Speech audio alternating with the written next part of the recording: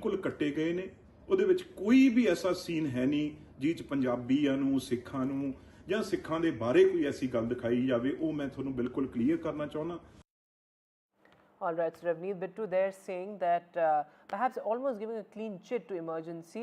Now, let me recap this entire row for you. Remember, there was a long drawn hearing in the Bombay High Court, after which the CBFC finally decided to give its certificate. But what was in contention were several cuts that the CBFC had recommended earlier, and the producers were adamant that this cannot be the case given the fact that it's a certification board and not a censor board. But finally there was consensus as far as those cuts were concerned, and as recommended by the CBFC, the producers did decide to go ahead with those cuts, and the news release date is also likely to be out soon. But let me go across to my colleague Aishwarya Jain.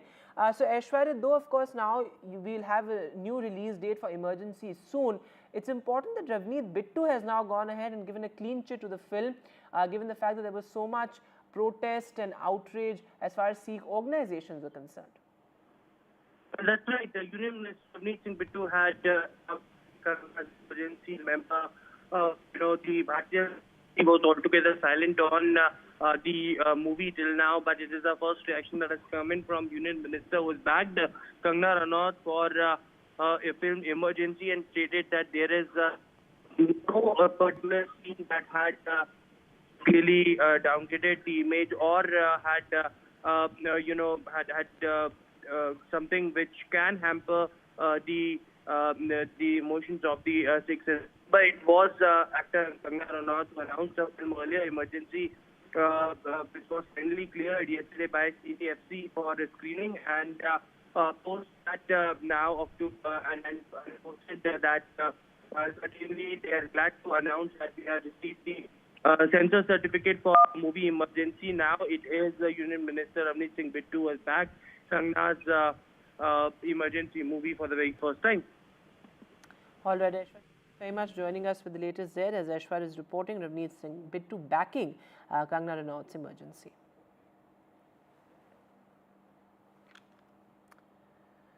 And moving now to some business news. Well, amid the festive rush, gold prices have hit an all-time high yet again. A strong demand for gold ahead of the festive season, but at the same time it's geopolitical uncertainty that's really fueling the surge in gold prices. What are some of the other reasons behind it and what to watch out for when you go gold shopping? My colleague Sakshi Bajaj has this report.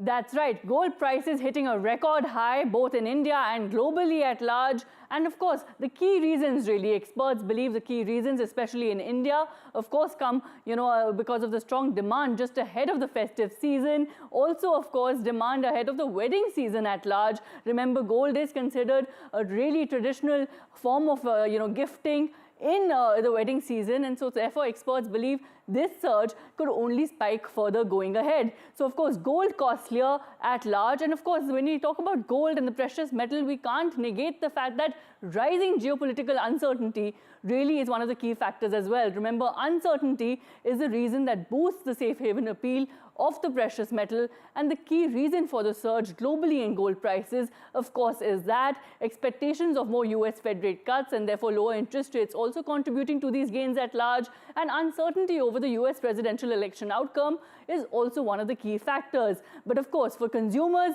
remember, this is a time when gold is only getting costlier day by day, and at large, remember, India is the second largest consumer of gold globally.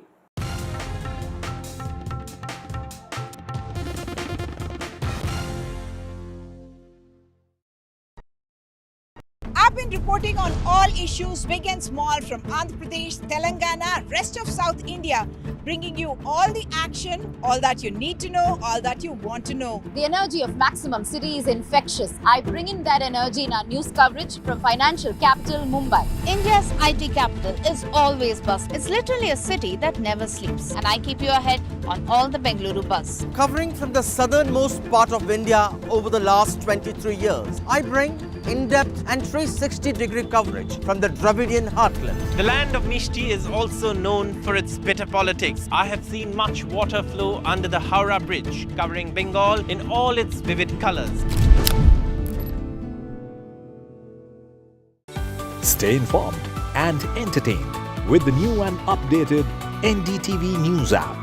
You can watch all our channels live, listen to podcasts, read breaking and exclusive news from around the world and more. Download the NDTV app today and get access to the best journalism and storytelling on your smartphone or tablet. The NDTV app. News that matters to you. तालियों के साथ हम स्वागत करेंगे आदरणीय मोदी जी का। छत्रपति शिवाजी महाराज की।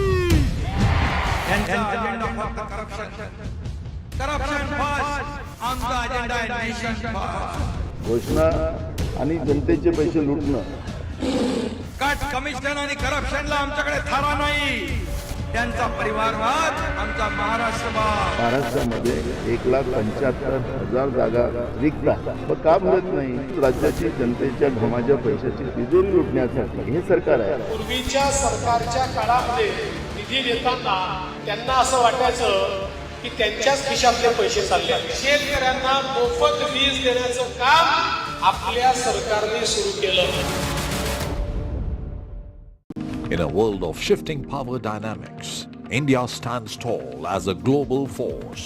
Join us at the NDTV World Summit 2024, where Prime Minister Narendra Modi will unveil his transformative vision for the India century.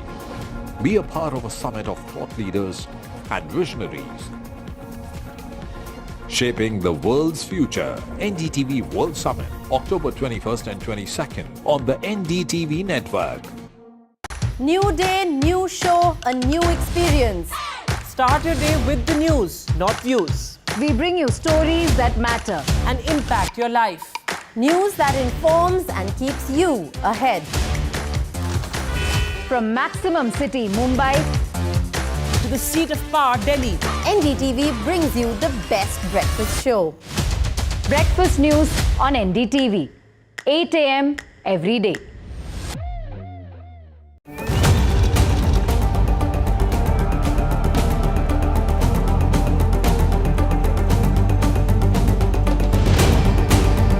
This week on India Ascents. Why Canada and US probe on Khalistani terrorists have taken different trajectories. Dr. Jaishankar speaks terror to Pakistan on Pakistani soil. What's the future of the India-Pakistan relationship? Why IBM thinks India is the next AI capital of the world. All this and more only on India Ascents with me, Gauri Dwivedi, at these timings on the NDTV network. I've been reporting on all issues big and small from Andhra Pradesh, Telangana, rest of South India, bringing you all the action, all that you need to know, all that you want to know. The energy of Maximum City is infectious. I bring in that energy in our news coverage from financial capital Mumbai. India's IT capital is always buzz. It's literally a city that never sleeps. And I keep you ahead on all the Bengaluru buzz. Covering from the southernmost part of India over the last 23 years, I bring in-depth and 360-degree coverage from the Dravidian heartland. The land of Mishti is also known for its bitter politics. I have seen much water flow under the Howrah Bridge, covering Bengal in all its vivid colors. Stay informed and entertained with the new and updated NDTV News app. You can watch all our channels live, listen to podcasts, read breaking and exclusive news from around the world and more.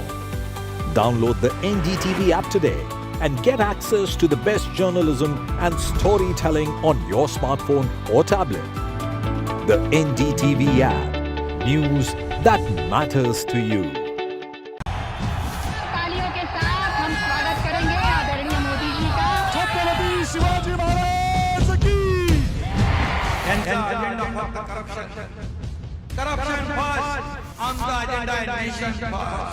घोषणा आणि जनतेचे पैसे लुटणं, cut commission आणि करप्शनला आमच्याकडे थारा नाही, त्यांचा परिवारवाद आमचा महाराष्ट्रामध्ये 1,75,000 जागा रिक्त आहेत. मग का भरत नाही? राज्याची जनतेच्या घमाच्या पैशाची तिजोरी लुटण्यासाठी हे सरकार आहे. पूर्वीच्या सरकारच्या काळामध्ये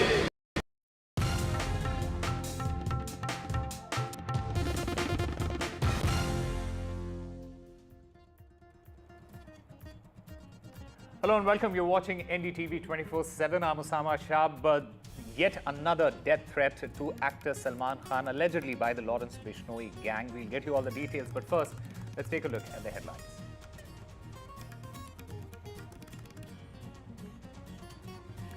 Tamil Nadu Chief Minister Stalin rakes up the language row after he writes to the Prime Minister, says he is against Hindi month.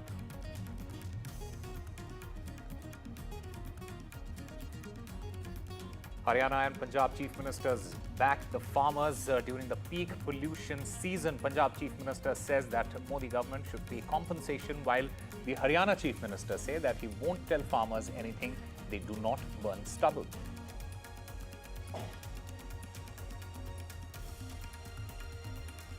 Union Minister Ravneet Bittu's thumbs up for Kangana's film Emergency.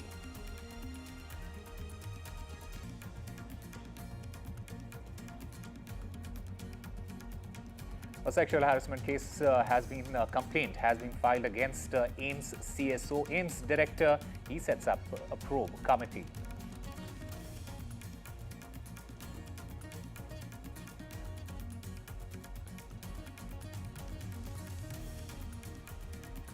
Meanwhile, the top court setback for Gurmeet Ram Rahim. The Supreme Court lifts stay on proceedings in the 2015 sacrilege cases.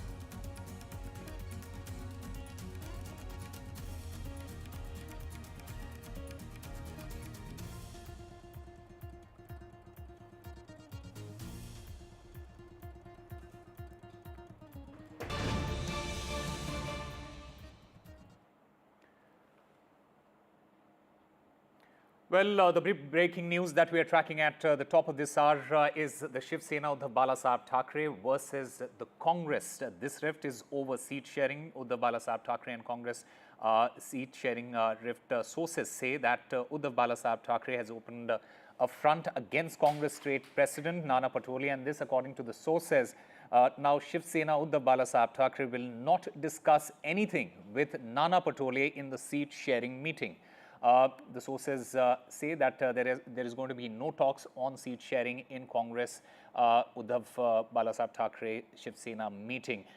This is the latest that we are getting you at the top of this hour. It is Sena Uddhav Balasaheb Thackeray versus the Congress rift. This over the seat sharing issue.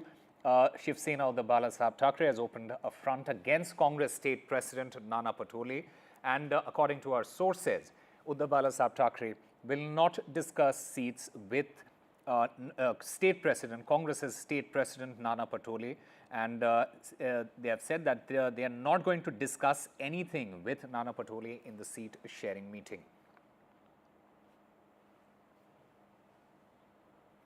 So, big breaking news coming in at the top of this hour. It is Sena versus Congress rift. Remember, last evening, there was a meeting over seat sharing. Over 263 seats were already, there was a consensus on almost 263 seats. There were 25 seats that there was no consensus on, and talks were still going on. And now what we understand from our sources is that Shiv Sena Uddhav Balasaheb Thackeray, they have said, and this is according to our sources, that they are not going to discuss anything with Nana Patole in seat sharing meeting, is what we understand at this moment. So a big rift in the Mahavikas Aghadi there in Maharashtra. This is just ahead of the crucial assembly elections in Maharashtra, and this is what the Shiv Sena Uddhav Balasaheb Thackeray side has said, that they are not going to negotiate or discuss anything with Nana Patole especially. Nana Patole, remember, is the Congress State President of Maharashtra, and it is being said that there is going to be no talks on seat sharing with, as far as Mr. Nana Patole is concerned. They have not openly said that they are not going to have talks with the Congress. They have categorically mentioned that it is the Congress State President Nana Patole and it is the Congress State President Nana Patole that they are not going to discuss anything with as far as seat sharing is concerned. And my colleague Juhi Jadhav joins us to get us more on this. Juhi, explain us what is exactly happening in this rift between the Sena of the Bala Saheb Thackeray side and the Congress in Maharashtra. And remember, this is very important because this is coming just close to the elections, the assembly elections, the crucial elections that are going to take place there. Absolutely right. If you go to see, the assembly elections are very close, and at this point of time, the seat sharing formula among the Mahavikas Aghadi is being discussed. But a dispute has come out, and after this dispute, Shiv Sena UBT leaders delay in the seat sharing talks among Mahavikas Aghadi partners and has claimed that the Maharashtra Congress leaders are not capable of making decisions. If we go to see the decision of the the discussion over seat sharing formula in Mahavikas Aghadi has not yet been finalized. There are few seats which are yet to be discussed, and in fact, rather the few seats which are not discussed, the Congress leaders are moving to Delhi constantly, and they are getting confirmation from the Delhi High Command. So on this matter, Sanjay Raut has spoken today morning that the Maharashtra Congress leaders are not capable. They have to go continuously. They are visiting Delhi continuously and taking permission from High Command. So what is the use of sitting in Mumbai, Maharashtra, and discussing over the seat sharing formula? After this, Nana Patole has also given a statement. According to Nana Patole, all the decision in Congress party is taken by their high command, which is Mallikarjun Kharge and Rahul Gandhi, Sonia Gandhi, who are in Delhi. So we have to go to Delhi. What matter takes place in the seat sharing formula, whatever is discussed in the meeting in Maharashtra, we have to report it to Delhi, to our high command. If your leader, that is Uddhav Thackeray, who is the head of their party, is sitting in Mumbai, is residing in Mumbai, you report him in Mumbai. But our leaders are in Delhi, so we have to report them in Delhi. All right. So Juhi Jadhav there giving us all the vital details of this breaking story that we are getting you at the top of this hour.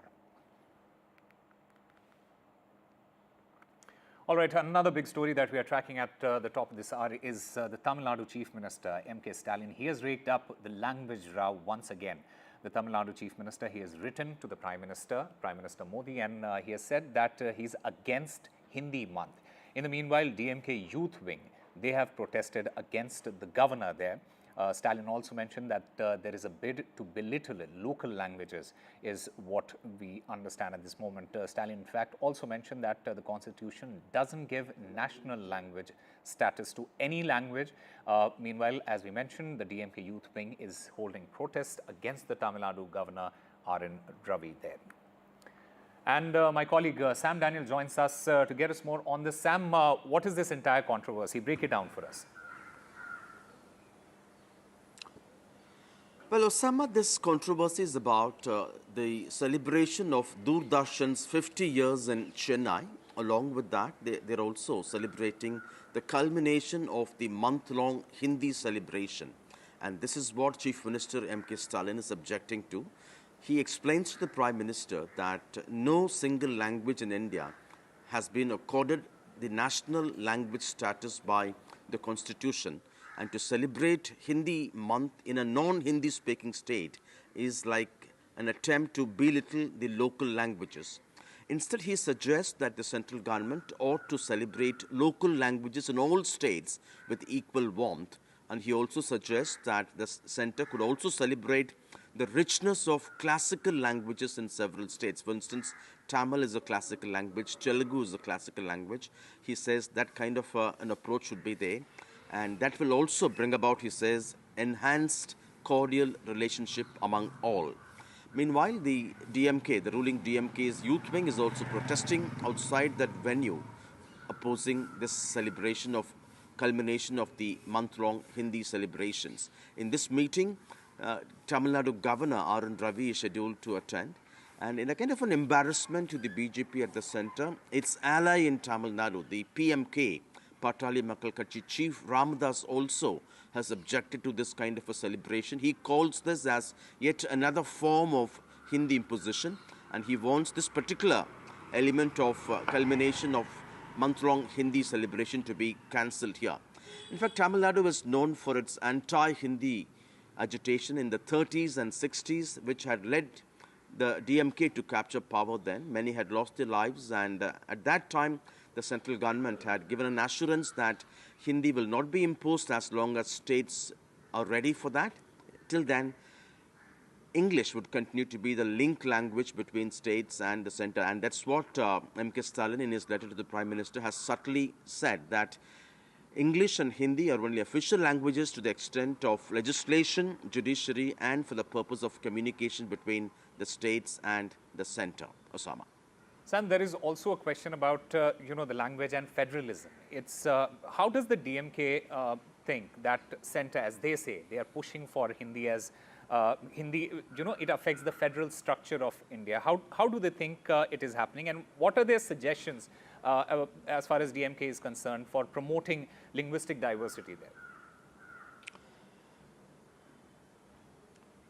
They say the country doesn't have one single language because every state has its own language. Tamil in Tamil Nadu, Telugu in Andhra Pradesh and Telangana, Kannada in Karnataka, Malayalam in Kerala. Likewise, even in North India, there are several other languages besides Hindi, Marathi, Oriya, Kashmiri, like that. And they say it's the responsibility of the center to celebrate this kind of a diversity than trying to artificially develop one single language as the national language as it's being done. That's the stand taken by the DMK. And they say in several ways over the years, be it the BJP at the center or the Congress at the center, at several levels they've been alleging of Hindi imposition, be it in the signboards, be it in the train tickets, or be it in the announcements on flights. They oppose everything. And what was earlier confined to just Tamil Nadu, over the last few years, this kind of a protest also comes from neighboring states like Karnataka and Kerala of late, and many states are also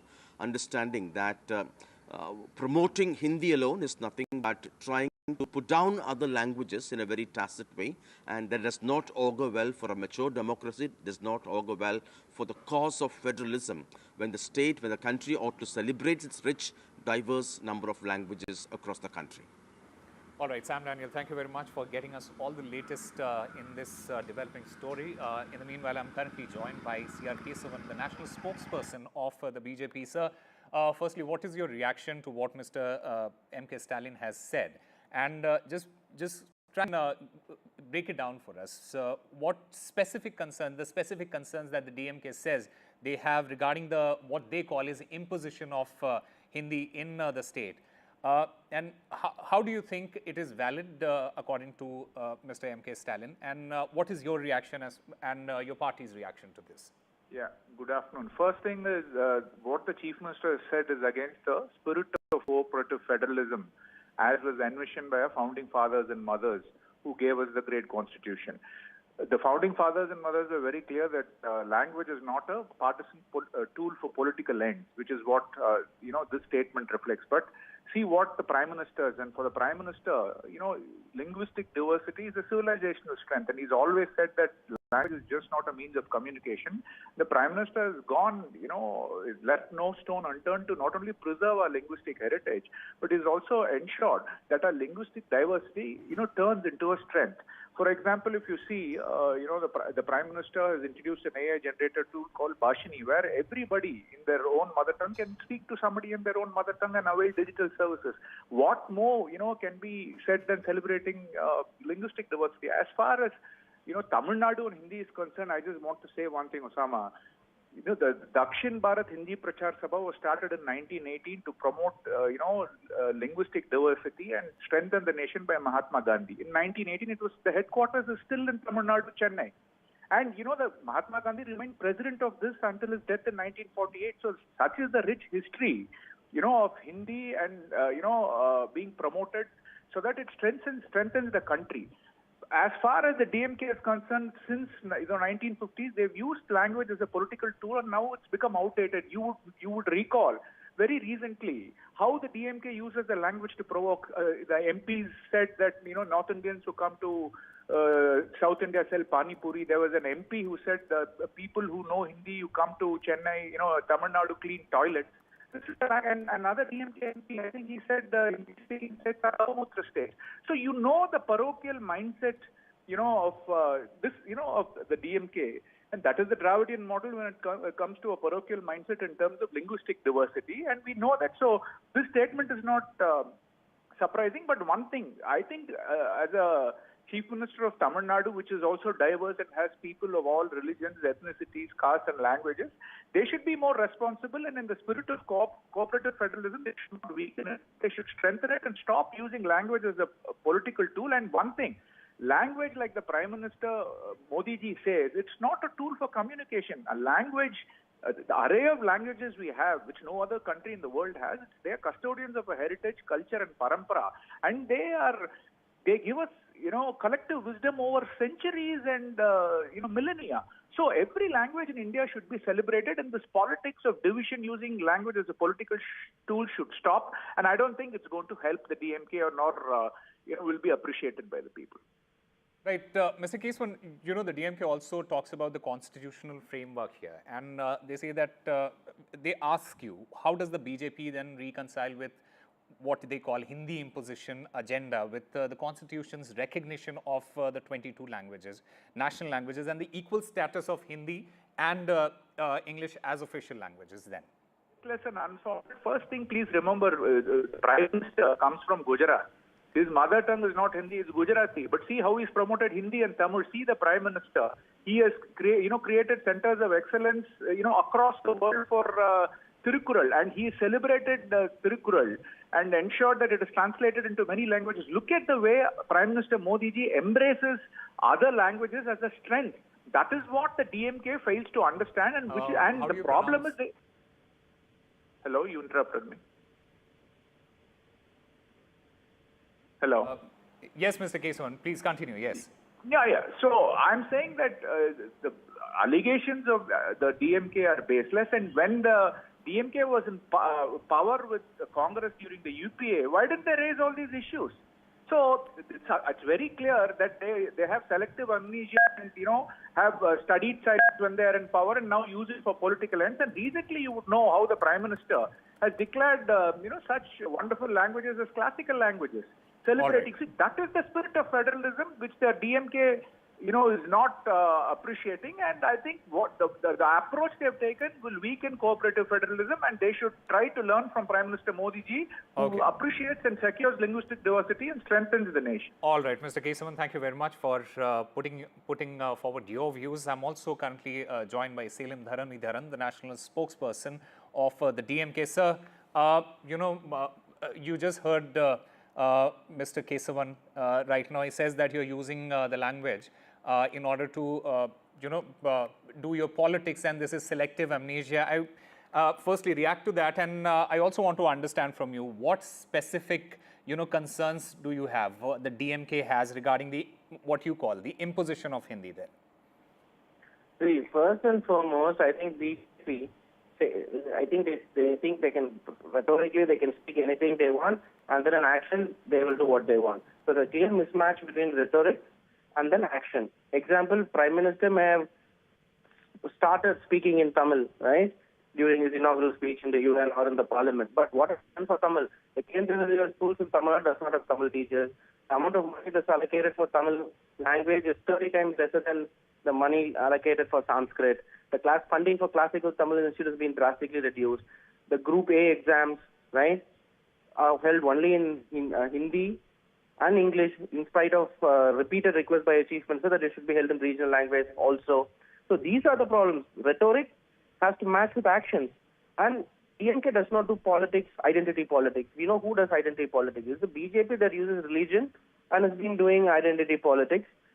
Point one. Point number two, DMK, since in 1949, we have been against Hindi imposition. And before DMK, there was DK. In fact, only because of DMK, Hindi did not become the national language. Our protest in the 1960s. And since then, irrespective of you're an alliance or not, right, or whatever, we've protested against Hindi imposition. And we've always stood for federalism. Even when we were in the UPA with the Congress, we have called them out or numerous times. So now the problem, why we are having a problem with this is very simple. Why do you conduct Hindi month in Tamil Nadu? Right? Mr. Selim Dharanidharan, I appreciate your views. I'm really sorry I have to cut you off right now. There is a big breaking news that is coming in at the moment. It's a big relief for Aam Aadmi Party leader Satyendra Jain. He has got bail. Mr. Jain, he was arrested by the ED on 30th of May in 2022 on the charges of laundering money through 4 companies allegedly linked to him. He is he was currently in judicial custody. He is been granted bail, and that's the big story that we are getting you at the moment. Remember, the Delhi court on Saturday, it had reserved its order on the regular bail plea of the senior Aam Aadmi Party leader. And remember, he has also served as the health minister of Delhi, Mr. Satyendra Jain. He has got bail after 2 years. The Aam Aadmi Party leader, he is currently, remember, in Tihar jail in connection with the money laundering case. He was arrested by the ED in 2022. It's been 2 years that he has been behind bars, and finally, it's a big relief for him and the Aam Aadmi Party. Mr. Satyendra Jain has got bail. Remember, the judgment was the order was supposed to come today, and it has come. The former Delhi minister, he has been in jail for the past 18 years. So a big relief for the Aam Aadmi Party there and Satyendra Jain. Remember, as I said, a Delhi court, it had reserved its order on the regular bail plea of the senior Aam Aadmi Party leader. Remember, he was also the health minister of Delhi, Mr. Satyendra Jain. He is now, he was arrested by the ED on the 30th of May 2022 on the charges of laundering money through 4 companies allegedly that were linked to him. He is currently in judicial custody right now. The big story, the big breaking is that he has finally got bail. Mr. Jain will be out of jail in hopefully today or later. But the big story and the big relief for Mr. Satyendra Jain and the Aam Aadmi Party is that he has finally been granted bail, and that too after 2 years, spending 2 years in jail. He, in fact, he has been in jail for the past 18 months is what we understand.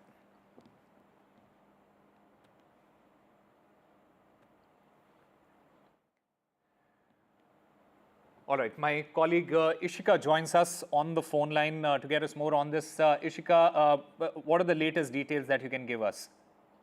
Well, yes, Osama, in fact, as you rightly said, it is finally relief for the Aam Aadmi Party leader, Satyendra Jain.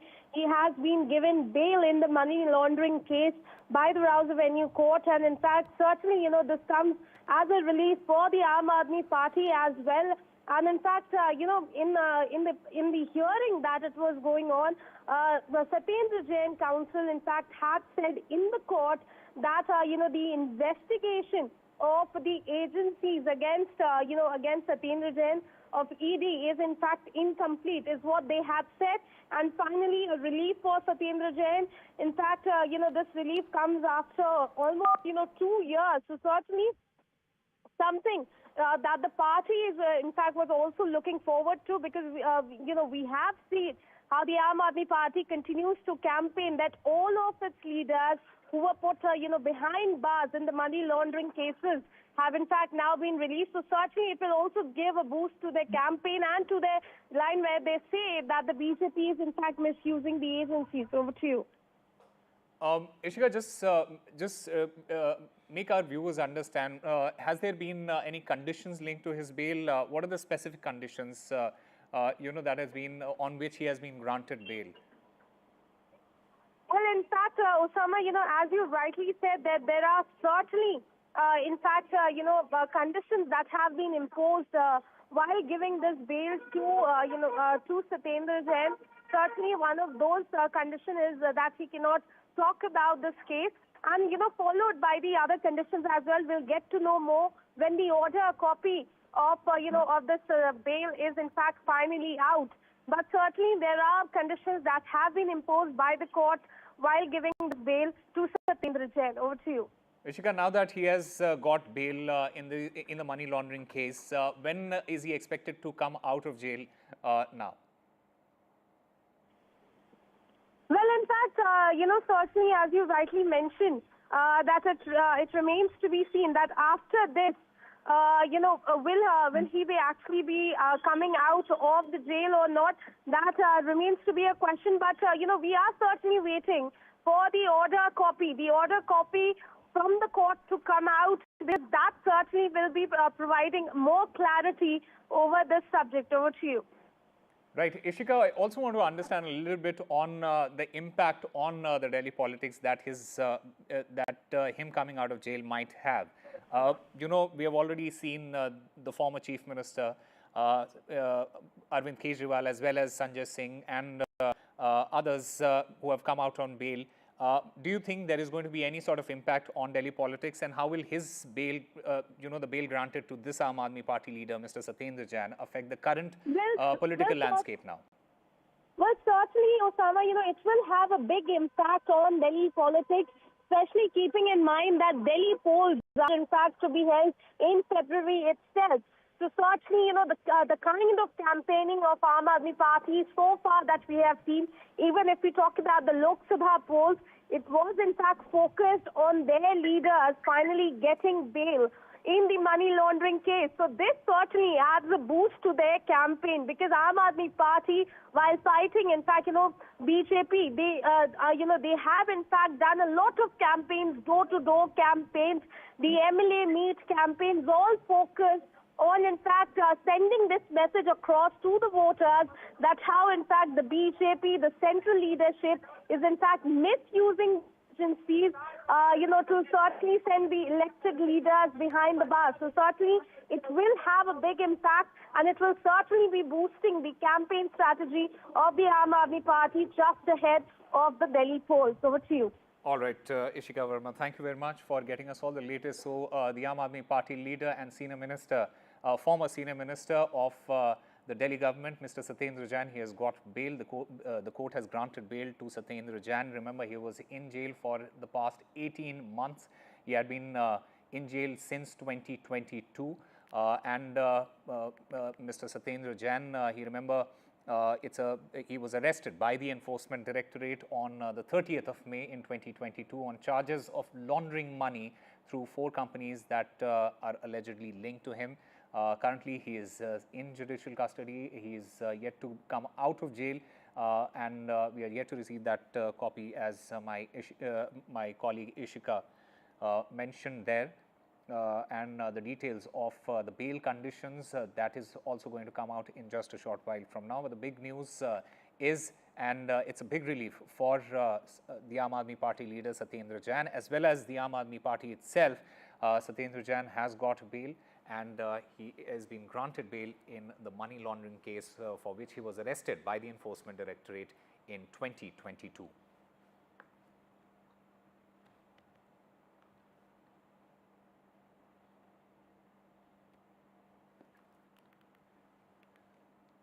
All right, let's try and get a reaction from the BJP on this developing story. I'm currently joined by Priyal Bharadwaj, the BJP Delhi spokesperson. Priyal Bharadwaj, firstly, what is your reaction to this bail that the ex-minister, Mr. Satyendra Jain, has got? Well, Mr. Satyendra Jain, he has got the interim bail that states that he is yet not been, confirmed as he's still the accused, right? It doesn't mean whomsoever has gone to the jail, they come out on bail. So he has just got the bail. And which seems and which states this, that the kind of corruption this government, Aam Aadmi Party, has continuously been doing from past 10 years, it has slow and steadily, it has come in front of the public, and here is the bail right in front of it. So that is okay. He has come on the payroll, basically. Right. Priyal Bharadwaj, I also want to get your views on, the accusation and the allegations that the Aam Aadmi Party has been making against the BJP and the centre, saying that, you are basically allegedly using the central agencies to get these leaders behind bars, and because there is no concrete case against them is the reason why they keep coming out of jail. And we saw something similar happen with the former Chief Minister himself. How do you respond to that, and how do you justify their claim that that your alleged use of the central agencies? Well, look, the agencies, they are doing their part and they are doing their bit. So without any facts or figures, none of the agency can take any kind of step. So agencies, they are doing their activity according to the facts and figures, whatever has been found. How can they claim on it that agencies are being, pushed and forced through the central government for it? I don't believe in it, and I'll completely refrain from it. Because this has happened again and again, the things are coming out in the picture because of the facts and figures, because the corruption has happened. The things have happened, the crime has happened, that's why they are in this jail. All right, also respond to the Aam Aadmi Party's claims. Just respond to Aam Aadmi Party's claims that that the stance on this particular case, this money laundering case, they basically say, they claim that this case was basically built on lies in order to defame the former chief minister and these ministers who, according to them, have been doing good work. And more importantly, just to finish off the Aam Aadmi Party, who has been doing well in Delhi, who has been winning elections in Delhi. What is your reaction to that?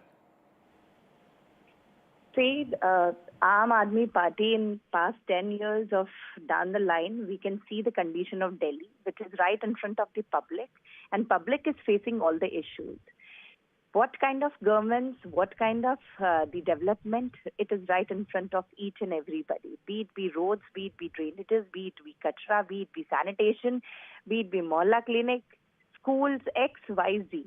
So in this past 10 years of time, the government is come out as a failure, which now, as the elections are gearing up, they are just trying to create such kind of ruckus, and just they want to deviate from the issues. But public has taken their stance on it, and public is seeing and public is facing the issue, which is right in front of everyone. And public is in support of BJP, which we can see, and this is what all the reactions which are coming from the Aam Aadmi Party.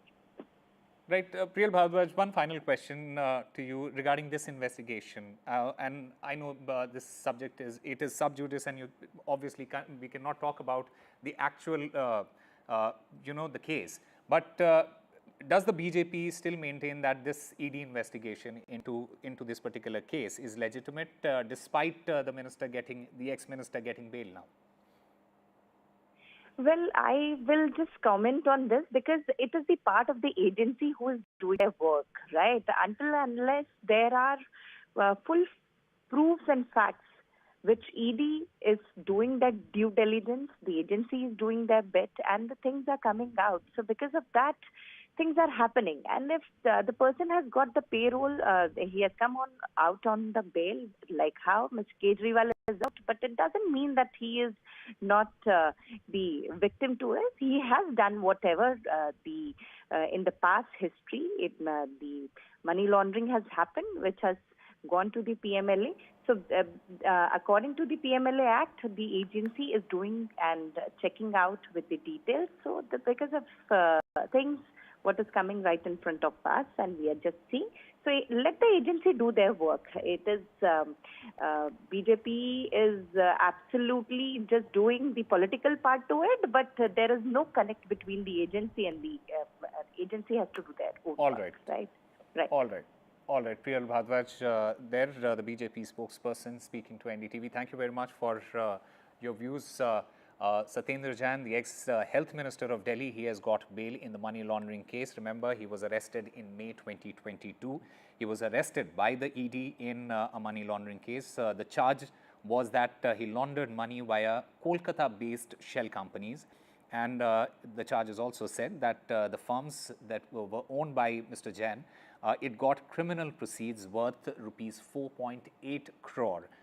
The ED also claimed that Satyendra Jain amassed disproportionate assets, this between 2015 and 2017. Now, the latest that we can tell you is that Mr. Jain, he is likely to walk out of jail today or tomorrow in this particular case after getting bail in the money laundering case. It's a big relief for the Aam Aadmi Party. The bail has been granted for Satyendra Jain, the ex-health minister of Delhi. This after spending almost 2 years in the Tihar jail. The Delhi ex-health minister, he is now set to walk free.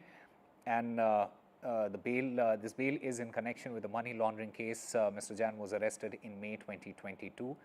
So a relief for the Aam Aadmi Party, for Satyendra Jain, a relief for the ex-Aam Aadmi Party minister in the Delhi excise case. Just to give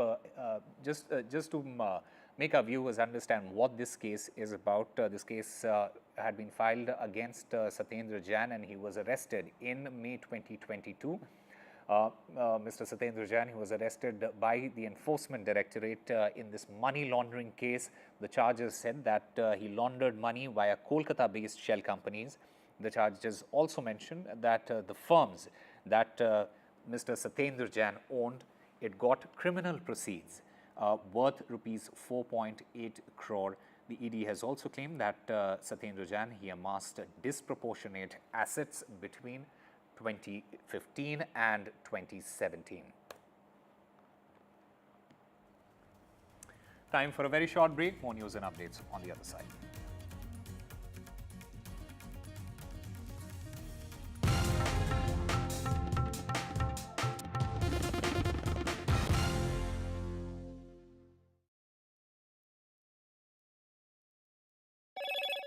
Hello, Moto. Motorola Edge 50 Pro, world's first AI-powered pro-grade camera.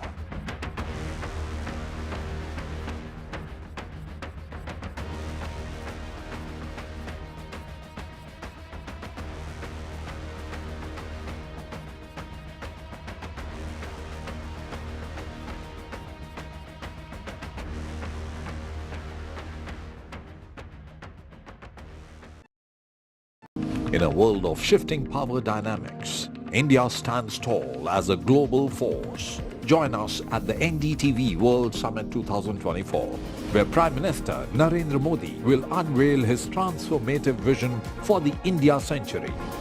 Be a part of a summit of thought leaders and visionaries, shaping the world's future. NDTV World Summit, October 21st and 22nd on the NDTV network. New day, new show, a new experience. Start your day with the news, not views. We bring you stories that matter and impact your life. News that informs and keeps you ahead. From Maximum City, Mumbai, to the seat of power, Delhi, NDTV brings you the best breakfast show. Breakfast news on NDTV, 8 a.m. every day.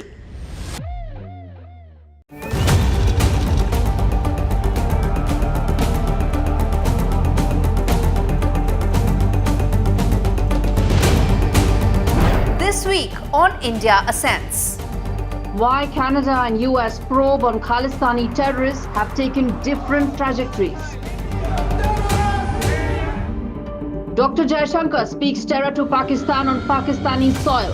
What's the future of the India-Pakistan relationship? Why IBM thinks India is the next AI capital of the world. All this and more only on India Ascents with me, Gauri Dwivedi.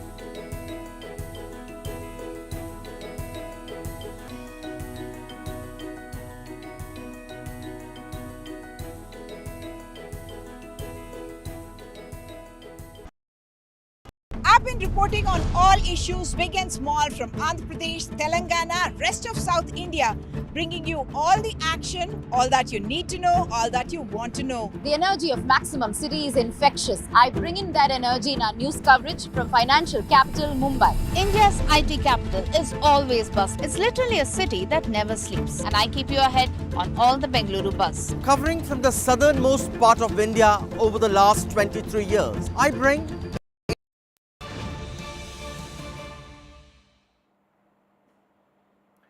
All right, breaking news coming in at this time. The RSS, it is planning nearly 60,000 small meetings for the Maharashtra Assembly elections.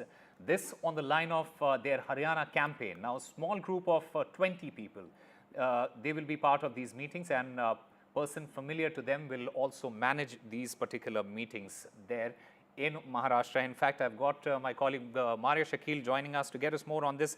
Maria, what is the political context to these meetings? Does this mean that RSS is now extensively backing Mahayuti campaign on the ground? Yes, that's right. And they did so also in Haryana and in Jammu and Kashmir when the BJP was contesting.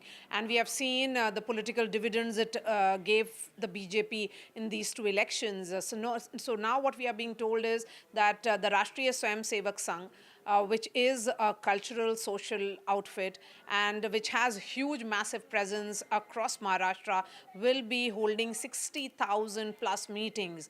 These will be held in small groups, which will be, of course, to communicate the work that has been done by Mahayuti in the last 2.5 years of Eknath Shinde government, and how they are a united force. And of course, you know, the various aspects of the campaign would be highlighted by them. But the fact that the RSS has decided to back this campaign, it is an indication of how events will be unfolding in terms of ensuring proper booth management, proper foots on the ground, because, you know, that is what is key in an election which is a fiercely contested, a closely contested election. That matters, and that's where RSS roles becomes very, very crucial and critical for the BJP. One of the factors that led to BJP's number and overall Mahayuti number going down during the Lok Sabha polls was what was seen as RSS deciding not to be very, very active in the campaign. Now we are being told by the sources in Mahayuti that RSS will be going whole hog. They are going an extra mile in ensuring that the messaging is right and it is communicated to the last man standing. All right, Maria Shakil, thank you very much for getting us all the latest in that developing story. In the meanwhile, the latest in the Baba Siddiqui murder probe, the police is set to question the security guards again. The police will be questioning Baba Siddiqui's security guard. The security guards will be questioned another time. They already have been questioned before, and they are now going to be questioned again. In the meanwhile, Baba Siddiqui's son, Zishan, he has met the Maharashtra leaders, Devendra Fadnavis, Ajit Pawar, Praful Patel, at a meeting. Remember, Mumbai top policemen, they were also present at this meeting with regards to Baba Siddiqui's murder. And Zishan Siddiqui, he was in fact briefed on the progress in this particular probe. And my colleague Paras Dama joins us on the phone line to get us more on this. Paras, from what we understand, Zishan Siddiqui, the son of late Baba Siddiqui, he met these top leaders. What can you tell us about this meeting? Samar, this is a very important meeting which took place at the residence of Maharashtra Deputy Chief Minister Devendra Fadnavis. This meeting lasted for more than 2.5 hours, and some time ago there was an official message which came that the meeting was about the progress of the case of Baba Siddiqui murder, and they wanted to inform the family about the progress of the case.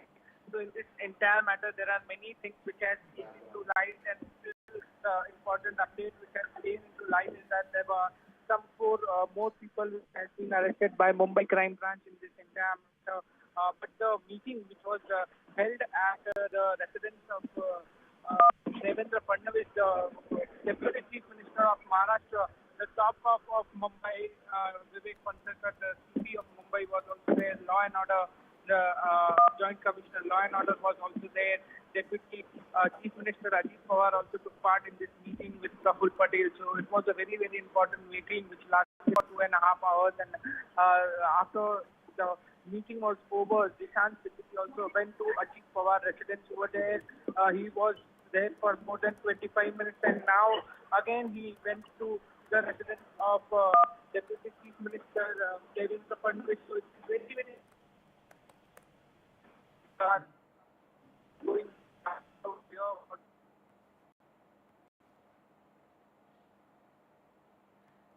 All right, we'll try and get that line fixed with Paras Dama there. In the meanwhile, Zishan Siddiqui, he in fact met the Maharashtra leaders, this including the top leaders of the state.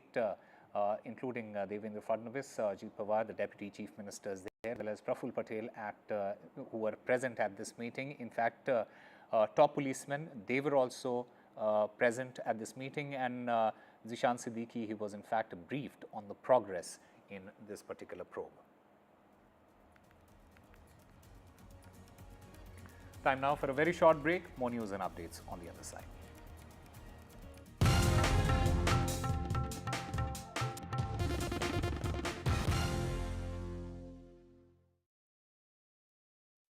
Stay informed and entertained with the new and updated NDTV News app.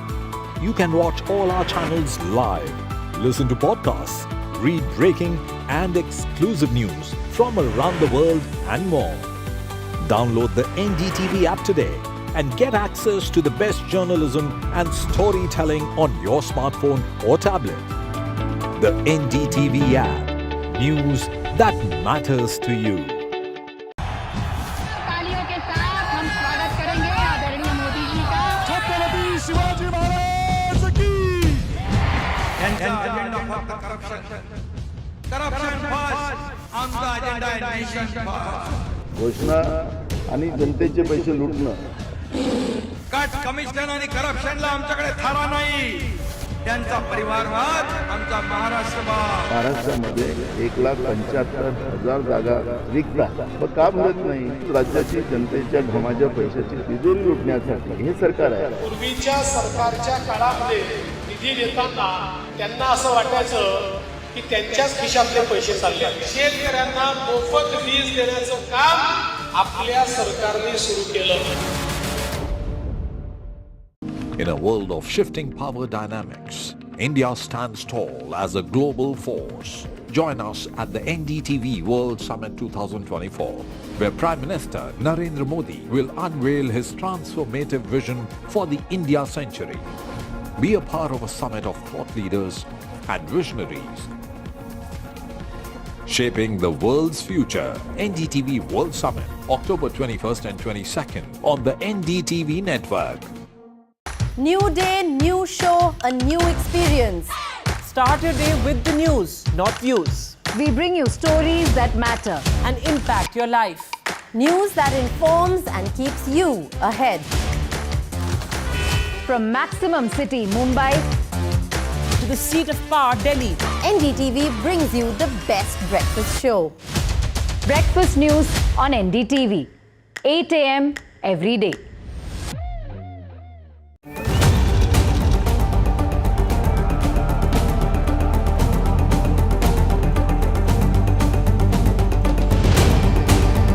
This week on India Ascents. Why Canada and US probe on Khalistani terrorists have taken different trajectories. Dr. Jaishankar speaks terror to Pakistan on Pakistani soil. What's the future of the India-Pakistan relationship? Why IBM thinks India is the next AI capital of the world. All this and more only on India Ascents with me, Gauri Dwivedi, at these timings on the NDTV network. I've been reporting on all issues big and small from Andhra Pradesh, Telangana, rest of South India, bringing you all the action, all that you need to know, all that you want to know. The energy of Maximum City is infectious. I bring in that energy in our news coverage from... Hello, Moto. Motorola Edge 50 Pro, world's first AI-powered pro-grade camera.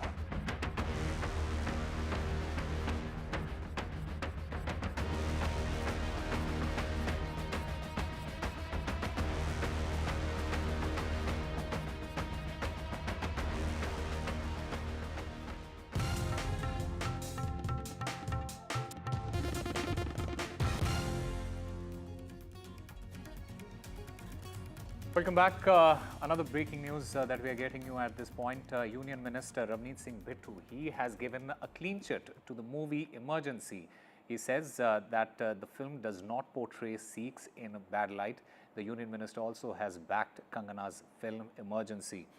He assures that there is no single scene in the film Emergency which portrays any Sikh or Punjabis in bad light. Remember, the release of this movie that has been the talk of the town, the release of movie Emergency, it was delayed on September 4th. The Bombay High Court, it had passed an order directing the censor board in order to consider the representations that were filed by a Sikh body against the film and take a decision on whether to release it or not. And now the Union Minister, Ravneet Singh Bittu, he has come out in support of the movie Emergency, has given a thumbs up for Kangana's film, which she has produced herself and acted in it, saying that the film does not portray Sikhs in bad light. The Union Minister, in fact, backing Kangana's film Emergency. Let's listen in to what he had to say. ਅਸੀਂ ਖਾਸ ਤੌਰ ਤੇ ਦੋ ਵਿਦਵਾਨ ਬੁੱਧੀਜੀਵੀ ਜਿਹੜੇ ਸਿੱਖ ਨੇ, ਚਾਹੇ ਉਹ ਸਾਡੇ ਲੁਧਿਆਣੇ ਤੋਂ ਨੇ ਜਲ ਸਾਹਿਬ, ਚਾਹੇ ਸਾਡੇ ਚੇਅਰਮੈਨ ਨੇ ਜਿਹੜੇ ਸਾਡੇ ਨਦੇੜ ਸਾਹਿਬ, ਤਖਤ ਸਾਹਿਬ ਦੇ ਟਰਸਟ ਦੇ ਚੇਅਰਮੈਨ, ਸਾਬਕਾ ਸੀਨੀਅਰ IAS ਆਫੀਸਰ ਨੇ, ਉਹਨਾਂ ਨੇ ਦੇਖਿਆ ਤੇ ਦੇਖਣ ਤੋਂ ਬਾਅਦ ਜਿਹੜੇ ਸਾਡੇ ਸੈਂਸਰ ਬੋਰਡ ਦੇ ਚੇਅਰਮੈਨ ਨੇ, ਉਹਨਾਂ ਨਾਲ ਬਹਿ ਕੇ ਉਹ ਸਾਰੇ ਸੀਨ ਨੇ ਜਿਹੜੇ ਕੋਈ ਵੀ ਜੀ ਸਿੱਖ ਪੰਜਾਬੀ ਜਿਹਨੂੰ ਕੋਈ ਵੀ ਕਵੀ ਦੇ ਬਾਰੇ ਕੋਈ ਐਸੀ ਗੱਲ ਹੋਵੇ ਉਹ ਬਿਲਕੁਲ ਕੱਟੇ ਗਏ ਨੇ। ਉਹਦੇ ਵਿੱਚ ਕੋਈ ਵੀ ਐਸਾ ਸੀਨ ਹੈ ਨਹੀਂ ਜਿਹ 'ਚ ਪੰਜਾਬੀਆਂ ਨੂੰ, ਸਿੱਖਾਂ ਨੂੰ ਜਾਂ ਸਿੱਖਾਂ ਦੇ ਬਾਰੇ ਕੋਈ ਐਸੀ ਗੱਲ ਦਿਖਾਈ ਜਾਵੇ। ਉਹ ਮੈਂ ਤੁਹਾਨੂੰ ਬਿਲਕੁਲ ਕਲੀਅਰ ਕਰਨਾ ਚਾਹੁੰਦਾ।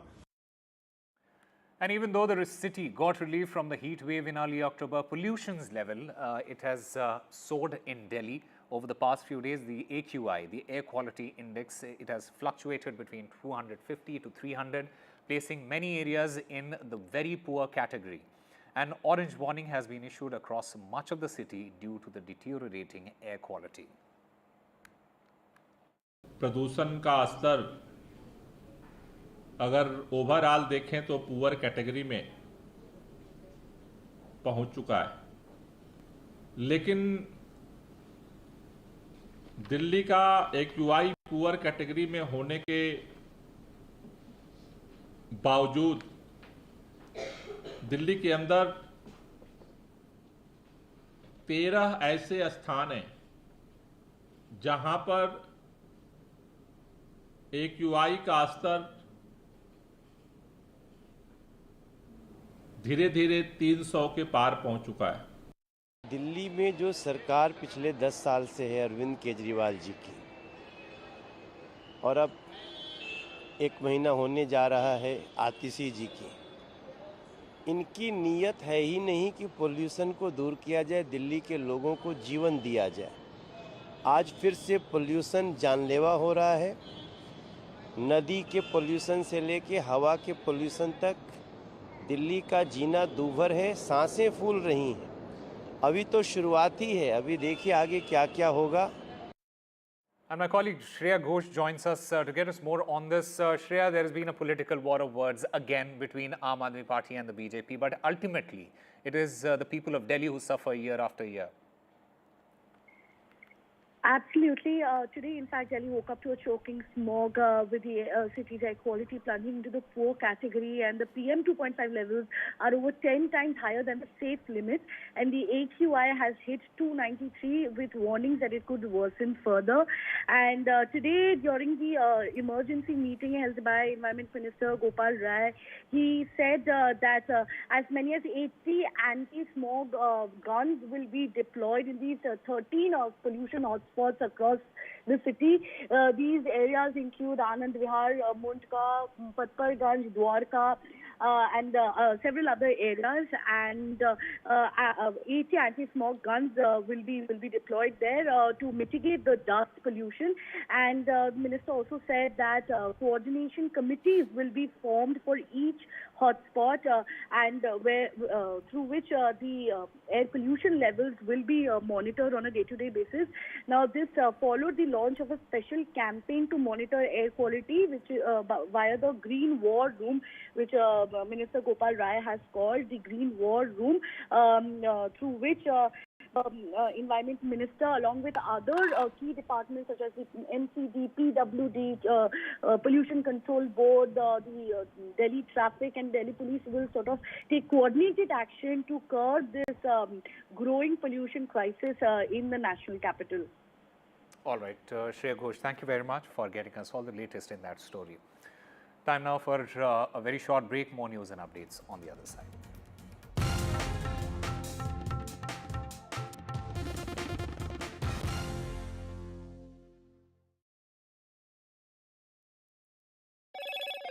Hello, Moto. Motorola Edge 50 Pro, world's first AI-powered pro-grade camera.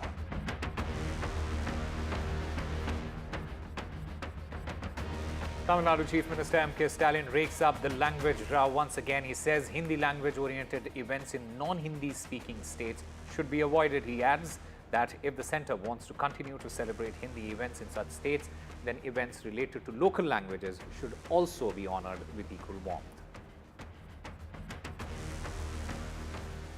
Haryana Punjab Chief Ministers back the farmers in peaking pollution season. Punjab Chief Minister Bhagwant Mann says that Modi government should pay compensation.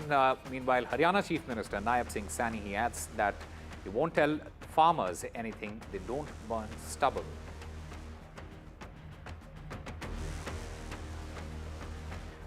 And Union Minister Ravneet Bittu gives a clean chit to Kangana's movie Emergency. He says that the film does not portray sex in bad light.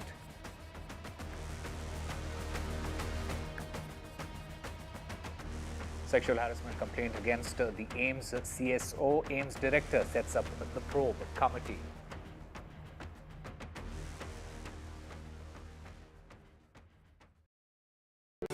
Stay informed and entertained with the new and updated NDTV News app. You can watch all our channels live, listen to podcasts, read breaking and exclusive news from around the world and more. Download the NDTV app today and get access to the best journalism and storytelling on your smartphone or tablet. The NDTV app. News that matters to you.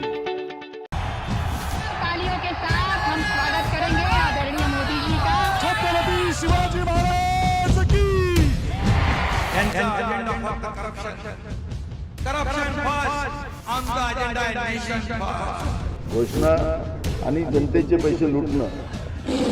Cut commission आणि करप्शनला आमच्याकडे थारा नाही.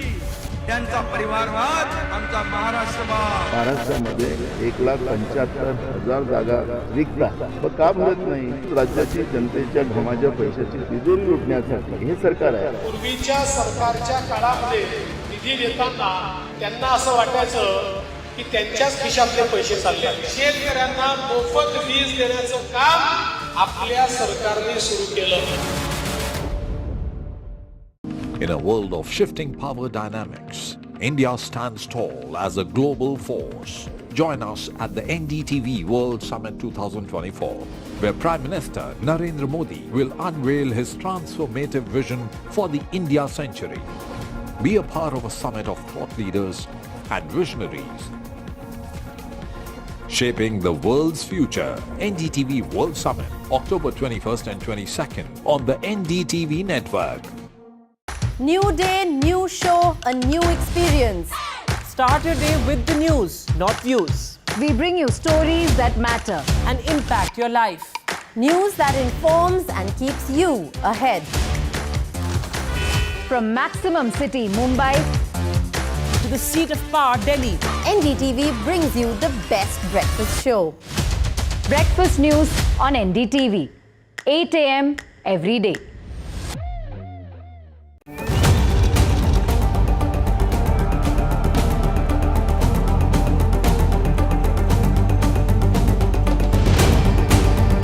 This week on India Ascents. Why Canada and US probe on Khalistani terrorists have taken different trajectories. Dr. Jaishankar speaks terror to Pakistan on Pakistani soil. What's the future of the India-Pakistan relationship? Why IBM thinks India is the next AI capital of the world. All this and more only on India Ascents with me, Gauri Dwivedi, at these timings on the NDTV network. I've been reporting on all issues big and small from Andhra Pradesh, Telangana, rest of South India, bringing you all the action, all that you need to know, all that you want to know.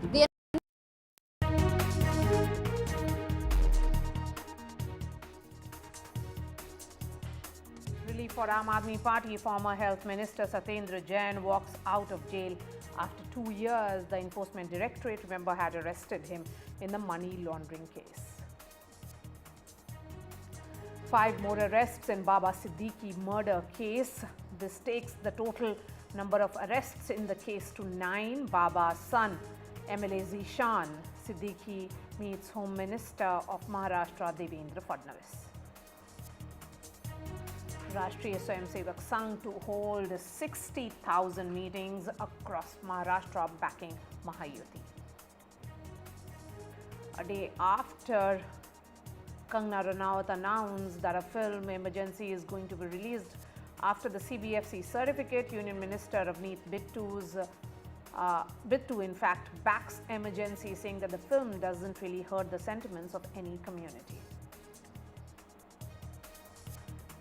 Haryana and Punjab Chief Ministers back farmers. Punjab Chief Minister Bhagwant Mann says Modi government should pay compensation.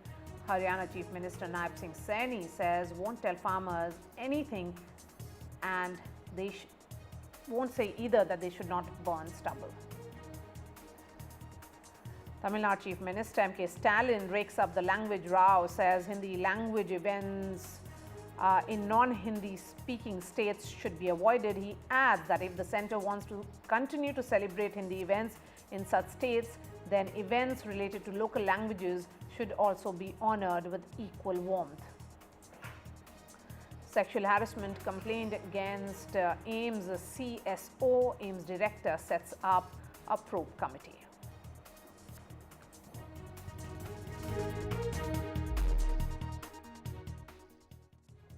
And we are starting this broadcast with some latest news that is coming in the investigation with regards to Baba Siddiqui murder case. There have been 5 more arrests in this case. Today was also the day that Baba Siddiqui's son, Zishan Siddiqui, met Maharashtra Home Minister Devendra Fadnavis. And this becomes important because it shows certainly that the Mumbai police is going all out to get to the bottom of this and try to get details as to what really conspired on that day. Let me bring in Paras now. Paras, this is in all 5 arrests today. Who are these people and what was their role in this murder? This is a very important arrest which has been made by Mumbai Crime Branch from Karjat and Panvel over there. There are these 5 accused which has been held by Mumbai Police. Mumbai Police sources says that they have some connection with the murder of Baba Siddiqui, and there was some major conspiracy which was also done by them as per sources. So they have been arrested by the Mumbai Crime Branch and they will be taken to Mumbai soon. But still there is no clarification on the role of this all accused, but still the whole investigation is on. So we have to wait till the investigation will take its course in this entire matter. But for now, this is a very important update. Till now there is 9 people which has been arrested by Mumbai Crime Branch, and still there are 3 persons who are 3 persons have put away from here. 3 people have been searched by Mumbai Police till now. That the main accused is Shiva, and another 2 accused still Sopu Lonkar, and 1 more accused Zishan Akhtar. They are away from here. They have not been. Seems to be some problem with that line of Paras, but the news that is coming in is that 5 more arrests have been made in the murder of Baba Siddiqui, and today Bollywood actor Salman Khan received a fresh death threat allegedly by the Lawrence Bishnoi gang, and they have demanded 5 crore to end this enmity. A WhatsApp message was sent to Mumbai Traffic Police, and it warned that if the money is not paid, then the actor's fate would be worse than that of former Minister of Maharashtra Baba Siddiqui, who, remember, was murdered recently by the Bishnoi gang. Let me bring in our guests now. P.K. Jain, former additional DGP of Maharashtra. Ved Thapar is an actor. We also have Rohit Chandra Warkar, consulting editor of Free Press Journal. P.K. Jain, a threat a day, one would say, for Salman Khan.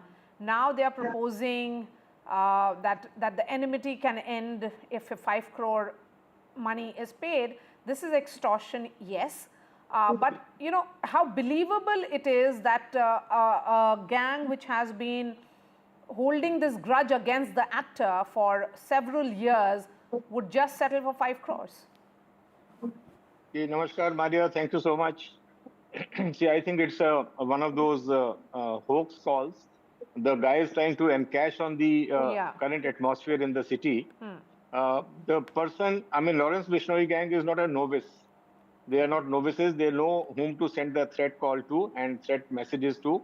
The message, the very fact that the message has landed up on the website or on the WhatsApp handle of traffic police doesn't mean anything. It only shows that the person who has sent the message is not well versed with the police working. So it is only trying to create scare for the actor. I still, since a threat has been given, I would still feel that he should take adequate precautions. He should, randomize his movements. He should, make certain, all those advices will be given to him by the concerned protection team. He should abide by them, and he will be safe and sound. I personally feel that it is not worth a dime, but as they say, a threat is a threat. So certain precautions must be taken by him since he has already been threatened. And as far as the ransom amount is concerned and settling the matter is concerned, this 5 crore will not put an end to his woes. If he pays this money, there will be more such threats, maybe from the genuine Lawrence Bishnoi gang and maybe from the fake ones.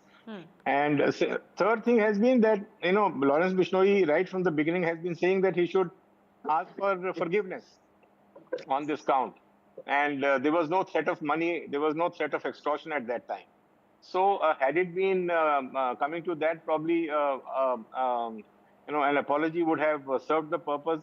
But as I said, it is a hoax call, and there will be many more to follow. So he should be careful, and he should not yield. He should not bow down to such threats and such Okay, so you're of the opinion strong arm that tactic. this could very well be a hoax call, but because it has been made, nevertheless, what will be next in this case is interesting to watch out for. But Rohit Chandravarkar, the fact here is that we still do not know the motive. This theory of friends of Salman Khan may not be the most believable theory, and is that though the line of investigation of the police? Maria, I think, this case is quite complex, and there are newspaper reports appearing in regional media since yesterday, which I've come across, which suggests that there is something more than just Salman Khan angle in Baba Siddiqui's killing. Obviously, the reporters of regional media are hinting at some kind of land deal, some kind of slum rehabilitation project, or anything else. So please remember, if there is a threat coming to Salman Khan today, why is it being publicized so much? And obviously, it looks like perhaps there is an attempt to divert attention towards something else by the original conspirators, maybe, or by somebody else, to divert this and show as if Salman Khan and Baba Siddiqui and all these people being together is the real issue right now in discussion, and maybe Baba Siddiqui's killing happened because of that. While we know that the bigger angle, or what the police are also investigating very seriously, is the angle about the land acquisition for slum rehabilitation, for other things which Baba Siddiqui and his team were kind of raising many questions about.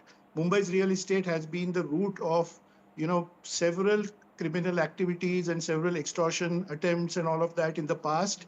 As I mentioned on your show earlier, this triangle of Bollywood, Mumbai real estate, and politicians, which kind of comes together in this, which we, some of the media is calling the Bermuda Triangle, so to speak, of these three: politicians, real estate, and Bollywood, is again operative here. But I think it's my guess, a serious guess, is that this extortion threat is just a diversion attempt, and it's an attempt to kind of divert our attention, plus the public attention towards some other issue apart from the land dealings that seem to be at the root cause of Baba Siddiqui's killing, perhaps. Maria.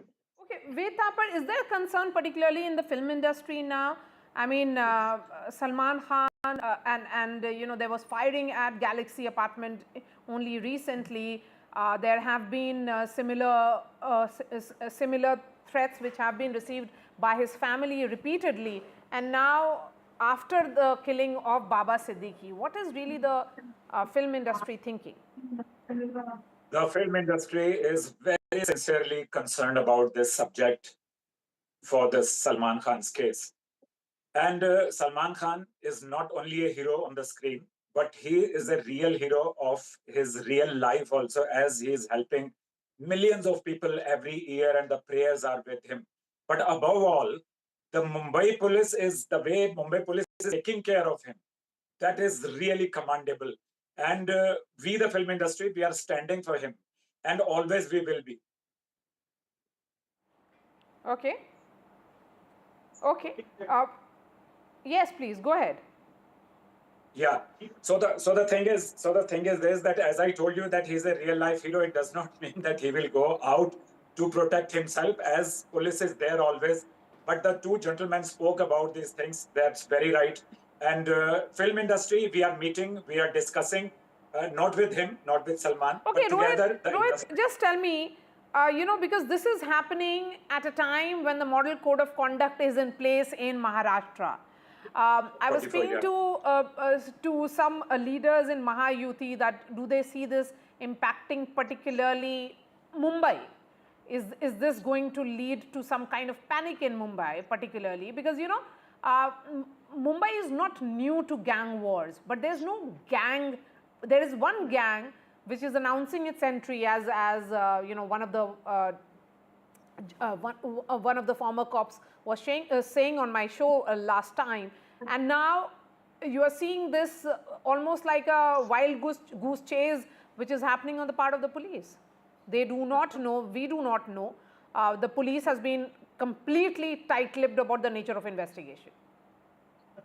Maria, what has happened is, this has shocked not just Bollywood, but the political fraternity more, I would say, because you can see the faces of political leaders in Mumbai when they visited Baba Siddiqui's place or when they spoke with media. And obviously, one former MLA, former minister, prominent personality from the political sphere, very, very famous, very popular in his area in Mumbai, getting shot like this has really shaken the political fraternity. Now, what will be the political impact? Obviously, the opposition is using this like they are supposed to highlight how the law and order situation may be, in their words, deteriorating in Maharashtra's capital and India's financial capital. The other impact, of course, is that Mahayuti is kind of taking things very seriously now, and I think police investigation is under political guidance or some kind of political pressure to do this quickly and get the shooters. They've arrested some of the people. The larger, of course, aspect is who's the kingpin or who's the mastermind behind this killing, and that we have always seen remains kind of vague many times in most cases. Last point I want to make is larger perspective in terms of time. As a young reporter in 1990s, I've seen these kinds of things, Bollywood getting threats, some of the Bollywood personalities like Gulshan Kumar, prominent producer, getting shot very, very blatantly and very horrifically in Mumbai city, etc. And then many politicians also from BJP, from Shiv Sena, from other parties getting shot over some disputes, property disputes, etc.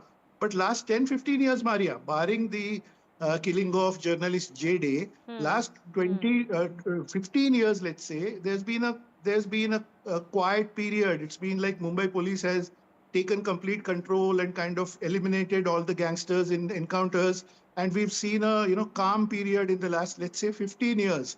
The big concern in media for all of us in the political world also is whether this kind of killing and then extortion attempts, etc., extortion threats to Bollywood personalities is returning to Mumbai after a gap of 20 years, which we saw in 1990s. Okay. So that's a valid point that you have raised. So does it mean that there will be a larger question on safety, security and law and order becoming a talking point, PK Jain? See, I don't think so. Everybody has been saying that Baba Siddiqui is in his long career of 48 years. He has been MLA thrice. He has been minister for a short while. So he was nothing like a big gun, so to say. He was influential in his area. That's why he got elected, and now his son got elected from that area, and that too from a particular community. But to say, and now he has paid, I mean, according to me, this will not lead to Lawrence Bishnoi gang. Lawrence Bishnoi may still be involved in having taken a supari. One doesn't know, because for after a long time, the police is doing the right thing of not letting out as to where their investigation is heading. In fact, this is the correct way of doing investigation, that they keep it, play their cards very close to their chest and open up only when they have something solid in hand. So, what kind of dealings he was involved in, everybody knows. So therefore, to say that, his killing would threaten the Bollywood, or it would threaten the builder industry, or it would start the good old days of Mafia Raj in Mumbai, I just do not subscribe to that theory. Mumbai police is now technically, manpower-wise, human int-wise, is much more superior and stronger as compared to the good old days. So, I mean, they will be able to tackle Lawrence Bishnoi or whoever, whichever mafia tries to enter. Okay. And one more thing we must remember. Here is, see, last time the gangs were all the local grown gangs. Now, somebody coming from Delhi, somebody coming from North India, trying to take over the mafia land here is not that easy. They will have to make a lot of effort, and they will have to, face a lot of resistance, not only from the police and enforcement agencies, but also from the public. So it is not that easy. I mean, to my mind, the police should go to the root of the whole thing. They are doing the right thing. They are making arrests gradually and steadily. And I'm sure that they will go to the, they have their own beautiful sources of information. They have in a very good informant network. And tech intelligence has really improved over the years. All right. So to my mind, so wait and watch. They will be able to get to the root of the whole thing. And as Mr. Chandawalkar has mentioned, there is definitely the land angle to it. There's a real estate angle to it. Yes. Which will come out. I mean, I don't. The police is not opening it up as yet, but something of that sort will probably come out towards the end. That's how I look at it. All right, PK Jain and Ved Thapar, thank you so much. Rohit, continue to be with us for the next story.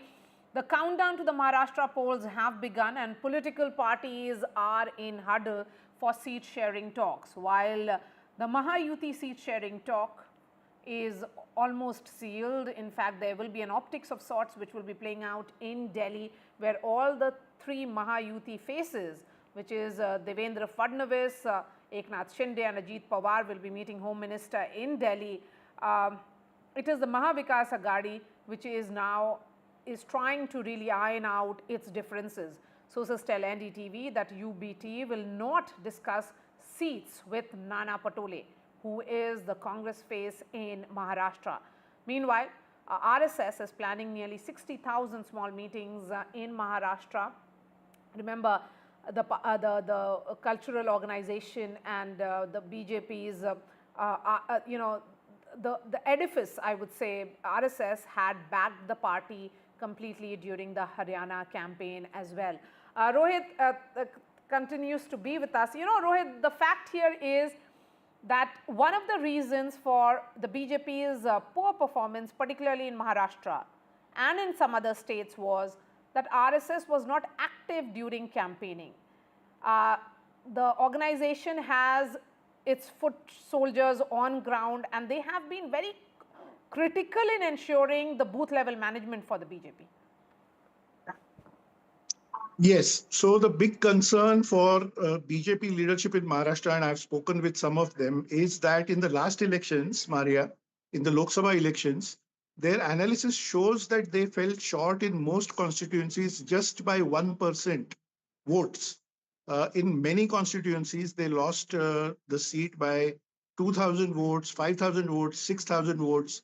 And we are talking of a constituency which has an overall size of, let's say, about 20 lakh people. And, 50 to 60% voting happens. So let's say about 8 to 10 lakh people come for voting, and they vote for several candidates. And the final candidate who wins finally is winning by just 6,000, 5,000, 4,000 votes. That was the scene that we saw in Lok Sabha. So Devendra Fadnavis, the top leader of BJP in Maharashtra, is driving this point in his internal meetings with the party colleagues, that where they lacked was, driving out the voters and the party cadre at the booth level not perhaps coming out in as many numbers that they would have liked. So 1% shortfall is something that they are taking very seriously. So that's why now you see Devendra Fadnavis and other leaders like Chandrasekhar Bawankure, state president of BJP in Maharashtra, speaking repeatedly at Karyakarta Sammelan or all the party workers meetings, saying that you all must come out in full numbers at the booth. You must drive the voter out of his home and support our candidate, vote for our candidate. That must happen during assembly. That is the point that they are driving. The other aspect of RSS saying that they will also get active now and they will also work has two angles. One angle is that the RSS has just written a letter some days ago, Maria, to the BJP saying that they have to ensure that the candidate selection happens properly on merit, and too many outsiders, in RSS words they have used outsiders, should not be given party tickets because that hits the morale of the original Karyakarta of the BJP. Yes, and that Rohit, message perhaps is taken. that outsider aspect actually was one of the factors in Maharashtra. That when I was traveling, across the state, I did see a lot of people express their concern that how do they trust any of the parties? That what is the guarantee that that particular individual that they are voting for will not be switching sides and joining another side? There was that sympathy factor at play as well. So now let's talk about the Mahavikas Aghadi seat sharing talks which are ongoing. For Uddhav Thackeray to say that he will not be engaging with Nana Patole, what does it actually mean? Do you think the Congress leadership would agree that Uddhav Thackeray should speak perhaps only to say Mallikarjun Kharge or leaders who are sitting in Delhi? Well, I can say, Maria, and I can report here that there is a lot of friction in Mahavikas Aghadi, and that's very obvious and evident. And we have to, report it. And it's the situation there seems to be a bit worse than what we see in Mahayuti in terms of the internal clashes that happen occasionally between, let's say, Eknath Shinde and Ajit Pawar or whoever. The clashes happening between Congress and Uddhav Thackeray are much worse or much higher level clashes compared to the Mahayuti. Now, the basic problem is that the Congress feels that they have done very well in Lok Sabha and now they should be claiming maximum seats, including seats in Mumbai. And when it comes to Mumbai, Uddhav Thackeray gets very alert because Shiv Sena feels that Mumbai is their bastion and their territory. But the Congress party feels that the previous era, they also ruled Mumbai Municipal Corporation, and now they are on upbeat in the Lok Sabha polls. Why not claim more seats in Mumbai? So whether it is Mumbai, whether it is Thane, whether it is some other areas, there is friction between Uddhav and Congress clearly over seat sharing, and that will continue. The mediator in all this, as I can report to your audiences and to you, is obviously Sharad Pawar. So Sharad Pawar has a big role to play in kind of dousing this fire and kind of quelling the the internal friction that is increasing by the day, if I may say so. I don't know whether Uddhav Thackeray will relent to this or what, but Uddhav Thackeray is also taking a very aggressive stand in terms of seats in Mumbai and Thane, and nobody knows which direction this is headed in. Okay. And we might see some fallout on the field and on the ground of this, and clashes may continue. Maria. All right. Rohit, thank you so much for giving us all the latest. All's not well in Mahavikas Aghadi is the big talking point that is coming in now. Thank you so much for joining us. Shifting focus to the national capital, Satyendra Jain, the former health minister of Delhi, has been granted bail by the Rouse Avenue Court. Remember, he was arrested by the Enforcement Directorate on May 30th, 2022 on the charges of money laundering through alleged shell companies. He was sent to judicial custody. There were multiple attempts by Satyendra Jain's team of lawyers to get him bail. Finally, he is walking out of jail after long tenure of 2 years. In fact, Arvind Kejriwal, our convener, has put out a tweet as well saying that several raids were conducted at the place of Satyendra Jain. Not even a single penny was recovered. And he also goes on to say that how Satyendra Jain was someone who had conceptualized the entire idea of Mohalla Clinic and was very crucial in ensuring that people of Delhi get treated.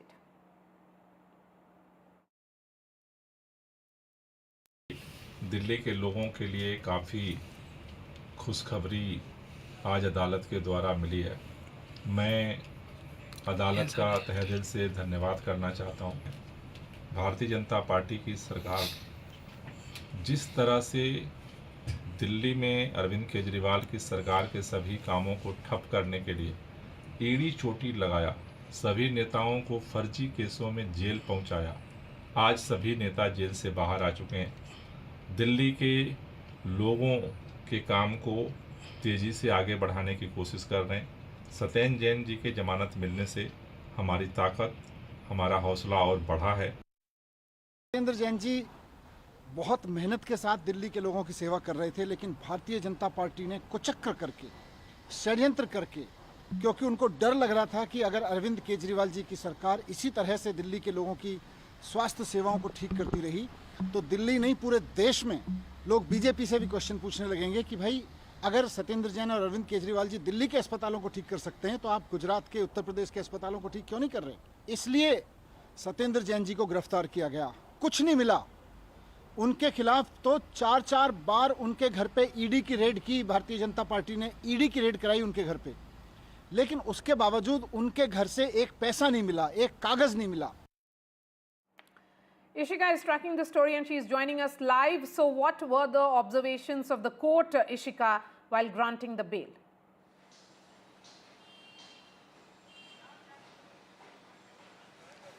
Well, Mario, certainly now, in fact, it is a relief for Satyendra Jain. He has finally gotten the bail from the Rouse Avenue Court. Now, while in fact, this entire hearing was going on, we did see that how, in fact, Satyendra Jain's counsel in the court said that the investigation so far that has been done by the ED in this particular case is incomplete. Now, hearing both the sides, that is, the ED side and, in fact, Satyendra Jain's side. Now, finally, the court, in fact, has given bail to Satyendra Jain. It is certainly a relief for Satyendra Jain. Now, what we are also getting to know is that he might likely be, in fact, walking free or, out of the jail today or by tomorrow. Now, certainly the Aam Aadmi Party sources tell us that the advocates are certainly trying to, to make sure that he walks out of the jail today itself. The preparations, if we talk about, inside the Aam Aadmi Party has already begun. It has already been, in fact, announced within the party that the senior party leaders will be going to Tihar jail when Satyendra Jain will be walking out of the jail. And we have seen so far, the statements that have come from the big leaders of the party, be it, in fact, Arvind Kejriwal or be it Manish Sisodia, both of them saying that the only reason why, why in fact the BJP misusing the agencies had in fact imposed all of these false allegations was that Satyendra Jain was the man behind what the Aam Aadmi Party calls a health revolution in Delhi by bringing the Mohalla clinics. So certainly they say that all of these allegations are baseless, and finally it has been proved in the court. That is why he's getting a bail, is what the statement so far has come from the Aam Aadmi Party leadership. And now, in fact, certainly we are also going to see celebrations very soon near the Aam Aadmi Party headquarters, because, they are certainly very, very hopeful that today itself Satyendra Jain will be walking out of jail. It will be, more than 2 years that, in fact, Satyendra Jain will be walking out of the Tihar jail. Over to you. Okay, before I let you go, a quick word on the fact that the Aam Aadmi Party is trying to make this about some kind of victimhood. But the case in which he was arrested by the Enforcement Directorate was very different. It was not linked to Delhi liquor policy. It had to do with alleged money laundering through his shell companies. So do you think this will cut some ice with the people of Delhi in the run-up to elections? Well, as you in fact rightly mentioned, Maria, this was a very different case. This was in fact a case of money laundering where it was alleged that in fact Satyendra Jain was in fact, laundering the money through Kolkata-based shell companies. And in fact, this is the point that, in fact, the agencies also said, in the court. And this is what, even the BJP is trying to send the message that this is a different case. But if you look so far at the statements of the Aam Aadmi Party, it is very similar to the statements when the other leaders of the Aam Aadmi Party were released, in the alleged liquor policy scam. Now, in fact, what they say, in total is that this is another way of the BJP misusing the agencies. He is yet another leader, is what they claim, that who in fact is now a victim of the BJP's dirty politics by misusing the agencies. And this is how, it so far seems is going to be the Aam Aadmi Party's strategy in, in the Delhi polls. That is in fact going to be in February. That are in fact going to campaign as to how Satyendra Jain, like all of their leaders, was in fact, false allegations were slapped on him, and because of that, he had to be put behind the bars, because that is how they are certainly trying to project it through their statements. Over to you. All right, Ishika, thank you so much for joining us. Shifting first to Tamil Nadu now, the Tamil Nadu Chief Minister, M.K. Stalin, has raked up the language row. In fact, he has written a letter to Prime Minister Narendra Modi saying this decision of holding several events in non-Hindi speaking states may not be the right one. Stalin actually said that there is a bid to belittle local languages. He also said that Constitution doesn't give national language status to any language. In fact, DMK Youth Wing is holding protests against Tamil Nadu Governor R.N. Ravi as well. Let me bring in Sam Daniel now. Sam, when is this celebration likely to happen, and why this letter straight to the Prime Minister? Maria, this program is scheduled to be held this evening, presided over by Governor R.N. Ravi. It was originally a program celebrating 50 years of Doordarshan in Chennai, but they had also clubbed to that, celebrating the culmination of the month-long Hindi celebrations. And this is what has touched a raw nerve. Chief Minister M.K. Stalin, writing to Prime Minister Modi, raising three important issues or points in his view. One, the Constitution does not announce or declare any one particular language as national language, and celebrating this kind of Hindi language in non-Hindi speaking states, in his view, is an attempt to belittle local languages. And he points out that English and Hindi are only official link languages for the purpose of legislation, judiciary, and for communication between states and the center. Instead, he suggests the center should celebrate local languages in all states, particularly the richness of classical languages announced by the center. This, he says, would actually promote cordial relationships among all. And in embarrassment to the BJP at the area, the BJP ally, PMK's Dr. Ramadas too, has taken strong objection to this kind of celebration. He even demands cancellation of this event, saying that this is yet another form of Hindi imposition in Tamil Nadu. And Tamil Nadu has a long history of anti-Hindi agitations in the 30s and 60s, which had led the DMK to be catapulted to power. And it wasted no time, in fact. Immediately, the DMK's youth wing took to the streets, opposing and protesting against this particular event. All right, Sam, thank you so much for joining us. You're slipping into a short break. After that, we'll try and get you details on other top stories.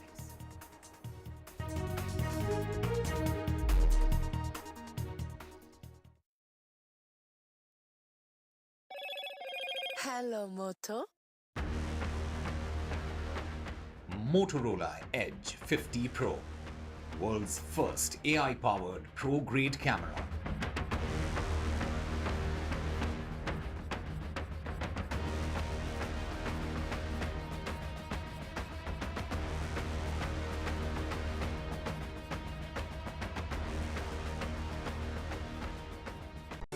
Stay informed and entertained with the new and updated NDTV News app. You can watch all our channels live, listen to podcasts, read breaking and exclusive news from around the world and more. Download the NDTV app today and get access to the best journalism and storytelling on your smartphone or tablet. The NDTV app. News that matters to you. Tap it here and swipe it there. Pound rewards, मैं everywhere. कहीं से भी करूँ collect, spend करूँ direct.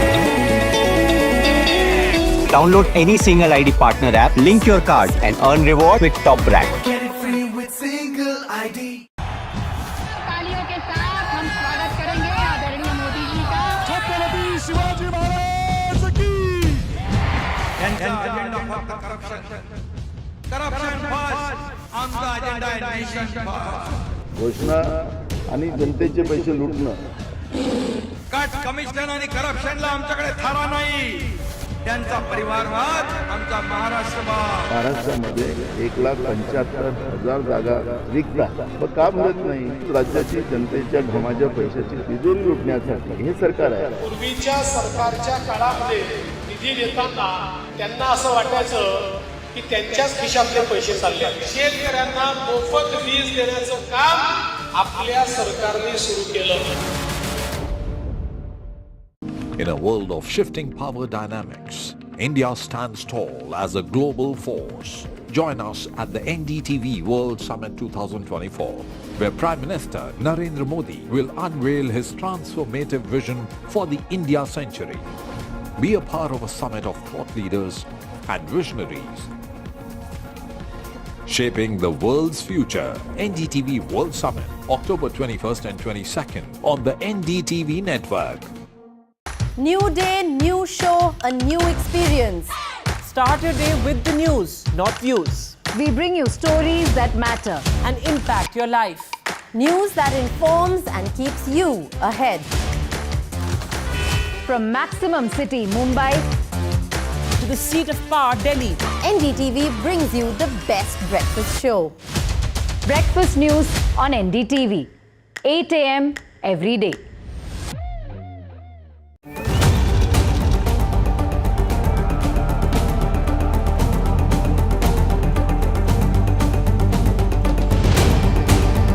This week on India Ascents. Why Canada and US probe on Khalistani terrorists have taken different trajectories. Dr. Jaishankar speaks terror to Pakistan on Pakistani soil. What's the future of the India-Pakistan relationship? Why IBM thinks India is the next AI capital of the world. All this and more only on India Ascents with me, Gauri Dwivedi, at these timings on the NDTV network. I've been reporting on all issues big and small from Andhra Pradesh, Telangana, rest of South India, bringing you all the action, all that you need to know, all that you want to know. The energy of Maximum City is infectious. I bring in that energy in our news coverage from financial capital Mumbai. India's IT capital is always buzz. It's literally a city that never sleeps. And I keep you ahead on all the Bengaluru buzz.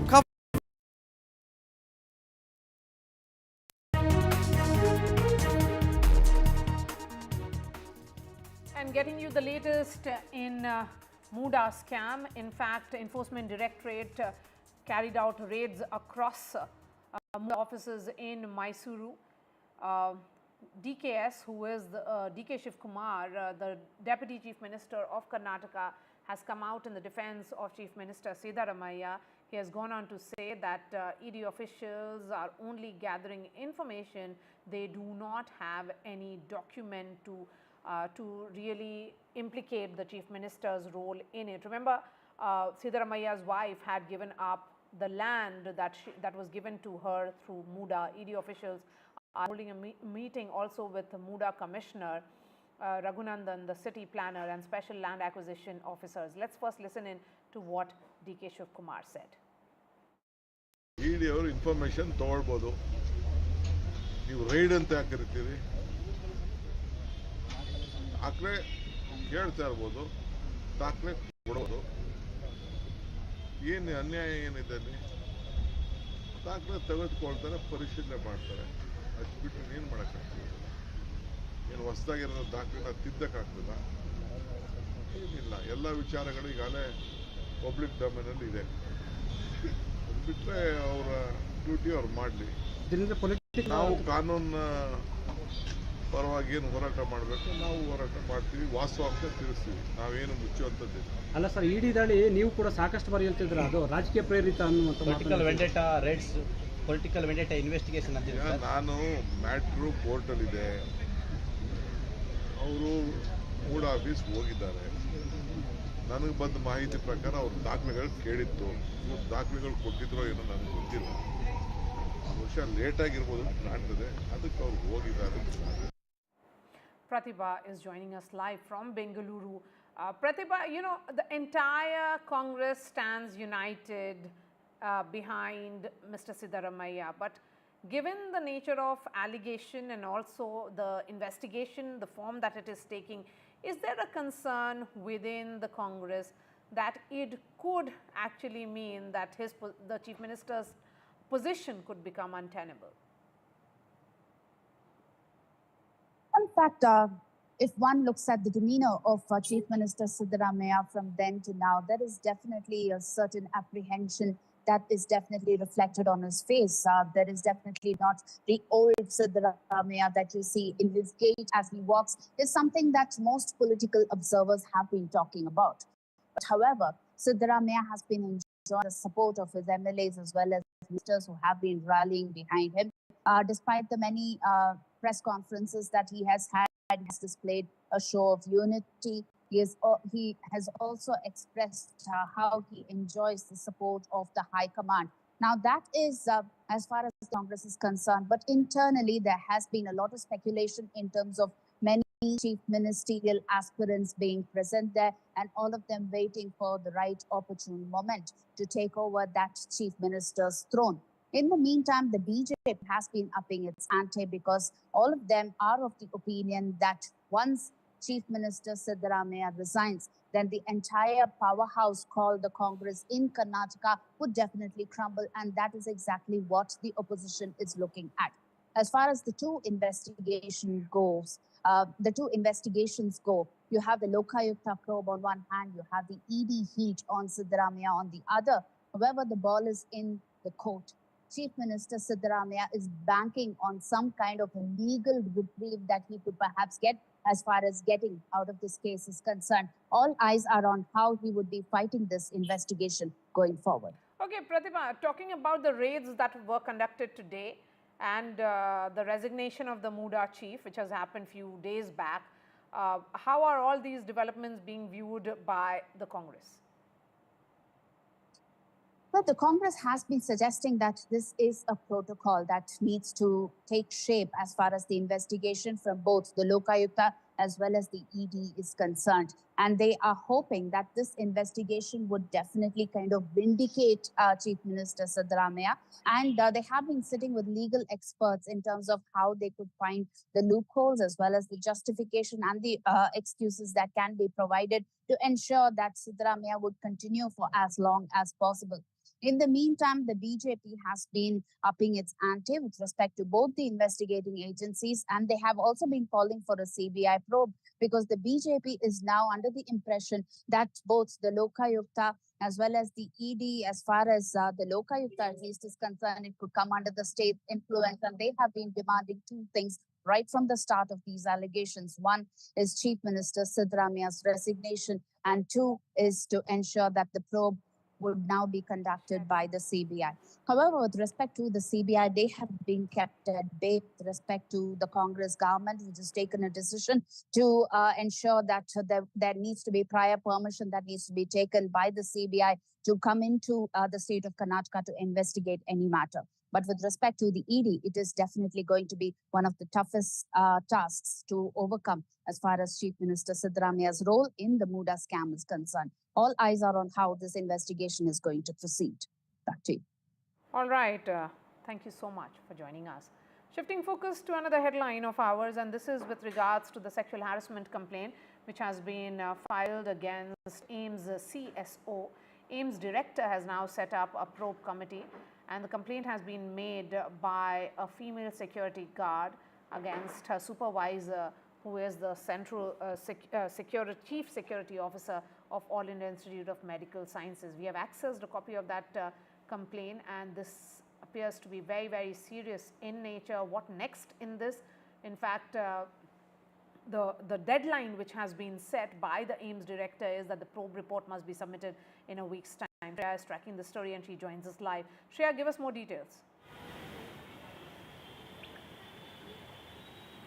Right, so this female security guard at AIIMS Delhi has accused this chief security officer named Digvijay Singh of sexual harassment as well as caste discrimination. And on 3rd October, she had filed a formal complaint to the AIIMS administration regarding his inappropriate behavior, and in response AIIMS had started this investigation involving two committees, first the internal complaint committee and the gender sensitization committee, to sort of examine the accusations made by the security personnel. And of course on 15th October the institute issued an official memorandum approved by the AIIMS director that a proper fact-finding probe has been led, and they will be, of course, verifying all the allegations made by the female security guard against Digvijay Singh, who is the chief security official. And along with proper evidence, the committee will have to submit a preliminary report of all the evidence as well as the verified accusations, and within 7 days, so in a couple of days, we are sure to have the concrete evidence that has been leveled against Digvijay Singh.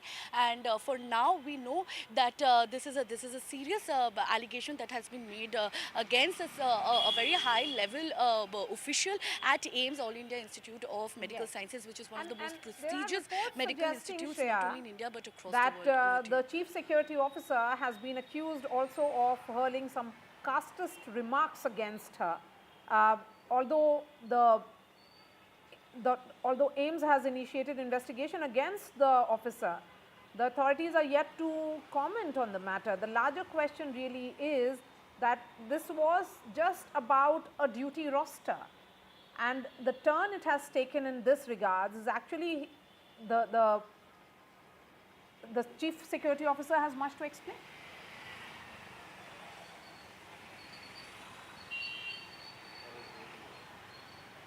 Shreya, if you heard me.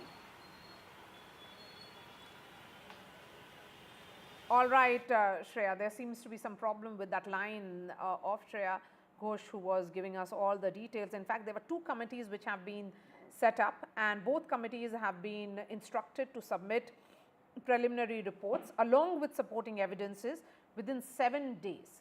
Shifting focus to another story now, Union Minister Mr. Bittu has backed the clean chit which has been given to Kangana Ranaut's film Emergency. He has gone on to say that the film doesn't portray Sikhs in bad light. This comes a day after Kangana Ranaut posted on X that her film has got clearance from the CBFC. On September 4th, the Bombay High Court had passed an order directing the CBFC to consider the representations which were filed by a Sikh body against the film and take a decision by September 18th, which is today, but the film got the clearance yesterday. Let's first listen in to Mr. Ravneet Bittu. ਅਸੀਂ ਖਾਸ ਤੌਰ ਤੇ ਦੋ ਵਿਦਵਾਨ ਬੁੱਧੀਜੀਵੀ ਜਿਹੜੇ ਸਿੱਖ ਨੇ, ਚਾਹੇ ਉਹ ਸਾਡੇ ਲੁਧਿਆਣੇ ਤੋਂ ਨੇ ਜੋਹਲ ਸਾਹਿਬ, ਚਾਹੇ ਸਾਡੇ ਚੇਅਰਮੈਨ ਨੇ ਜਿਹੜੇ ਸਾਡੇ ਨਦੇੜ ਸਾਹਿਬ, ਤਖਤ ਸਾਹਿਬ ਦੇ ਟਰਸਟ ਦੇ ਚੇਅਰਮੈਨ, ਸਾਬਕਾ ਸੀਨੀਅਰ IAS ਆਫੀਸਰ ਨੇ, ਉਹਨਾਂ ਨੇ ਦੇਖਿਆ ਤੇ ਦੇਖਣ ਤੋਂ ਬਾਅਦ ਜਿਹੜੇ ਸਾਡੇ ਸੈਂਸਰ ਬੋਰਡ ਦੇ ਚੇਅਰਮੈਨ ਨੇ, ਉਹਨਾਂ ਨਾਲ ਬਹਿ ਕੇ ਉਹ ਸਾਰੇ ਸੀਨ ਨੇ ਜਿਹੜੇ ਕੋਈ ਵੀ ਸਿੱਖ ਪੰਜਾਬੀ ਜਿਹਨੂੰ ਕੋਈ ਵੀ ਛਵੀ ਦੇ ਬਾਰੇ ਕੋਈ ਐਸੀ ਗੱਲ ਹੋਵੇ ਉਹ ਬਿਲਕੁਲ ਕੱਟੇ ਗਏ ਨੇ। ਉਹਦੇ ਵਿੱਚ ਕੋਈ ਵੀ ਐਸਾ ਸੀਨ ਹੈ ਨਹੀਂ ਜਿਹ 'ਚ ਪੰਜਾਬੀਆਂ ਨੂੰ, ਸਿੱਖਾਂ ਨੂੰ ਜਾਂ ਸਿੱਖਾਂ ਦੇ ਬਾਰੇ ਕੋਈ ਐਸੀ ਗੱਲ ਦਿਖਾਈ ਜਾਵੇ। ਉਹ ਮੈਂ ਤੁਹਾਨੂੰ ਬਿਲਕੁਲ ਕਲੀਅਰ ਕਰਨਾ ਚਾਹੁੰਦਾ। And in fact, there is a war of words which is playing out between chief ministers of Punjab and Haryana. This is with regards to the stubble burning issue, which peaks up every time there is this month of October, November in the national capital when Delhi and the entire NCR turns into a gas chamber. Haryana Chief Minister has said that he won't tell farmers anything and he will not stop them from stubble burning.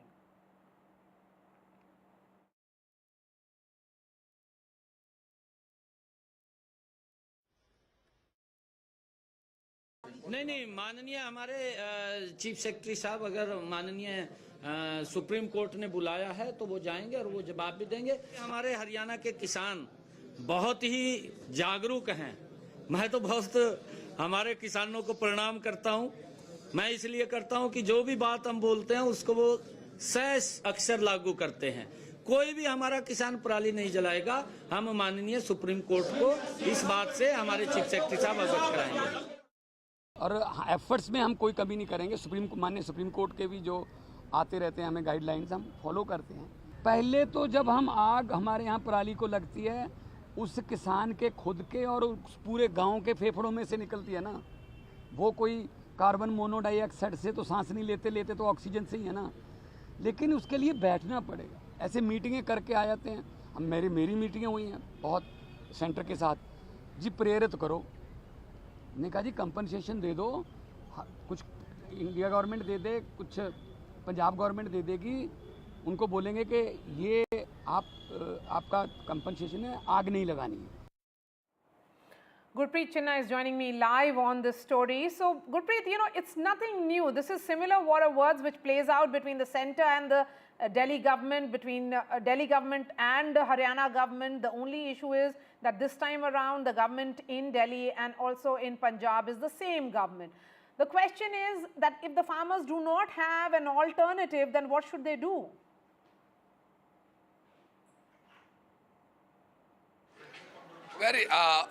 We have seen today Haryana government, it seems to be very softened on the farmer part. They are saying they are not taking any strict action against the farmer, and we have already given a clear-cut direction. If anybody is indulging in stubble burning, he should be advised not to do this stubble burning. But if we can see the overall situation, we have seen during the festival season, specifically in Dussehra and Diwali, we have seen the pollution level goes up in the national capital, and so many times we have seen Aam Aadmi Party, when it was ruling in Delhi, they were blaming the Punjab and Haryana government. But this time we have seen even the Chief Minister of Punjab, he has given the same set of answers saying the equipment and the compensation is not being given to the farmer, and that could be possible reason why this stubble burning is still happening. But what is the solution? That is one of the major portion, and we have seen so many times the farmers, they are looking for the equipment, and when we talk to the farmer also, they are saying the government are not able to provide the proper machines, and that is the possible reasons why they are forced to go for this stubble burning. Now we have seen NGT has already taken suo motu of such pollution problem, and they have already given a lot of remedy to the state government. So it's the state government who are going to implement. But today we have seen very clear word from the Chief Minister of Punjab. He has already said we have already requested the central government to give the compensation. So somewhere down the lane, it seems this tussle between centre and the state government, the health of the common man, and especially the people who are staying in national capital, that is going to be affected. So so many times we have seen Apex Court has already pulled the state government, saying that why these equipments are not being provided to the farmer, and why the farmers are still indulging in stubble burning. If they don't have any alternative, why the alternatives are not being provided to them by the state government. So this time again we have seen so many observations from the top court, but still the state governments are not able to deliver to the farmers, and it seems again this time same problem is coming up. And we have seen also so many times they are farmers, they are also trying to put a question mark of the state government's machinery. They are saying if they are not able to give compensation, at least proper machines should be given to them, so that they should not be forced to go for this stubble burning. So let's wait that how this time state governments as well as central government, they are going to tackle this problem. Back to studio. Let you go. I also want to understand, is there a possibility of some kind of joint effort by the centre and all the neighbouring states of Delhi, you know, some kind of coordinated effort? So is there a possibility that Haryana Chief Minister will open talks with his counterparts in Punjab and Delhi? Well, so many times we were trying to get this feedback from the farmers. There is the lot of technical problems, and somewhere down the lane it seems the government is not able to provide them properly, because the farmers, they say either they can provide them equipments that is required in each and every village, and there should be a proper rotation to every farmer so that they will be able to use the machine. That is not available at all, and that was the issue which was raised last time also before the apex court, when the court had ordered and asked the state to give them compensation so that every farmer should make all these alternatives on their own, and there should not be accountability and responsibility of the state government to give these type of equipment. So somewhere it seems between the center as well as the state, and that could be possible reason why this stubble burning is still continuing in the state of Haryana and Punjab also. Today we have seen, because of a new government, they are very softened towards the farmer, because somewhere down the lane they had got a lot of bashing from the farmer during polls, and today very clear word from the Chief Minister of Haryana. He says we are not going to take any action against the farmer who indulges in the stubble burning. Instead of providing them proper machines, there should be proper remedies so that the people who are staying in national capital, or even they are staying in Punjab and Haryana, their health should not be suffered because of this pollution level which is going up during these festival days. Back to studio. Thank you, Gurpreet, for that latest update. And India Week begins at Riyadh, season 2024. In fact, the celebrations are happening there. We're slipping into a short break.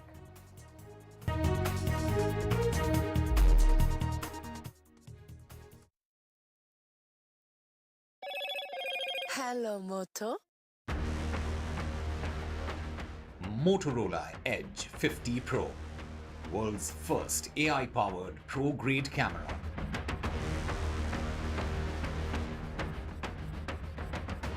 Indian Week begins at Riyadh, season 2024. Celebrations and artist performance at Al Suwadi Park.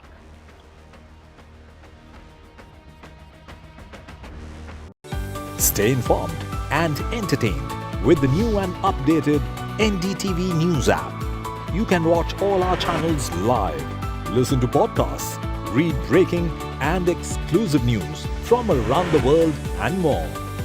Download the NDTV app today and get access to the best journalism and storytelling on your smartphone or tablet. The NDTV app. News that matters to you.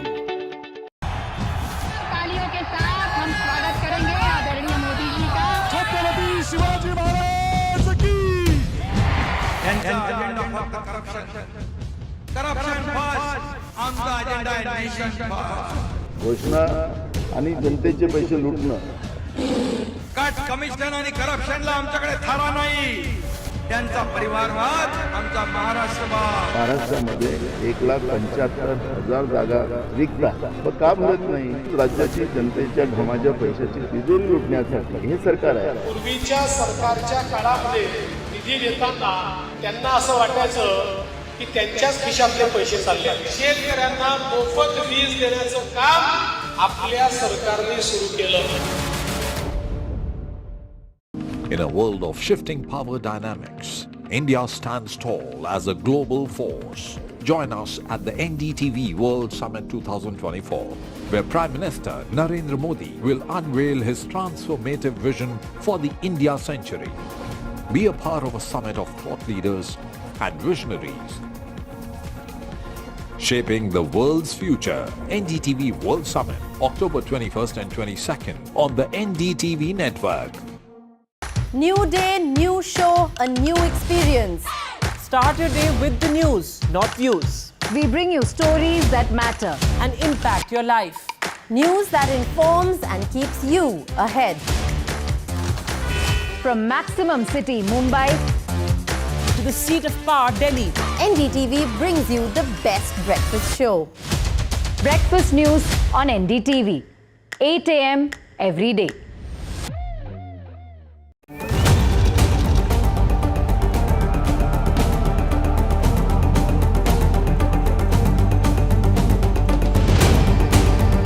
This week on India Ascents. Why Canada and US probe on Khalistani terrorists have taken different trajectories. Dr. Jaishankar speaks terror to Pakistan on Pakistani soil. What's the future of the India-Pakistan relationship? Why IBM thinks India is the next AI capital of the world. All this and more only on India Sense with me, Gauri Dwivedi, at these timings on the NDTV network. I've been reporting on all issues big and small from Andhra Pradesh, Telangana, rest of South India, bringing you all the action, all that you need to know, all that you want to know. The energy of Maximum City is infectious. I bring in that energy in our news coverage from financial capital Mumbai. India's IT capital is always buzz. It's literally a city that never sleeps. And I keep you ahead on all the Bengaluru buzz. Covering from the southern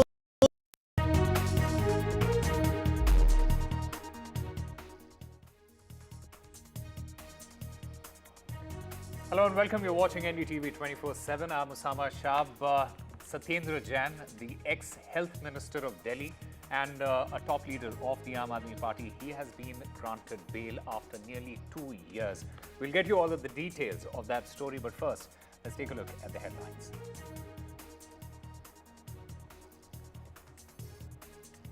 Satyendra Jain gets bail after nearly 2 years. Relief for the Aam Aadmi Party. Former Health Minister Satyendra Jain to walk out of jail after 2 years. Jain had been arrested by ED in a money laundering case, the first prominent Aam Aadmi Party leader to be arrested. Mumbai police arrests 5 more accused in the Baba Siddiqui murder case. This even as Maharashtra police get 4 days custody of the accused arrested in the Salman farmhouse firing case.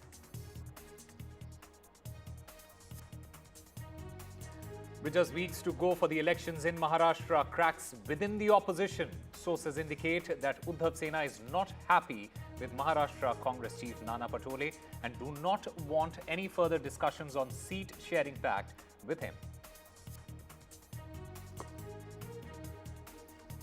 RSS to hold 60,000 meetings across Maharashtra backing Mahayuti.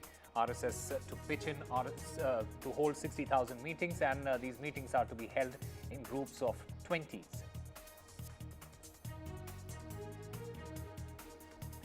Haryana and Punjab Chief Ministers back the farmers in peak pollution season. Punjab Chief Minister Bhagwant Mann says that Modi government should pay compensation. On the other hand, Nayab Singh Saini, the Haryana Chief Minister, he says that he won't tell anything to the farmers, they don't burn stubble. Tamil Nadu Chief Minister M.K. Stalin rakes up the language row, says that Hindi language-oriented events in non-Hindi speaking states should be avoided. He adds that if the centre wants to continue to celebrate Hindi events in such states, then events related to local languages should also be honoured with equal warmth.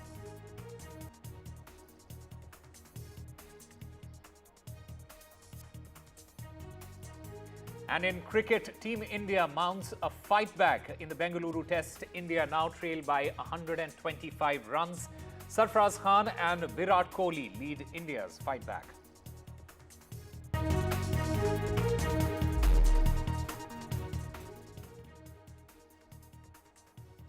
But the big story that we are tracking at the top of this hour is the bail that has been given to ex-Delhi Minister Satyendra Jain. This bail comes after nearly 2 years of him being in jail. He was the first top Aam Aadmi Party leader who was arrested. Satyendra Jain, he has now got the bail in the money laundering case. Satyendra Jain, he was arrested by the Enforcement Directorate on May 30th, 2022 on the charges of laundering money through 4 companies allegedly linked to him. He is currently in judicial custody. He is likely to walk out of jail today or tomorrow from what we understand. The Aam Aadmi Party convener, Arvind Kejriwal, he in the meanwhile had posted on his social media and said that Satyendra Jain, he also got bail after spending more than 2 years in jail. What was his fault? He has questioned the central agencies, saying that several raids were conducted at his place. Not even a single penny was recovered. He in fact says in that post that his only fault was to build Mohalla clinics and made all treatment free for the people of Delhi. Let's listen in to some of the political reactions that have come in. Satyendra Jain ji बहुत मेहनत के साथ दिल्ली के लोगों की सेवा कर रहे थे, लेकिन भारतीय जनता पार्टी ने कुचक्र करके, षड्यंत्र करके, क्योंकि उनको डर लग रहा था कि अगर अरविंद केजरीवाल जी की सरकार इसी तरह से दिल्ली के लोगों की स्वास्थ्य सेवाओं को ठीक करती रही तो दिल्ली नहीं पूरे देश में लोग बीजेपी से भी क्वेश्चन पूछने लगेंगे कि भाई अगर सत्येंद्र जैन और अरविंद केजरीवाल जी दिल्ली के अस्पतालों को ठीक कर सकते हैं तो आप गुजरात के, उत्तर प्रदेश के अस्पतालों को ठीक क्यों नहीं कर रहे?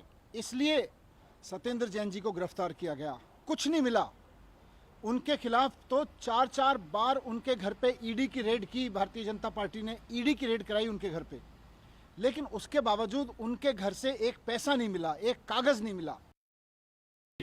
दिल्ली के लोगों के लिए काफ़ी खुशखबरी आज अदालत के द्वारा मिली है। मैं अदालत का तहे दिल से धन्यवाद करना चाहता हूँ। भारतीय जनता पार्टी की सरकार जिस तरह से दिल्ली में अरविंद केजरीवाल की सरकार के सभी कामों को ठप करने के लिए ईडी चोटी लगाया, सभी नेताओं को फर्जी केसों में जेल पहुंचाया, आज सभी नेता जेल से बाहर आ चुके हैं। दिल्ली के लोगों के काम को तेज़ी से आगे बढ़ाने की कोशिश कर रहे हैं। सत्येंद्र जैन जी के जमानत मिलने से हमारी ताकत, हमारा हौसला और बढ़ा है। All right, my colleague Ishika joins us to get us more on this story. Ishika, firstly, when is Mr. Satyendra Jain likely to get out of jail now? Well, Osama, you know, what we are expecting right now is that between 8 p.m. and 9 p.m. is what we are expecting, that Aam Aadmi Party leader Satyendra Jain will be walking out of Tihar jail. And let me tell you that the preparations have already begun among the Aam Aadmi Party cadre. In fact, you know, senior leaders of the Aam Aadmi Party, that is, you know, Arvind Kejriwal, Manish Sisodia, Atishi, Saurabh Bharadwaj, Gopal Rai, all in fact are expected to reach the Tihar jail to in fact welcome Satyendra Jain out of jail, because remember, it is over 2 years that finally Satyendra Jain, the Aam Aadmi Party leader, is going to walk out of the Tihar jail. Over to you. Right, Ishika, you know, the Aam Aadmi Party has been constantly complaining that the BJP and the centre, it has been using the central agencies in order to get these Aam Aadmi Party leaders behind bars. And we've heard some of the reactions that have come out, especially Manish Sisodia, who's very vehemently mentioned this again and again. What is the reaction from the BJP side now, as of now?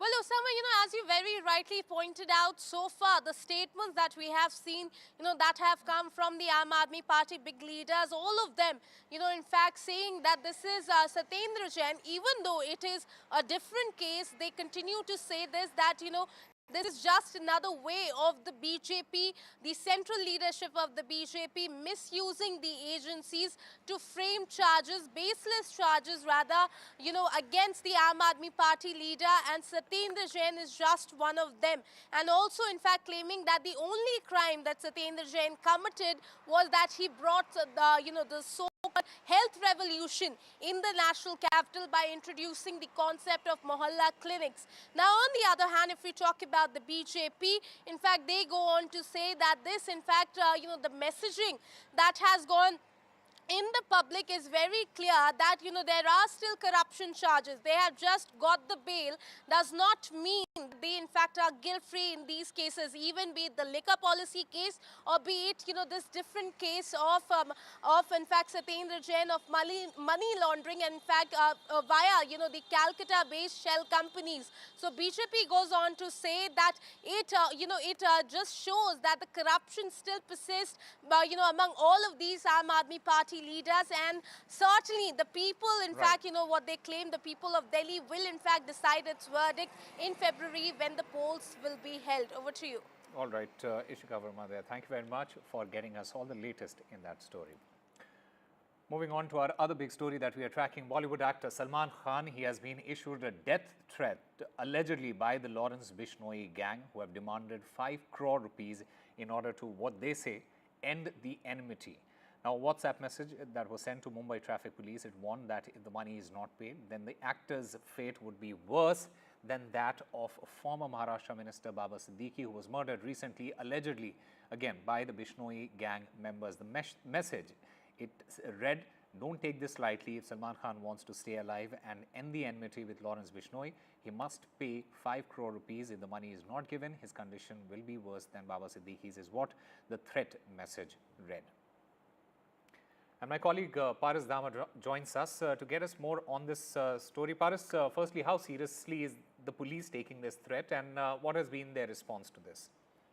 Osama, the police has taken this threat very seriously, and that's why they had transferred this whole case to Mumbai Police's crime branch. The case has been transferred to crime branch. It's the same crime branch who is investigating into Baba Siddiqui murder, and the same crime branch was investigating the case which came into light when the firing outside Salman Khan's house was done. So a very, very important update in this entire matter, that the crime branch has taken over the case, and now the case will be investigated by Mumbai crime branch. This whole situation occurred last night when a unknown person has tried to threaten Salman Khan and had posted a message on Mumbai police, traffic police police WhatsApp number. This WhatsApp number has been used by several people who used to help people and used to post some important thing in the group that traffic police should know all about it. So that was the group, and now when the crime branch has taken over this entire investigation, there will be some major point which that crime branch will investigate. The point which they will investigate is the number belongs to India. There is VPN which was used to post this message. So there are many things which has to be investigated in the entire matter, and police has taken this very seriously. All right, Paras Dama, thank you very much for getting us all the latest in that story. And ahead of the Maharashtra elections, fresh trouble is now brewing within the opposition bloc, the Maha Vikas Aghadi. Now, Uddhav Balasaheb Thackeray Sena and Congress, they are not on the same page. Sources suggest that Uddhav Balasaheb Thackeray Sena, they won't discuss anything with Nana Patole, especially when it comes to seat sharing. Congress, it has rushed a mediator to Maharashtra. In the meanwhile, this rift is within the opposition leaders in Maharashtra. Then the Sena, the Uddhav Balasaheb Thackeray Sena, it is understood that they are not happy with the Maharashtra Congress chief. Now, Congress's Ramesh Chennithala, he is being sent to act as a mediator. Chennithala, in fact, he is supposed to meet Uddhav Thackeray in Mumbai. The countdown to the Maharashtra polls have now begun, and political parties, they are now in a huddle, especially for seat sharing talks. And my colleague Ronak Kukre joins us to get us more on this. Ronak, now that there is a mediator involved in getting Uddhav Balasaheb Thackeray Sena and the Congress back on track together, how effective is it going to be? ये देखिए Osama, मैं आपको यहाँ पर बताना चाहता हूँ कि जिस तरह की स्थिति महाविकास आघाड़ी के भीतर खासतौर से यूबीटी और कांग्रेस के बीच में पैदा हुई है, उसको ठीक करने के लिए कांग्रेस के महाराष्ट्र प्रभारी रमेश चन्नीथला कल मुंबई दौरे पर आ रहे हैं और जानकारी मिल रही है कि उद्धव ठाकरे से मुलाकात करेंगे। लेकिन सवाल ये कि क्या नाना पटोले को दूर रखकर कांग्रेस इस तरह की कोई बैठक करना चाहेगा? नहीं तो एक गलत संदेश जो है वो कांग्रेस कार्यकर्ताओं के बीच में जा सकता है। ऐसे में कहीं ना कहीं इस मुद्दे को उद्धव ठाकरे के स्तर पर जल्द सुलझा लेना चाहिए, नहीं तो कांग्रेस महाविकास आघाड़ी को चुनाव के भीतर जो इसका एक बड़ा लिहाजा जो है वो भुगतना पड़ सकता है। कुछ एक सीटें निश्चित तौर पर विदर्भ की ऐसी है जहां पर विवाद जो है वो देखने को मिल रहा है, खासतौर से यूबीटी और कांग्रेस के बीच में। इसके अलावा कुछ ऐसी भी सीटें हैं जहां पर एनसीपी, शरद पवार की पार्टी, कांग्रेस और शिवसेना, ये भी आमने सामने देखने को मिल रही है। लेकिन कांग्रेस को लेकर और खासतौर से नाना पटोले को लेकर जिस तरह का रुख शिवसेना यूबीटी ने अख्तियार किया है,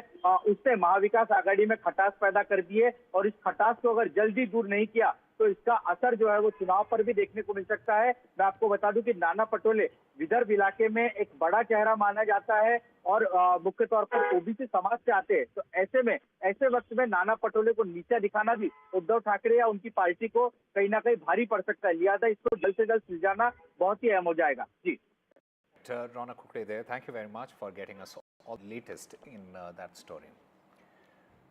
Meanwhile, the RSS is planning nearly 60,000 small meetings for Maharashtra Assembly elections, especially on the line of Haryana campaign.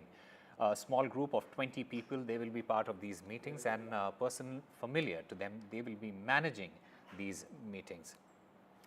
In fact, we have seen the political dividends it gave the BJP in these two elections. So now what we are being told is that the Rashtriya Swayamsevak Sangh, which is a cultural social outfit and which has huge massive presence across Maharashtra, will be holding 60,000 plus meetings. These will be held in small groups, which will be, of course, to communicate the work that has been done by Mahayuti in the last 2.5 years of Eknath Shinde government, and how they are a united force. And of course, you know, the various aspects of the campaign would be highlighted by them. But the fact that the RSS has decided to back this campaign, it is an indication of how events will be unfolding in terms of ensuring proper booth management, proper foots on the ground, because, you know, that is what is key in an election which is a fiercely contested, a closely contested election. That matters, and that's where RSS roles becomes very, very crucial and critical for the BJP.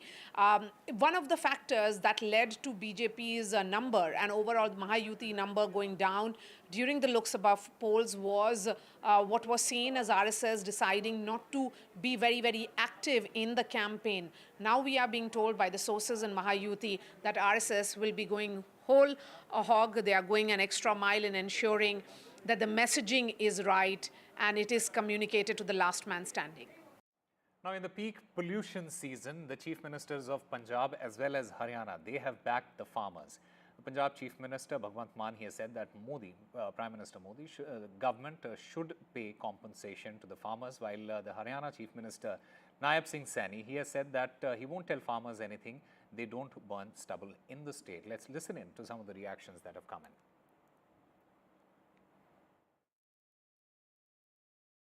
नहीं माननीय हमारे chief secretary साहब, अगर माननीय supreme court ने बुलाया है तो वो जाएंगे और वो जवाब भी देंगे। हमारे हरियाणा के किसान बहुत ही जागरूक हैं। मैं तो बहुत हमारे किसानों को प्रणाम करता हूं। मैं इसलिए करता हूं कि जो भी बात हम बोलते हैं उसको वो सह अक्षर लागू करते हैं। कोई भी हमारा किसान पराली नहीं जलाएगा। हम माननीय सुप्रीम कोर्ट को इस बात से हमारे चीफ सेक्रेटरी साहब अवगत कराएंगे। माननीय सुप्रीम कोर्ट के भी जो आते रहते हैं हमें गाइडलाइंस, हम फॉलो करते हैं। पहले तो जब हम आग हमारे यहाँ पराली को लगती है, उस किसान के खुद के और उस पूरे गांव के फेफड़ों में से निकलती है ना, वो कोई कार्बन मोनोडाइऑक्साइड से तो सांस नहीं लेते तो ऑक्सीजन से ही है ना। लेकिन उसके लिए बैठना पड़ेगा। ऐसे मीटिंगें करके आ जाते हैं। अब मेरी मीटिंगें हुई हैं बहुत सेंटर के साथ, जी प्रेरित करो। ने कहा जी कंपनसेशन दे दो, कुछ इंडिया गवर्नमेंट दे दे, कुछ पंजाब गवर्नमेंट दे देगी। उनको बोलेंगे कि ये आपका कंपनसेशन है, आग नहीं लगानी है। Supreme Court has pulled up Punjab government saying they are not able to even curb this stubble burning. What is your take on that? See, in Punjab, the Chief Minister neither has education on his side, neither has experience on his side. So people are sitting who are inexperienced. And I think so he visits his office after 3 to 4 months. There are hundreds of files which have collected in his office. No day-to-day work is going on. So this is not the first time. The Green Tribunal, the Supreme Court, the Honorable High Court have knocked them number of times on their knuckles. But nothing seems to make effect on them.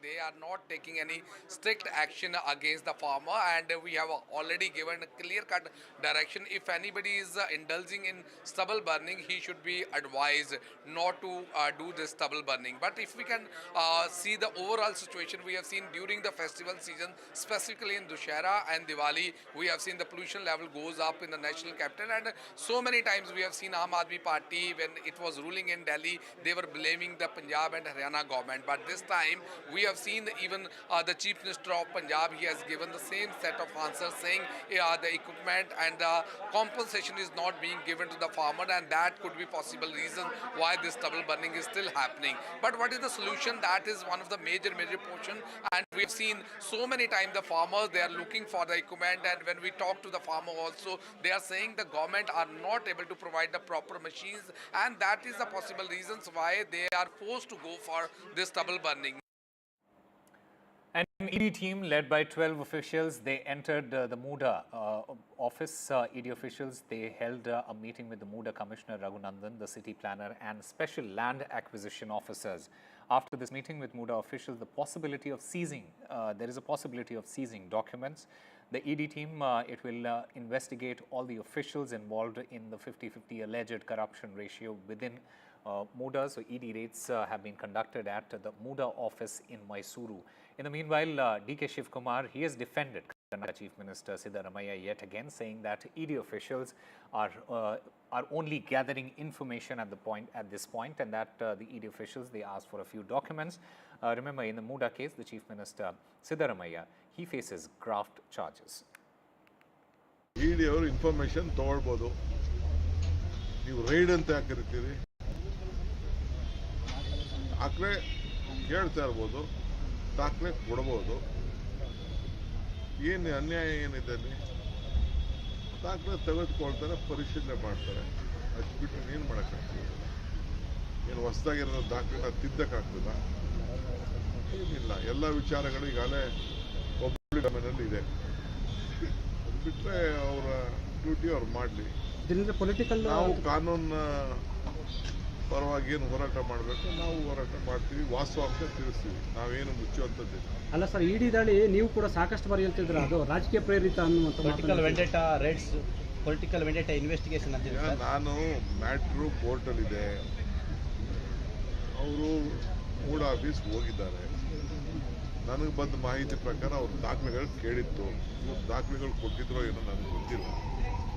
ಬಹುಶಃ late ಆಗಿರ್ಬೋದು ಕಾಣ್ತದೆ, ಅದಕ್ಕೆ ಅವ್ರು ಹೋಗಿದ್ದಾರೆ. And amid the ongoing language row, it is now Tamil Nadu government versus the governor. M.K. Stalin, he has asked the centre to recall Governor N.K. Ravi. This row is over the governor skipping the word Dravid in the anthem.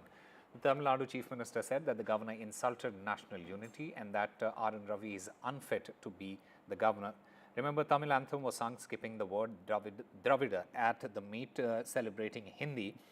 M.K. Stalin, he has now asked the centre to recall Governor R.N. Ravi. Earlier, M.K. Stalin had opposed celebrating Hindi month in the non-Hindi speaking states. This anthem was recited by Team Doordarshan, and it is unclear if it was an accident or deliberate, according to our information. And my colleague Sam Daniel joins us to get us more on this. Sam, what is this row that has now emerged between the Tamil Nadu Chief Minister and the Governor now? From what we understand, it is over the Governor skipping the word Dravida in the anthem. It was not the Governor skipping, but it was a program organized by Doordarshan to celebrate 50 years of Doordarshan in Chennai, along with celebration of the month-long Hindi celebration. And this was earlier objected to by Tamil Nadu Chief Minister M.K. Stalin and a few other political parties, including BJP's ally, the PMK. But in this function, when they sung the Tamil anthem, they had skipped a line which mentions the word Dravida. And this has now touched a raw nerve. Chief Minister M.K. Stalin on X platform has demanded recall of the governor who was presiding over the function, saying that skipping this particular line during the singing of this Tamil anthem is against the law of Tamil Nadu. And in the guise of promoting Hindi, the governor, he alleges, works against the unity of the country and insults people of different races. And he says the governor is unfit for this position and ought to be removed. And he dares, if the governor would ask anyone to remove or skip the word Dravida in the national anthem. So far, there's no official response yet from the Doordarshan, which had organized this program, or from the Raj Bhavan. It's not clear, Osama, whether it was an accident or was it a deliberate act of skipping that particular line? But earlier, in his letter to Prime Minister Modi, M.K. Stalin had said organizing or promoting events that celebrate Hindi in non-Hindi speaking states is like attempting to belittle local languages. The center should avoid this because no single language has been declared as official language by the Constitution. And instead, the center, he says, should celebrate local languages in all states. The anthem skipping the word Dravida in that particular anthem, and the Tamil Nadu Chief Minister saying that the governor has insulted national unity. Meanwhile, in a significant step towards strengthening education in Telangana, a delegation from the Adani Foundation led by Mr. Gautam Adani, the chairperson of the Adani Group, he donated 100 crores for the establishment of Young India Skills University. Mr. Adani presented the check to Telangana Chief Minister Revanth Reddy. Mr. Adani also promised continued support for the initiatives of Telangana state government for skills development and empowerment of the youth. And time now for a very short break. More news and updates on the other side.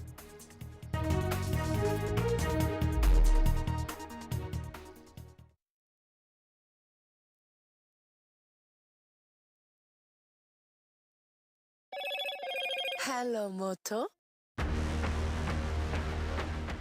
Motorola Edge 50 Pro, world's first AI-powered pro-grade camera.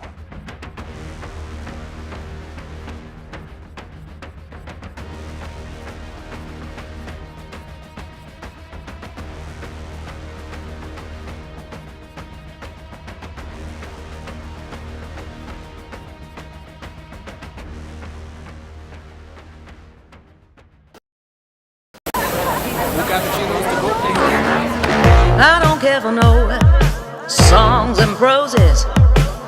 I don't care for no sweet boys with roses.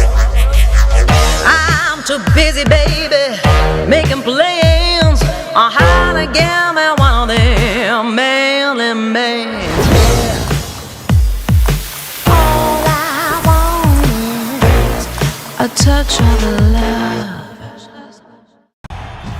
तालियों के साथ हम स्वागत करेंगे आदरणीय मोदी जी का। छत्रपति शिवाजी महाराज की।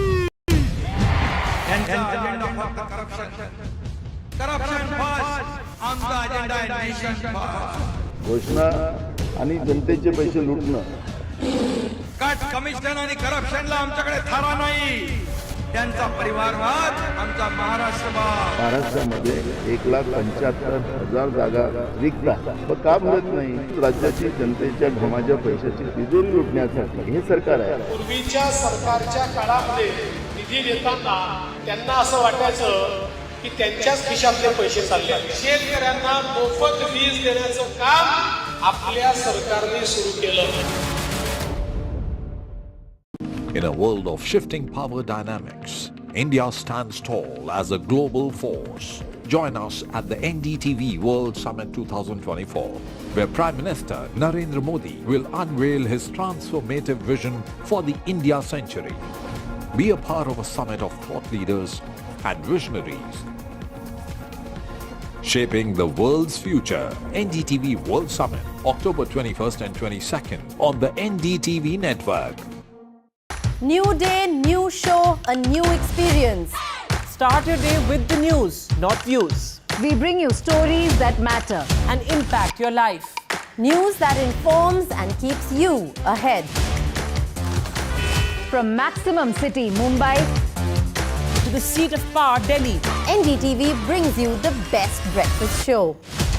Breakfast news on NDTV, 8 a.m. every day.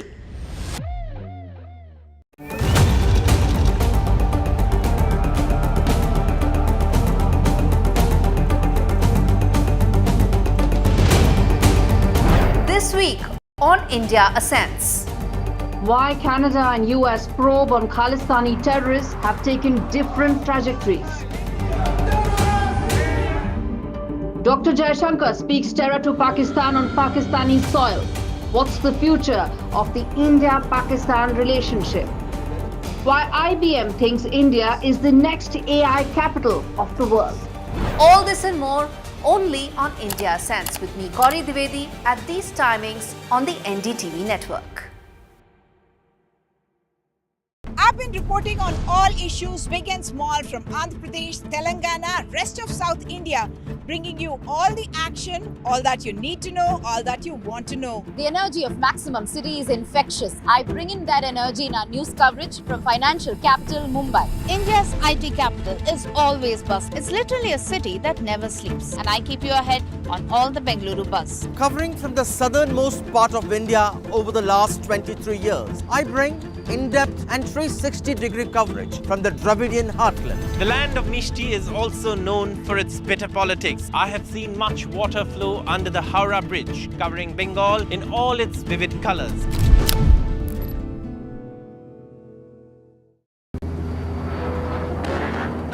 I don't care for no songs and proses. I don't care for no sweet boys with roses.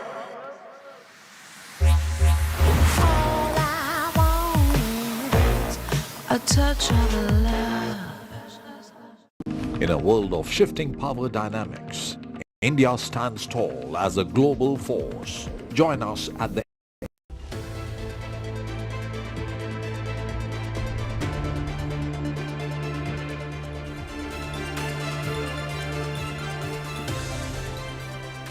Hello and welcome. This is India Sense. I'm Gauri Dwivedi. Let's take a look at headlines this evening. First up, India-Canada diplomatic spat hits a new low as Canadian Prime Minister Justin Trudeau prioritizes political survival over growth of bilateral ties with India. We tell you why the spat shows poor judgment on Trudeau's part. External Affairs Minister Dr. Jaishankar attends the SCO Summit in Islamabad amidst reports of renewal of cricketing ties between the two countries. What could be New Delhi's leverage against Islamabad? We tell you.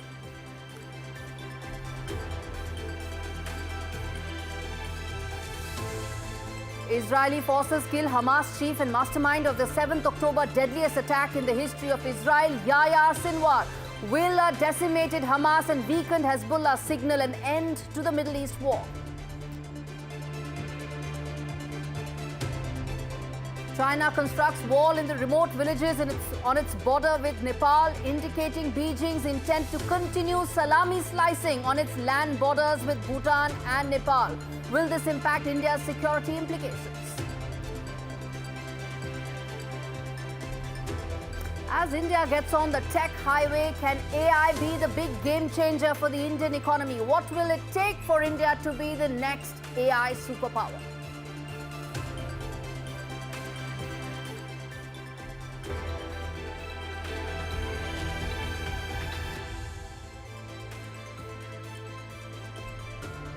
The big story that we are tracking on India Sense, the parallel plots that are running in the Canadian and American investigations with regard to some very wild allegations as far as India's involvement in any assassination plots. And that in fact speaks volumes about how mature countries deal with differences and address issues and also ensure that their sovereign interests are not compromised and are not hijacked by any political calculations. In the last 1 year, on your screens, in fact, let me tell you, that's the timeline of the two specific but very different cases, the Pannun case and the Nijjar case. The timeline tells you that the two plots may seem to be converging, but they are not. And the difference tells the story. And that's where the difference lies between how Canada and America is approaching its relationship with India. There you can see when it comes to Nijjar, there is a lot of Trudeau, but and in the case of Pannun, it is about Department of Justice ensuring that investigations go on. In Canada, there have been press conferences by the Prime Minister without giving any proof whatsoever. Quick to score political points for an election that is still 1 year away. Diplomatic measures, extreme in fact, have been taken, all without providing any proof whatsoever. In fact, listen in to what the External Affairs Ministry had to say as far as the plot regarding Nijjar is concerned. There is a pattern. The pattern is motivated by political considerations on the part of the Canadian Trudeau government.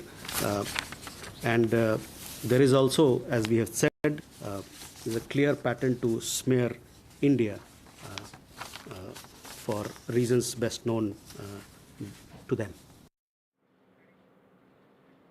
Now, in the case of an alleged assassination of Pannu, the USA, America and India are addressing the issue at the level of investigative agencies. No sound bites, no tamasha. American agencies have submitted what they feel is proof, and there's cooperation as far as the Indian agencies are concerned. In fact, in the US, election is just 3 weeks away.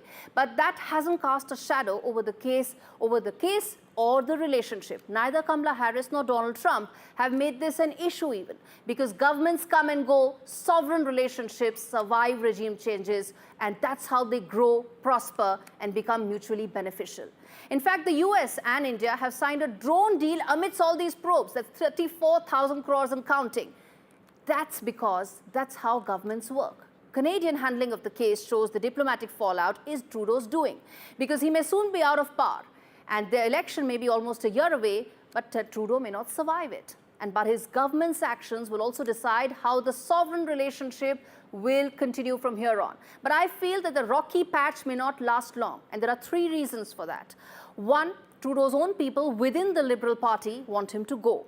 Most Sikhs in Canada don't care about the Khalistan issue. And thirdly, without Indian students and businesses, the Canadian economy will witness a major hit. In fact, under Trudeau, the Canadian economy has underperformed since 2015. There's been a net outflow of funds from Canada to the US, reversing a 15-year trend of Canadian businesses receiving large American investments. That number was $460 billion in 2022. It was $500 billion last year, expected to be similar this year as well. Pandering to Sikh separatists will not save Trudeau from the wrath of the Canadian people. High inflation, record low productivity rates, housing crisis, highest corporate tax rates in the world are all his doing.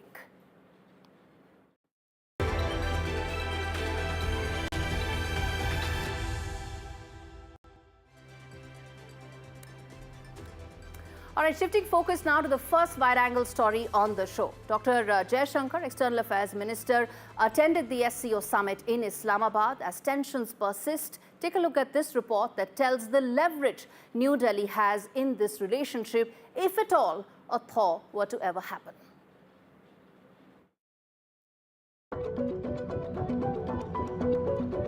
India took center stage at the Islamabad SCO Summit in what many would call a classic carrot and stick approach. Jaishankar's presence was the carrot. The move underlined New Delhi's willingness to engage on larger issues concerning the wider region. The 3 evils of terrorism, separatism, and extremism.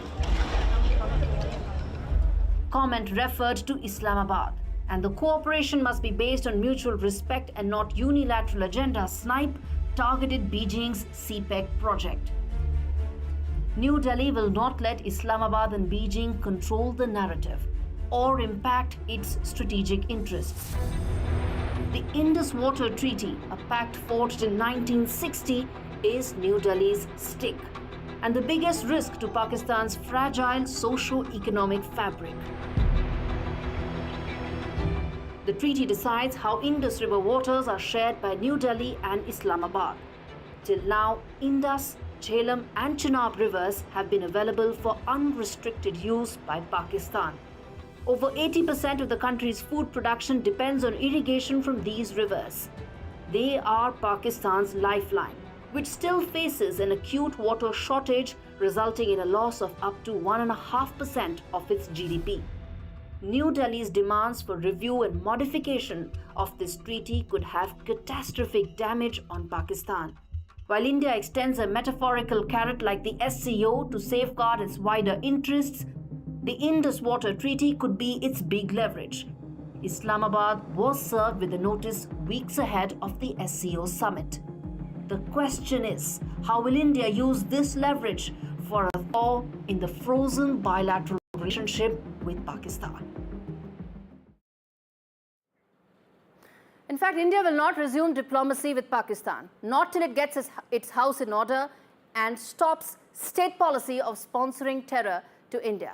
Pakistan's persistence of seeking a reversal of the 2019 administrative situation in Jammu Kashmir and the present fragile political situation, given that Imran Khan remains extremely popular, makes any progress on bilateral relations next to impossible. But if a thaw were to happen, viewers, New Delhi will do it on its own terms, with the Indus Water Treaty being one such leverage.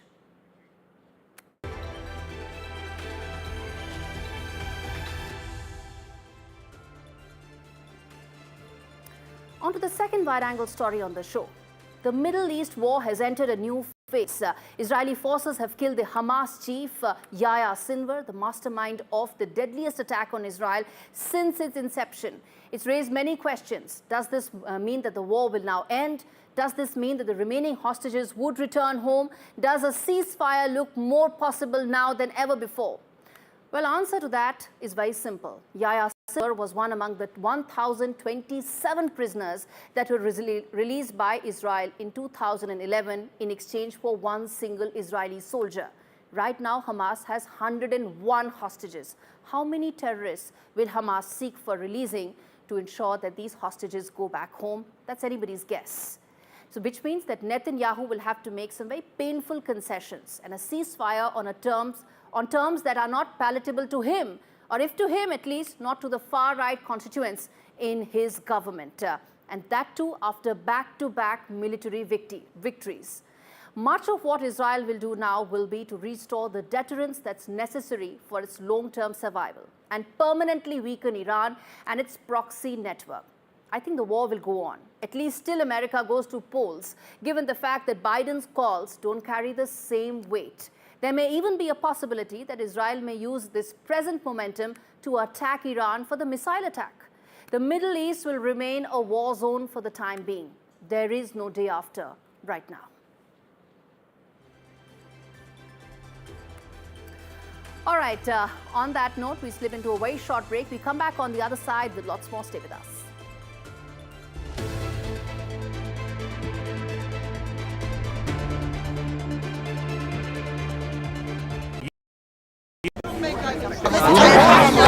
I don't care for no songs and proses. I don't care for no sweet boys with roses. I'm too busy, baby, making plans on how to get me one of them manly men. All I want is a touch of love.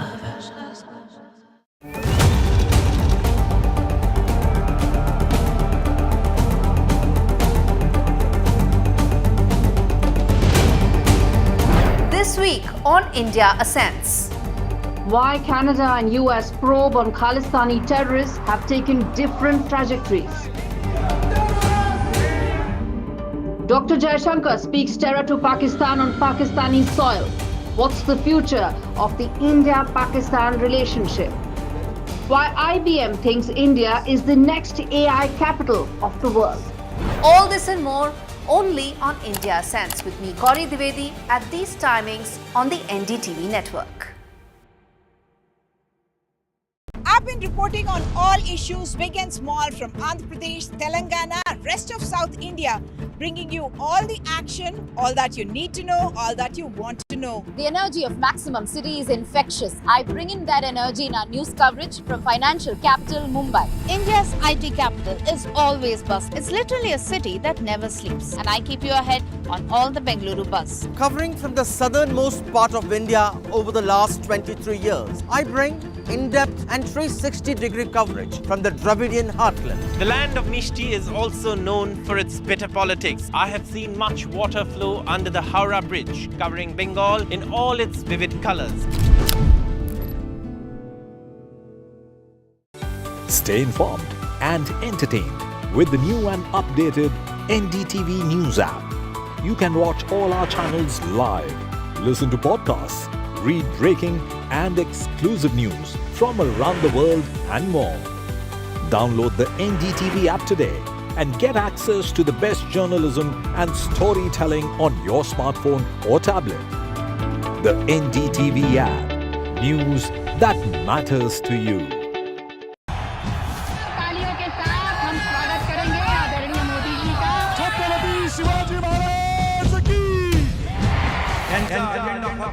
Corruption first आमचा agenda आहे nation first. घोषणा आणि जनतेचे पैसे लुटणं.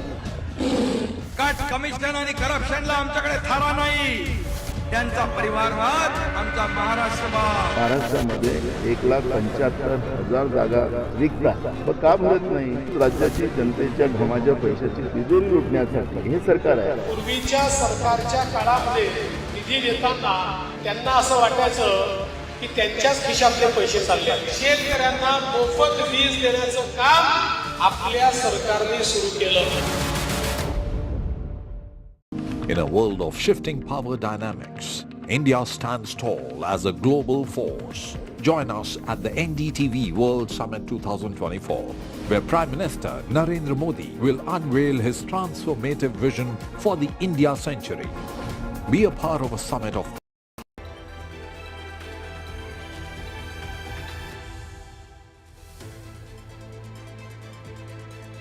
Welcome back. This is India Sense. Let's now move to the top voice segment on the show. This week we have Sandeep Patil of IBM. Listen in. I'm in conversation with Mr. Sandeep Patel, who is the Southeast Asia India head of IBM, at a time when India's technology superpowership is in focus, at a time when there are now growing aspirations about India to be a leader in AI and semiconductor. What does it mean? How soon we can get there? What all we need to get there is what we are going to be discussing with Sandeep today. Great to be here. We speak at a time when there is a lot of buzz around artificial intelligence, a concept that's unknown in the West, but India is still sort of waking up to the kind of possibilities it throws up. My first question, sir, how do you see the potential and possibilities that AI throws up for India, for the Indian economy? I truly see AI as being the naya daur of really fueling digital India in many ways. And I'll tell you why. And whilst we might think that the Western world is ahead of the game, let me share with you some data points from a recent adoption index survey that we just did. So we did a global study to look at how enterprises were actually adopting AI. Interestingly enough, Indian enterprises, 59% of all Indian enterprises surveyed, which was the highest across all the other countries surveyed, said that they were actually experimenting with some form of AI. 27% of them basically said that they were thinking about it. So when you just take that universe, the understanding of AI is fairly significant. Yes. People are playing with it, are learning about it. One of the things that now I think it really needs to happen is scaling AI to its full potential. Yes. And taking advantage of it. When you say 59% of the companies are already now, wanting to adopt AI in a significant manner, which are these sectors that we are talking about? What's the scale of adoption that we are talking about? Because that gives a sense of the transformation potential that we are Absolutely. talking. So it ranges across the board. There's clearly, a lot going on in financial services institutions, fair bit happening in manufacturing, in retail, for example. These are all the industries that are actually trying to play with it. 59% is not thinking about it. They are experimenting with it in some way, shape, or form. So what that means is there are use cases that they are trying to try out. What has not happened though is it hasn't been adopted at scale. And when we talk to CEOs and CXOs in these enterprises, there are sort of three areas which come up as detractors in terms of them really scaling AI to its full potential. The first one is around skills. People are, sort of worried that, will we be able to scale it to its full potential, and will we have the right kinds of skills to support it? The second area that comes up is around data, and do we have the data readiness, and so on and so forth. Third, which is probably very interesting, is can we trust AI and the outcomes? And this is where the notion of responsible AI becomes very important.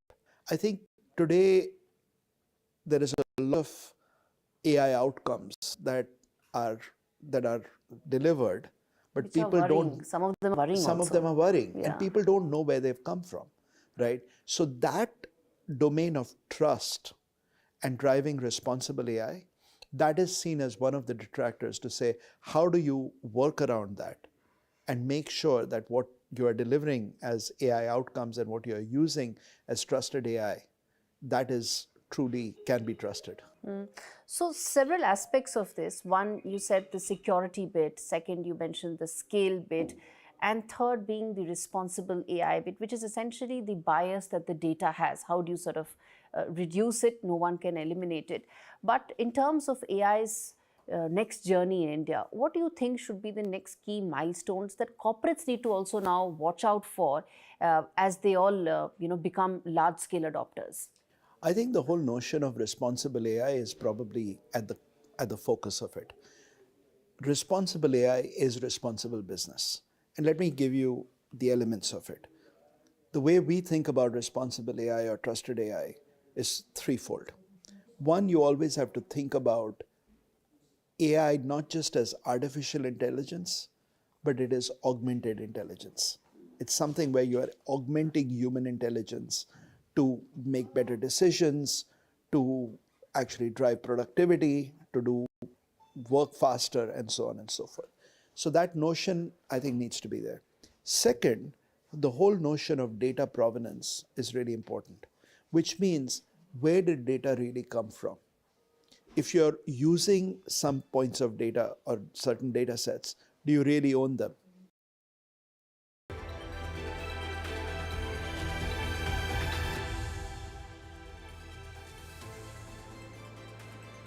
All right, China has land borders with 14 countries. And in the last decade, ever since Xi Jinping became the president of China, he's been trying to do what many call salami slicing, or take small parts of every country and suddenly it becomes very big, substantial. And that's exactly what it's trying to do in Nepal, where China has been claiming land on remote border villages that have high Tibetan population. Take a look at this report that tells you the extent to which China is trying to grab land in Nepal.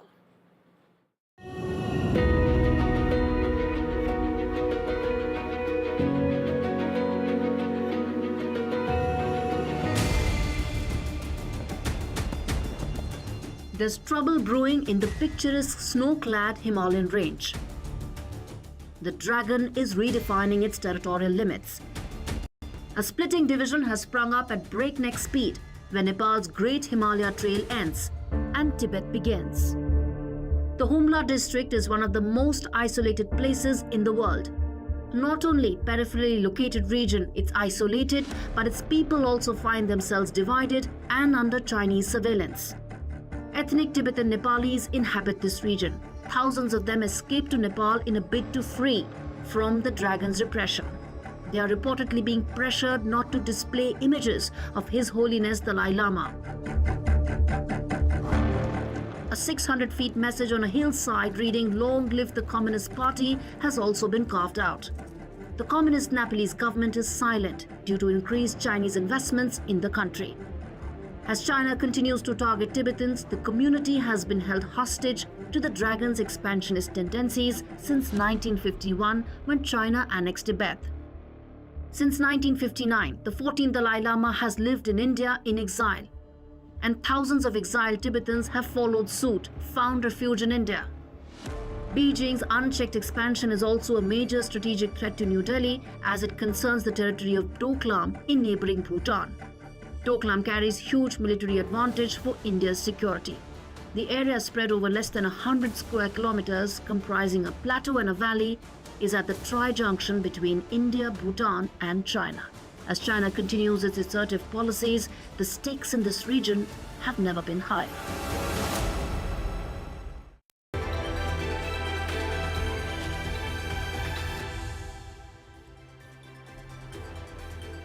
Time for a quick check of some of the other important stories that India Sans is keeping a close watch on.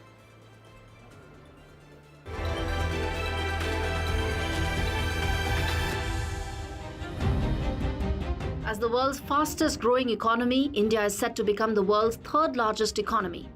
According to the recently released International Energy Agency's World Energy Outlook 2024, India is on track to become an over $5.2 trillion economy by 2028. This means India will overtake Japan and Germany, both manufacturing powerhouses. The growing economic heft will also translate into greater strategic and military heft for New Delhi. As the leader of the global south and the only counter to China in Asia, New Delhi's growth will play a major role in shaping the new world order. Modi government's policy push will act as a catalyst to further push up these tailwinds. 53 years after gaining independence, Dhaka seems to be going back to square one, implementing Pakistan's ideology. Barely 2 months after paving the way for the return of the Jamaat-e-Islami Bangladesh, whose infamous leader was convicted of war crimes for helping the Pakistani military in the 1971 massacre and hanged, the Mohammad Yunus-led interim government seems to be in a hurry to erase everything related to the history of the birth of the country. It has pressed the reset button. Yunus's government has cancelled all national days related to the country's liberation war, spearheaded by Sheikh Mujibur Rahman or Bongo Bandhu. The move indicates Islamization of Bangladesh with deep security challenges for India on its eastern border. The Supreme Court ruling, which 40 lakh Bangladeshi immigrants who came to Assam before 1971 were eagerly waiting for, is finally here. With a 4:1 majority, the 5-judge Constitutional Bench of India's Supreme Court has greenlit the validity of Section 6A of Citizenship Act of 1955. This means that those immigrants who entered prior to 1966 shall be deemed citizens, while those who entered between 1966 and March 25, 1971 can seek citizenship subject to the conditions laid out. The Supreme Court has also dismissed arguments of dual citizenship and said that by Section 6A, the immigrants become Indian citizens and relinquish their earlier nationality.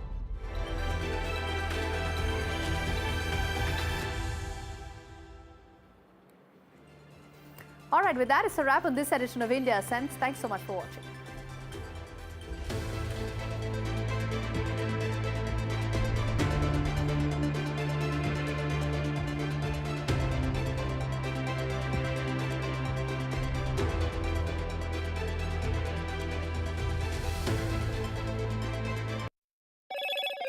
Hello, Moto.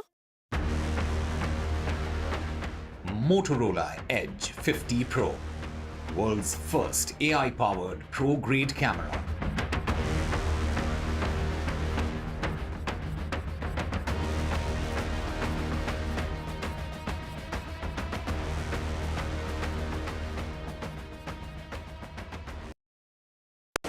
Two cappuccinos to go.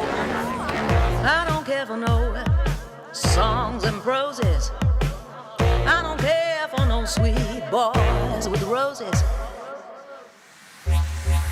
All I want is a touch of love.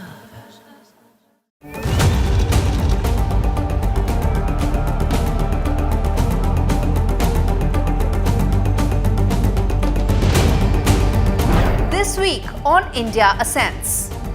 Why Canada and US probe on Khalistani terrorists have taken different trajectories.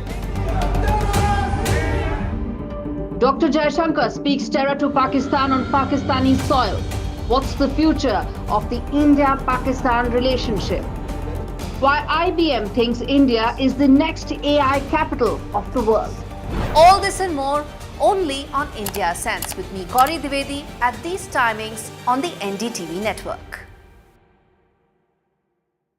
I've been reporting on all issues big and small from Andhra Pradesh, Telangana, rest of South India, bringing you all the action, all that you need to know, all that you want to know. The energy of Maximum City is infectious. I bring in that energy in our news coverage from financial capital Mumbai. India's IT capital is always buzz. It's literally a city that never sleeps. And I keep you ahead on all the Bengaluru buzz. Covering from the southernmost part of India over the last 23 years, I bring in-depth and 360-degree coverage from the Dravidian heartland. The land of Mishti is also known for its bitter politics. I have seen much water flow under the Howrah Bridge, covering Bengal in all its vivid colors.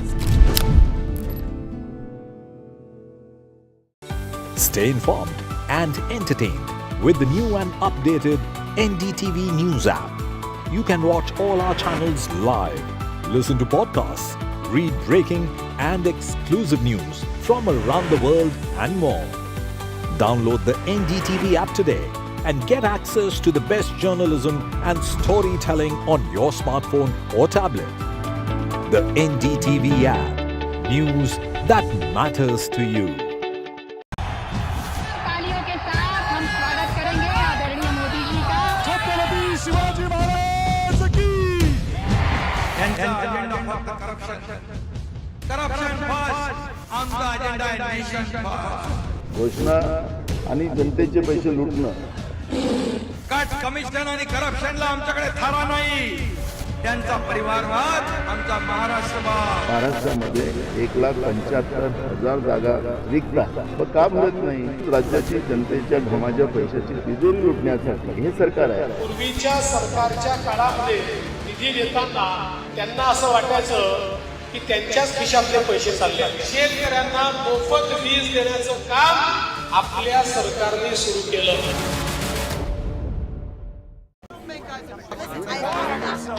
I don't care for no songs and proses. I don't care for no sweet boys with roses. All I want is a touch of love. In a world of shifting power dynamics, India stands tall as a global force. Join us at the NDTV World Summit 2024, where Prime Minister Narendra Modi will unveil his transformative vision for the India century. Be a part of a summit of thought leaders and visionaries, shaping the world's future. NDTV World Summit, October 21st and 22nd on the NDTV network.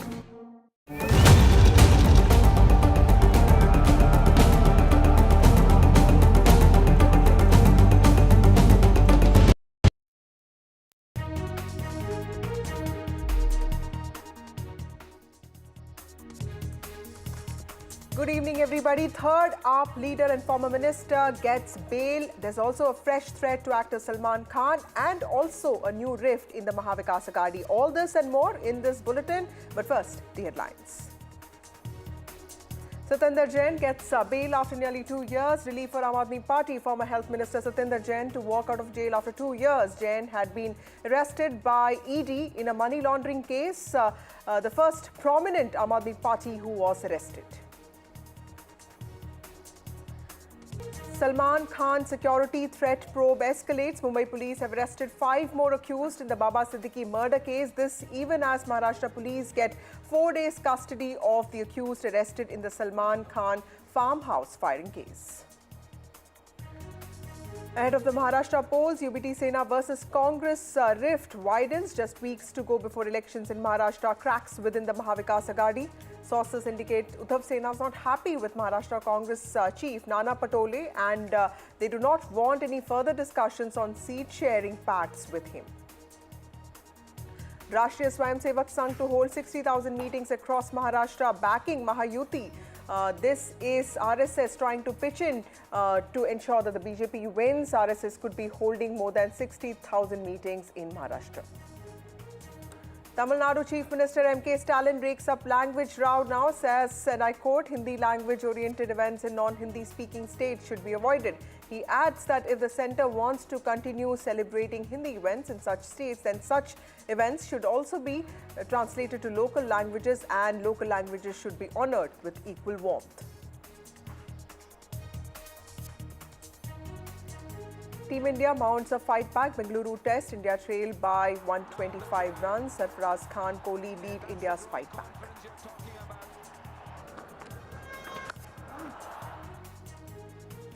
Well, there's an ED raid at Muda office in Mysuru. D.K. Shivakumar has defended Karnataka Chief Minister Siddaramaiah. The Deputy Chief Minister of the Congress-led government in Karnataka, D.K. Shivakumar, has said that ED officials were only gathering information.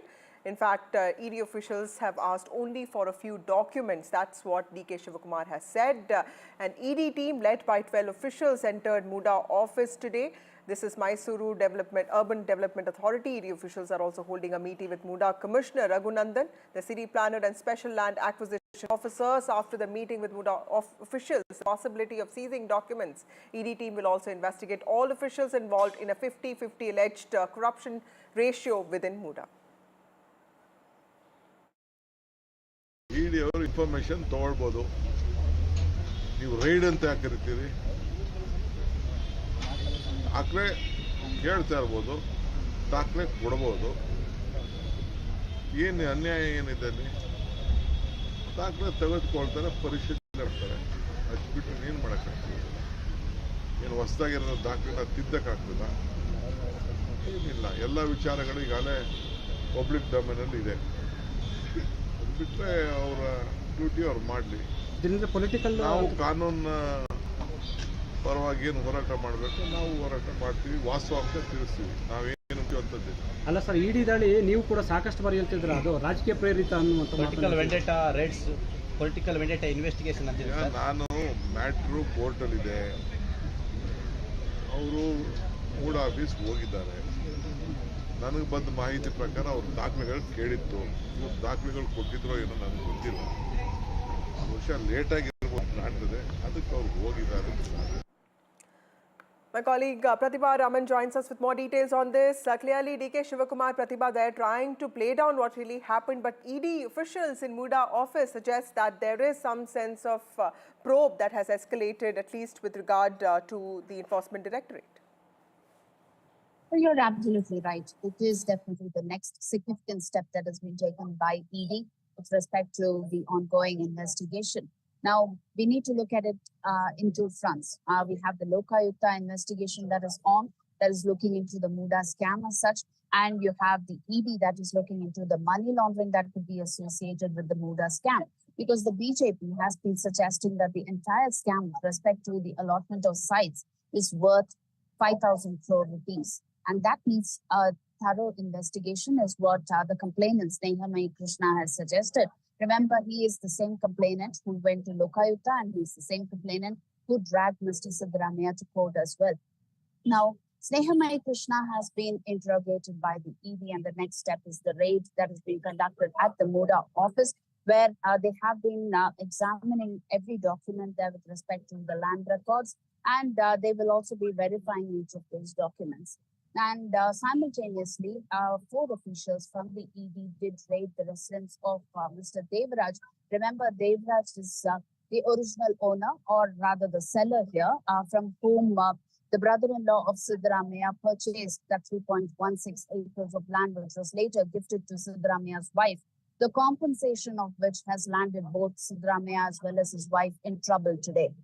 Even though the compensation plots have been handed over or handed back to the MUDA by Siddaramaiah's wife, where she has suggested that she does not want wealth or assets that could bring disreputation to her husband. The MUDA has also taken over the land. All of that will be investigated at this point in time by both the investigating agencies. Further details will be revealed only post the raids that are completed, and we will know what will be the next significant step, whether this could affect the political career of Mr. Siddaramaiah or not. Right. Thank you, Pratibha, for joining us with those details. ED officials in MUDA office in Karnataka, and DK Shivakumar, Deputy Chief Minister of Karnataka, defending the Chief Minister Siddaramaiah there. Moving on to other stories from the south of India, there's a fresh flashpoint between Chief Minister of Tamil Nadu, M.K. Stalin, and Governor of Tamil Nadu, R.N. Ravi. In fact, this fresh row is over singers skipping the word Dravida in the national anthem. TN Governor had presided over this event. In fact, DD Tamil now has apologized for skipping this word, Dravida, and DD Tamil has blamed distracted singers for this error. But Tamil Nadu Chief Minister has remarked very strongly on this case, saying that the governor insulted national unity. Tamil Nadu Chief Minister also said that he is unfit to be the governor of the state. Joining us now is my colleague Sam Daniel, who's been reporting on this story. Sam, tell us the latest on this flashpoint between the governor and the Chief Minister. Well, hours after Chief Minister M.K. Stalin demanded the recall of Governor R.N. Ravi following the skipping of the line having the word Dravida in the Tamil anthem Vasudha, in which the Governor R.N. Ravi was chief guest celebrating 50 years of Doordarshan in Chennai and the culmination of the month-long Hindi celebration. The DD Tamil has now in a statement clarified that there was no intent to either insult the Tamil language or the anthem. They blame it on distracted singers who skipped the line, and they've apologized to the governor for the inconvenience caused. It was actually it became a kind of a difficult thing because earlier the chief minister and a few other political parties from Tamil Nadu had demanded against holding this kind of an event celebrating Hindi in states where Hindi is not spoken. In that event, in which governor was the chief guest, this has happened, and it became very difficult for the governor and for the DD Tamil to explain. And now in an official statement, they've clarified that the singers got distracted and they skipped one line which has the word Dravida, and there was no intent to either insult the language or the anthem. Right. Sam Daniel there reporting on what the DD Tamil has said. Also, Sam, tell us what has Doordarshan Tamil said with regard to this controversy? Doordarshan Tamil actually it had engaged its own group of in-house singers to recite over the Tamil anthem as well as the national anthem Vasudha. Many are pointing fingers at the level of the preparedness, and it's in that context DD Tamil has now clarified that they were distracted, and in that tension that they skipped one particular line, which also has the word Dravida, which made it appear as if it was deliberately avoided in the context of the controversy around the very holding of this event in Chennai. And now they've set the record straight that there was no intent, but it was an act of mistake for which they deeply have apologized. Right. Thank you, Sam Daniel, for reporting on this very important story. Moving on to some stories from the north of India. Satyendra Jain, former Delhi minister and Aam Aadmi Party leader, gets bail after nearly 2 years of imprisonment in jail. Remember, he was the first Aam Aadmi Party leader who was arrested in a money laundering case. He was arrested by ED on May 30th, 2022 on charges of money laundering through 4 companies that were allegedly linked to him. He was in judicial custody and he's likely to walk out of jail tomorrow or today. Aam Aadmi Party convener Arvind Kejriwal has tweeted and he has said that Satyendra Jain also got bail after spending more than 2 years in jail. What was his fault? Well, an important development there. Let's look at some political reactions to this story. Satyendra Jain ji बहुत मेहनत के साथ दिल्ली के लोगों की सेवा कर रहे थे, लेकिन भारतीय जनता पार्टी ने कुचक्कर करके, षड्यंत्र करके, क्योंकि उनको डर लग रहा था कि अगर अरविंद केजरीवाल जी की सरकार इसी तरह से दिल्ली के लोगों की स्वास्थ्य सेवाओं को ठीक करती रही तो दिल्ली नहीं पूरे देश में लोग बीजेपी से भी क्वेश्चन पूछने लगेंगे कि भाई अगर सत्येंद्र जैन और अरविंद केजरीवाल जी दिल्ली के अस्पतालों को ठीक कर सकते हैं तो आप गुजरात के, उत्तर प्रदेश के अस्पतालों को ठीक क्यों नहीं कर रहे? इसलिए सत्येंद्र जैन जी को गिरफ्तार किया गया। कुछ नहीं मिला उनके खिलाफ, तो 4-4 बार उनके घर पे ईडी की रेड की, भारतीय जनता पार्टी ने ईडी की रेड कराई उनके घर पे, लेकिन उसके बावजूद उनके घर से एक पैसा नहीं मिला, एक कागज नहीं मिला। दिल्ली के लोगों के लिए काफ़ी खुशखबरी आज अदालत के द्वारा मिली है। मैं अदालत का तहे दिल से धन्यवाद करना चाहता हूँ। भारतीय जनता पार्टी की सरकार जिस तरह से दिल्ली में अरविंद केजरीवाल की सरकार के सभी कामों को ठप करने के लिए ईडी चोटी लगाया, सभी नेताओं को फर्जी केसों में जेल पहुँचाया, आज सभी नेता जेल से बाहर आ चुके हैं। दिल्ली के लोगों के काम को तेज़ी से आगे बढ़ाने की कोशिश कर रहे हैं। सत्येंद्र जैन जी के जमानत मिलने से हमारी ताकत, हमारा हौसला और बढ़ा है। Ishika, my colleague, joins us with more details on this. Ishika, Satyendra Jain was also a key face of the Aam Aadmi Party. He was a power minister. You know, this whole Bijli thing was attributed to him, the success of the Aam Aadmi Party amongst urban poor. But clearly, you know, after bail was denied to him, now he has gotten that bail. Tell us, what did the court say and how is the Aam Aadmi Party looking at him coming out on interim bail?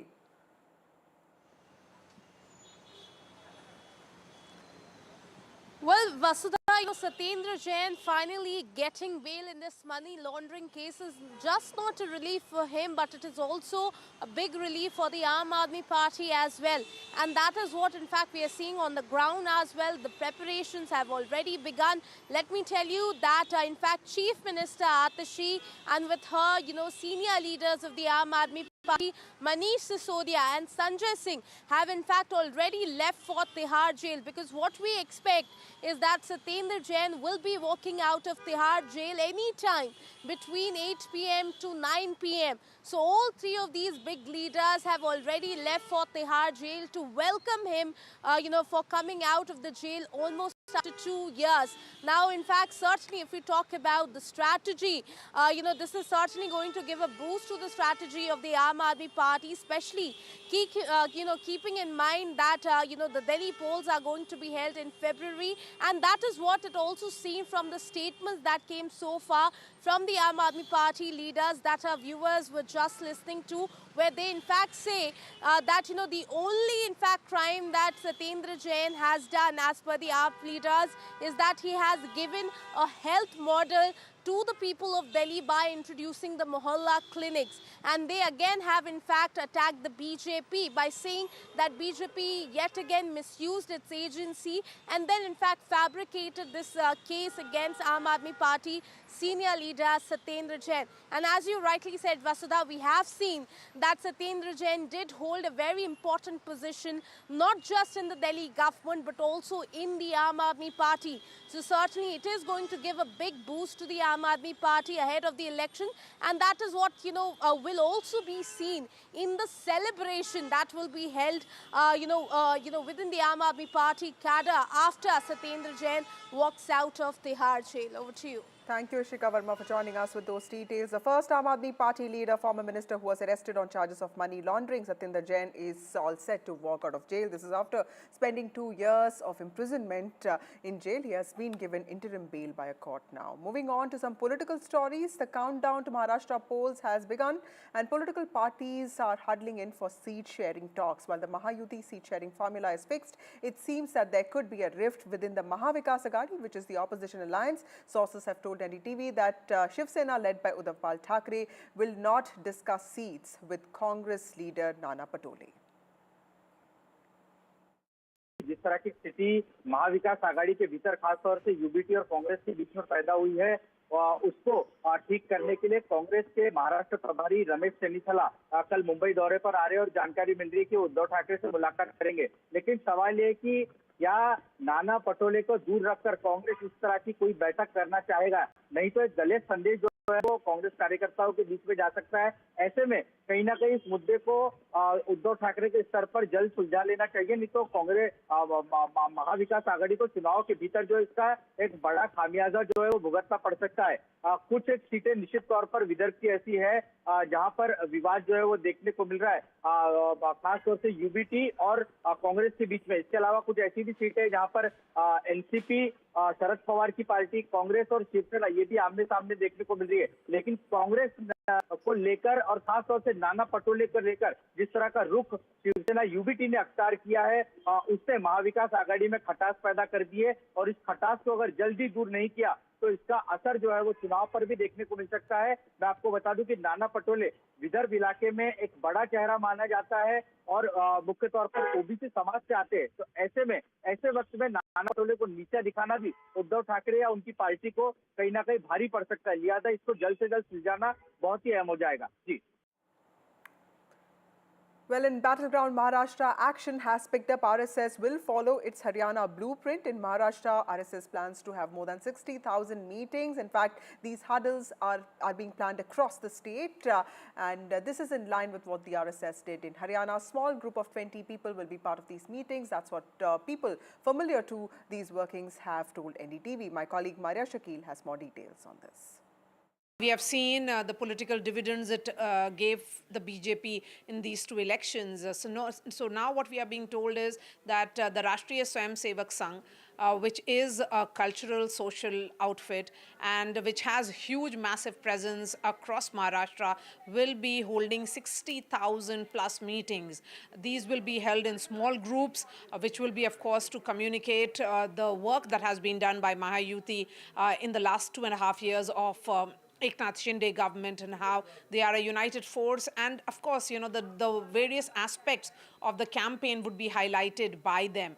But the fact that the RSS has decided to back this campaign, it is an indication of how events will be unfolding in terms of ensuring proper booth management, proper foots on the ground, because, you know, that is what is key. In an election which is a fiercely contested, a closely contested election, that matters, and that's where RSS roles becomes very, very crucial and critical for the BJP.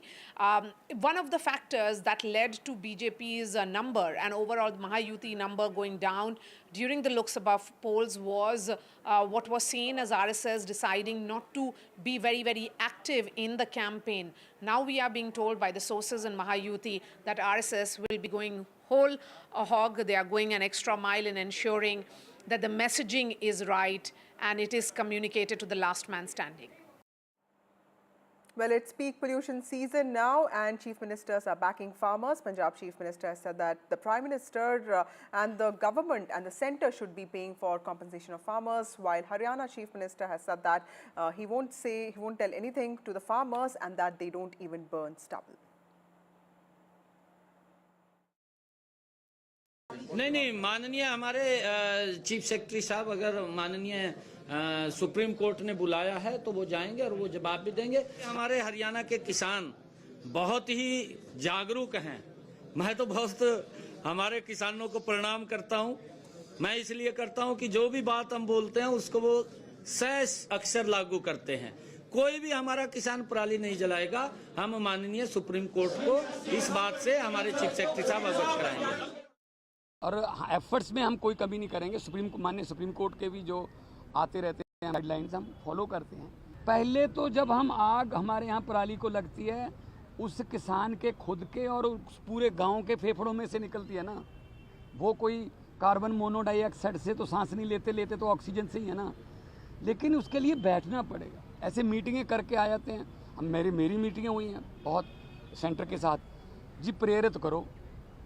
ने कहा जी compensation दे दो, कुछ India government दे दे, कुछ Punjab government दे देगी। उनको बोलेंगे कि ये आपका कंपनसेशन है, आग नहीं लगानी है। Supreme Court has pulled up Punjab government saying they are not able to even curb this stubble burning. What is your take on that? See, in Punjab, the Chief Minister neither has education on his side, neither has experience on his side. So people are sitting who are inexperienced. And I think so he visits his office after 3 to 4 months. There are hundreds of files which have collected in his office. No day-to-day work is going on. So this is not the first time. The Green Tribunal, the Supreme Court, the Honorable High Court have knocked them number of times on their knuckles, but nothing seems to make effect on them. Meanwhile, there's a sexual harassment complaint against AIMS CSO, Chief Security Officer. The AIMS director has now set up a probe committee and the report has to be submitted within 1 week. That's what AIMS has said. And this complaint is from a female security guard. Well, Union Minister of State has given a clean chit to emergency. This is Ravneet Singh Bittu. Bittu's thumbs up for Kangana Ranaut's upcoming film. He has said that the film does not portray Sikhs or the Sikh community in a bad light. This is Union Minister of State backing Kangana Ranaut's emergency film. Ravneet Singh Bittu. Let's listen into what he said. ਅਸੀਂ ਖਾਸ ਤੌਰ ਤੇ ਦੋ ਵਿਦਵਾਨ ਬੁੱਧੀਜੀਵੀ ਜਿਹੜੇ ਸਿੱਖ ਨੇ, ਚਾਹੇ ਉਹ ਸਾਡੇ ਲੁਧਿਆਣੇ ਤੋਂ ਨੇ ਜੋਹਲ ਸਾਹਿਬ, ਚਾਹੇ ਸਾਡੇ ਚੇਅਰਮੈਨ ਨੇ ਜਿਹੜੇ ਸਾਡੇ ਨਦੇੜ ਸਾਹਿਬ, ਤਖਤ ਸਾਹਿਬ ਦੇ ਟਰਸਟ ਦੇ ਚੇਅਰਮੈਨ, ਸਾਬਕਾ ਸੀਨੀਅਰ IAS ਆਫੀਸਰ ਨੇ, ਉਹਨਾਂ ਨੇ ਦੇਖਿਆ ਤੇ ਦੇਖਣ ਤੋਂ ਬਾਅਦ ਜਿਹੜੇ ਸਾਡੇ ਸੈਂਸਰ ਬੋਰਡ ਦੇ ਚੇਅਰਮੈਨ ਨੇ, ਉਹਨਾਂ ਨਾਲ ਬਹਿ ਕੇ ਉਹ ਸਾਰੇ ਸੀਨ ਨੇ ਜਿਹੜੇ ਕੋਈ ਵੀ ਜੀ ਸਿੱਖ ਪੰਜਾਬੀ ਜਿਹਨੂੰ ਕੋਈ ਵੀ ਛਵੀ ਦੇ ਬਾਰੇ ਕੋਈ ਐਸੀ ਗੱਲ ਹੋਵੇ ਉਹ ਬਿਲਕੁਲ ਕੱਟੇ ਗਏ ਨੇ। ਉਹਦੇ ਵਿੱਚ ਕੋਈ ਵੀ ਐਸਾ ਸੀਨ ਹੈ ਨਹੀਂ ਜਿਹ 'ਚ ਪੰਜਾਬੀਆਂ ਨੂੰ, ਸਿੱਖਾਂ ਨੂੰ ਜਾਂ ਸਿੱਖਾਂ ਦੇ ਬਾਰੇ ਕੋਈ ਐਸੀ ਗੱਲ ਦਿਖਾਈ ਜਾਵੇ। ਉਹ ਮੈਂ ਤੁਹਾਨੂੰ ਬਿਲਕੁਲ ਕਲੀਅਰ ਕਰਨਾ ਚਾਹੁੰਦਾ। Moving on, in a significant step towards strengthening education in Telangana, a delegation from the Adani Foundation, led by Mr. Gautam Adani, chairperson of the Adani Group, donated 100 crores for the establishment of Young India Skills University. Mr. Adani presented the check to Telangana Chief Minister Revant Reddy. Mr. Adani also promised continued support for initiatives of Telangana state government for skills development and also for the empowerment of youth.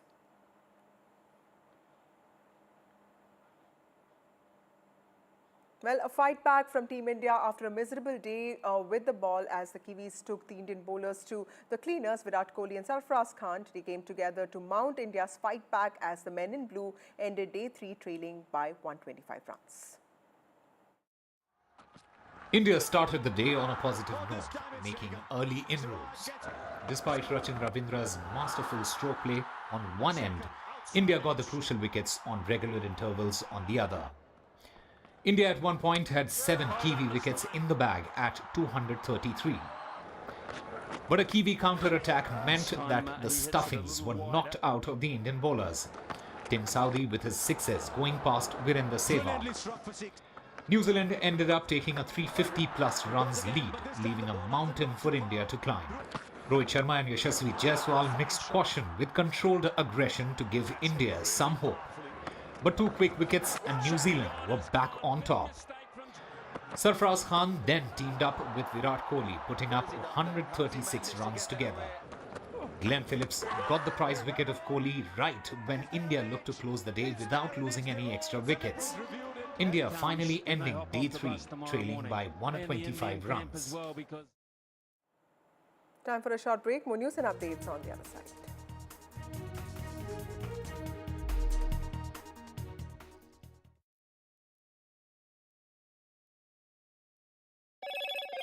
Hello, Moto. Motorola Edge 50 Pro, world's first AI-powered pro-grade camera.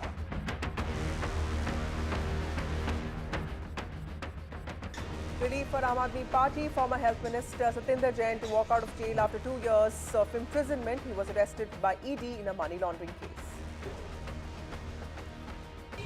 Mumbai police have arrested 5 more accused in the Baba Siddiqui murder. This even as Maharashtra police have 4 days custody of the accused arrested in the Salman Khan farmhouse firing case. Ahead of Maharashtra polls, UBT Sena versus Congress rift widens. Just weeks to go before elections, cracks have deepened within the opposition. RSS to hold 60,000 meetings across Maharashtra, backing Mahayuti. RSS will be following its Haryana blueprint.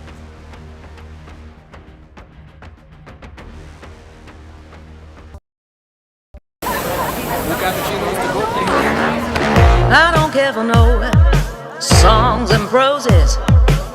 I don't care for no sweet boys with roses. I'm too busy, baby, making plans on how to get me one of them manly men. All I want is a touch of love. Stay informed and entertained with the new and updated NDTV News app. You can watch all our channels live, listen to podcasts, read breaking and exclusive news from around the world and more. Download the NDTV app today and get access to the best journalism and storytelling on your smartphone or tablet.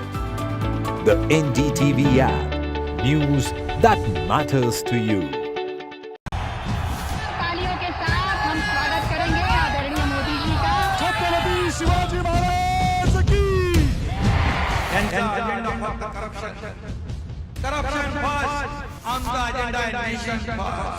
घोषणा आणि जनतेचे पैसे लुटणं.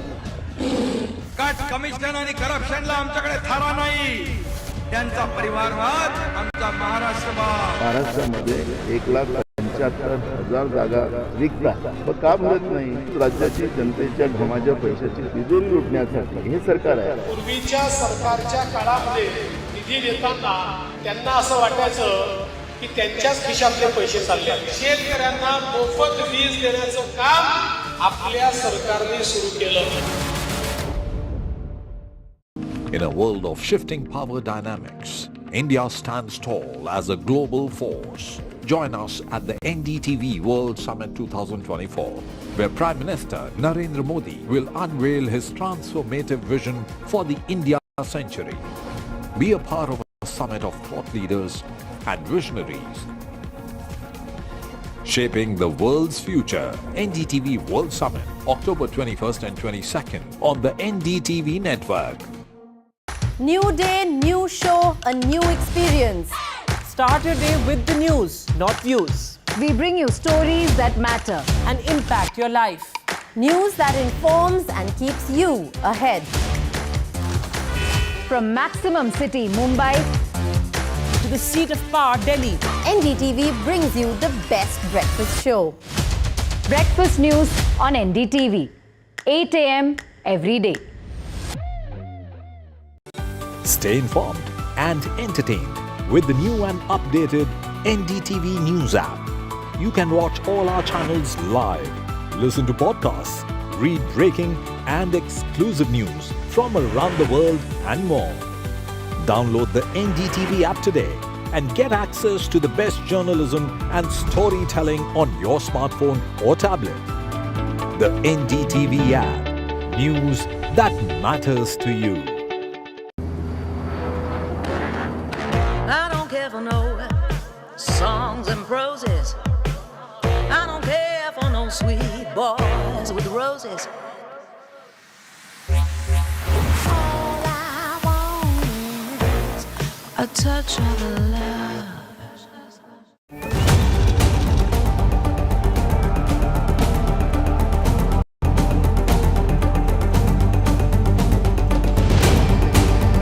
This week on India Ascents. Why Canada and US probe on Khalistani terrorists have taken different trajectories. Dr. Jaishankar speaks terror to Pakistan on Pakistani soil. What's the future of the India-Pakistan relationship? Why?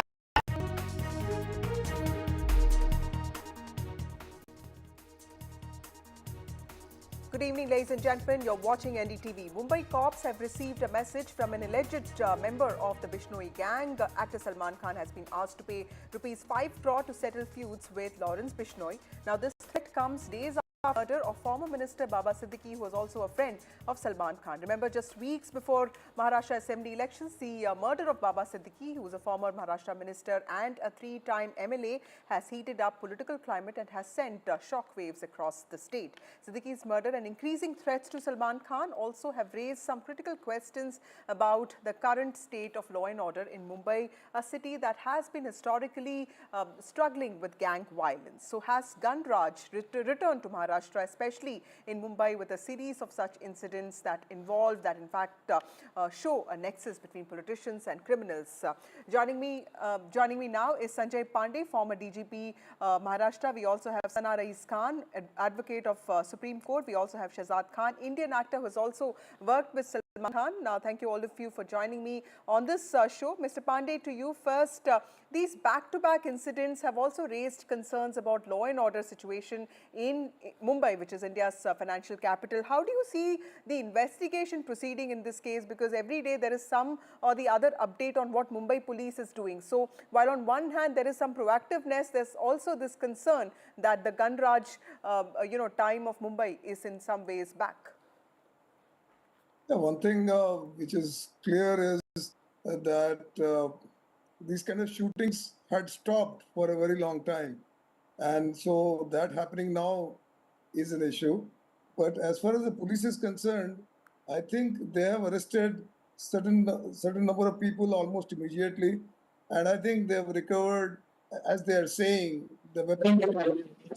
So I think from the police side, the investigations have gone on. But what is more concerning is that, as you were just mentioning, the kind of messages, the kind of threats which are being read out on the WhatsApp. Now, that is another angle to the entire thing. And I think there is a very clear technical way to detect as to from where this message came, how it was delivered. So all that, I think the police will be looking into, and that's what I can say. But to say that well, the law and order situation, the way you guys use it in the police parlance, law and order generally is limited to, say, public, when the public law and order goes and the public comes on the streets. That hasn't happened in Bombay. What has happened is, yes, there is a sense of fear which is certainly there. It happened in Bandra. So beyond that, I think I would say that the police is investigating and not taking sides. People are scared that this should not happen. Right. That's for sure. Sana Khan, there's an update. We know that 5 people have been arrested in the Baba Siddiqui murder case, and the total number of arrests now is at 9. And today, Baba Siddiqui's son Zishan also met Maharashtra minister, and top officials of the police were also present. Do you feel the behavior, the conduct, the investigation by Mumbai police has been reassuring enough to somebody like you who has worked with Salman Khan? At the same time, you're also a lawyer. How do you see this? Do you see this as reassuring to the people of Mumbai? See, in a case like this, thorough investigation is absolutely essential, especially in the light of Section 268 of CRPC, which is prevalent right now, because Mumbai police cannot thoroughly investigate him unless that is relaxed, because that is still prevalent for a period of 1 year. But what is very important to be noted here is that because it's a fact that this gang in question operates beyond the Indian borders, and it extends extensively across Indian states while also maintaining ties abroad, particularly Canada. So his capacity to organize and execute crimes from within the prison is, of course, raising serious concerns. Despite of being in solitary confinement for over a decade, there are instances of his viral video calls or, which demonstrate how his gang remains operational and unchallenged, and also, of course, have secured acquittal in 9 cases so far. So he continues to wield influence. So the security measures in prison must become more stringent necessarily. There has to be investigation whether there is connivance of prison officials, because he cannot run such an organized syndicate without patronage. So this is absolutely essential. And of course, considering the fact that there has been an incident in the past also of shooting outside Salman's residence, of course, thorough investigation becomes essential. And also add why it becomes essential, because, it could be an instance where somebody is just using the name of this gang, and actually somebody is trying to settle their own vendetta in the name by using this gang or by using a particular person in question. So that is why thorough investigation, of course, the threat assumes significance, it is absolutely serious. And then, of course, in addition to increased security measures, which like there is already an upgraded Y+ security measure is what I've heard. But of course, law enforcement should increase monitoring of known criminal activities, related to this gang and similar organizations, and which may also involve intelligence gathering and collaboration with other agencies. Shahzad Khan, essential. on October 12th... So need stricter laws is essential. Right. Shahzad Khan, on October 12th, when Baba Siddiqui was killed, the murder happened in bustling Kher Nagar, which is Bandra's, politically relevant location. It also represents the city's cosmopolitan spirit in many ways. And of course, he was a man who enjoyed high-profile political, social presence. He was given wide category security.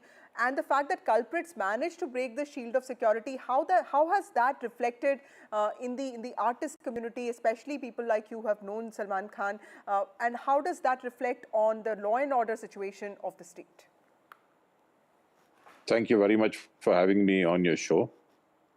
See, what is happening is very bad and sad. We are going back to the 90s era, once, for which there was, for a very long time, we were living in peace and harmony. And this is very sad.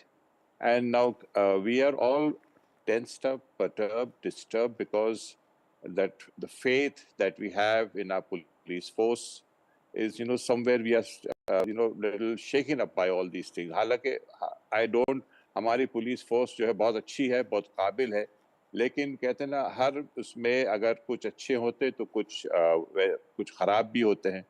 और दूसरी बात यह है, जो main चीज़ इस शख्स जो mister Lawrence Bishnoi है, इनके बारे में जब प्रेसिडेंट ट्रूडो की स्पीच मैंने सुनी, जब उन्होंने कहा कि वहाँ पर भी कैनेडियन सिटीजन्स को टारगेट किया जा रहा है, ये सब सुन के मुझे बड़ा अफसोस हुआ कि हमारी जो सरकार है वो इनको यूज़ कर रही है. और अभी हमारे जो पैनलिस्ट है, जो लॉयर है, जो हमसे लॉ एंड ऑर्डर बेहतर जानते हैं, उन्होंने कहा कि कुछ उनको जेल से, जिस जेल में वो विश्राम कर रहे हैं, लग्जरी लाइफ जी रहे, वहां से उनको पुलिस हमारी इंटरोगेशन के लिए नहीं ला सकती, तो हमारी पुलिस करेगी क्या?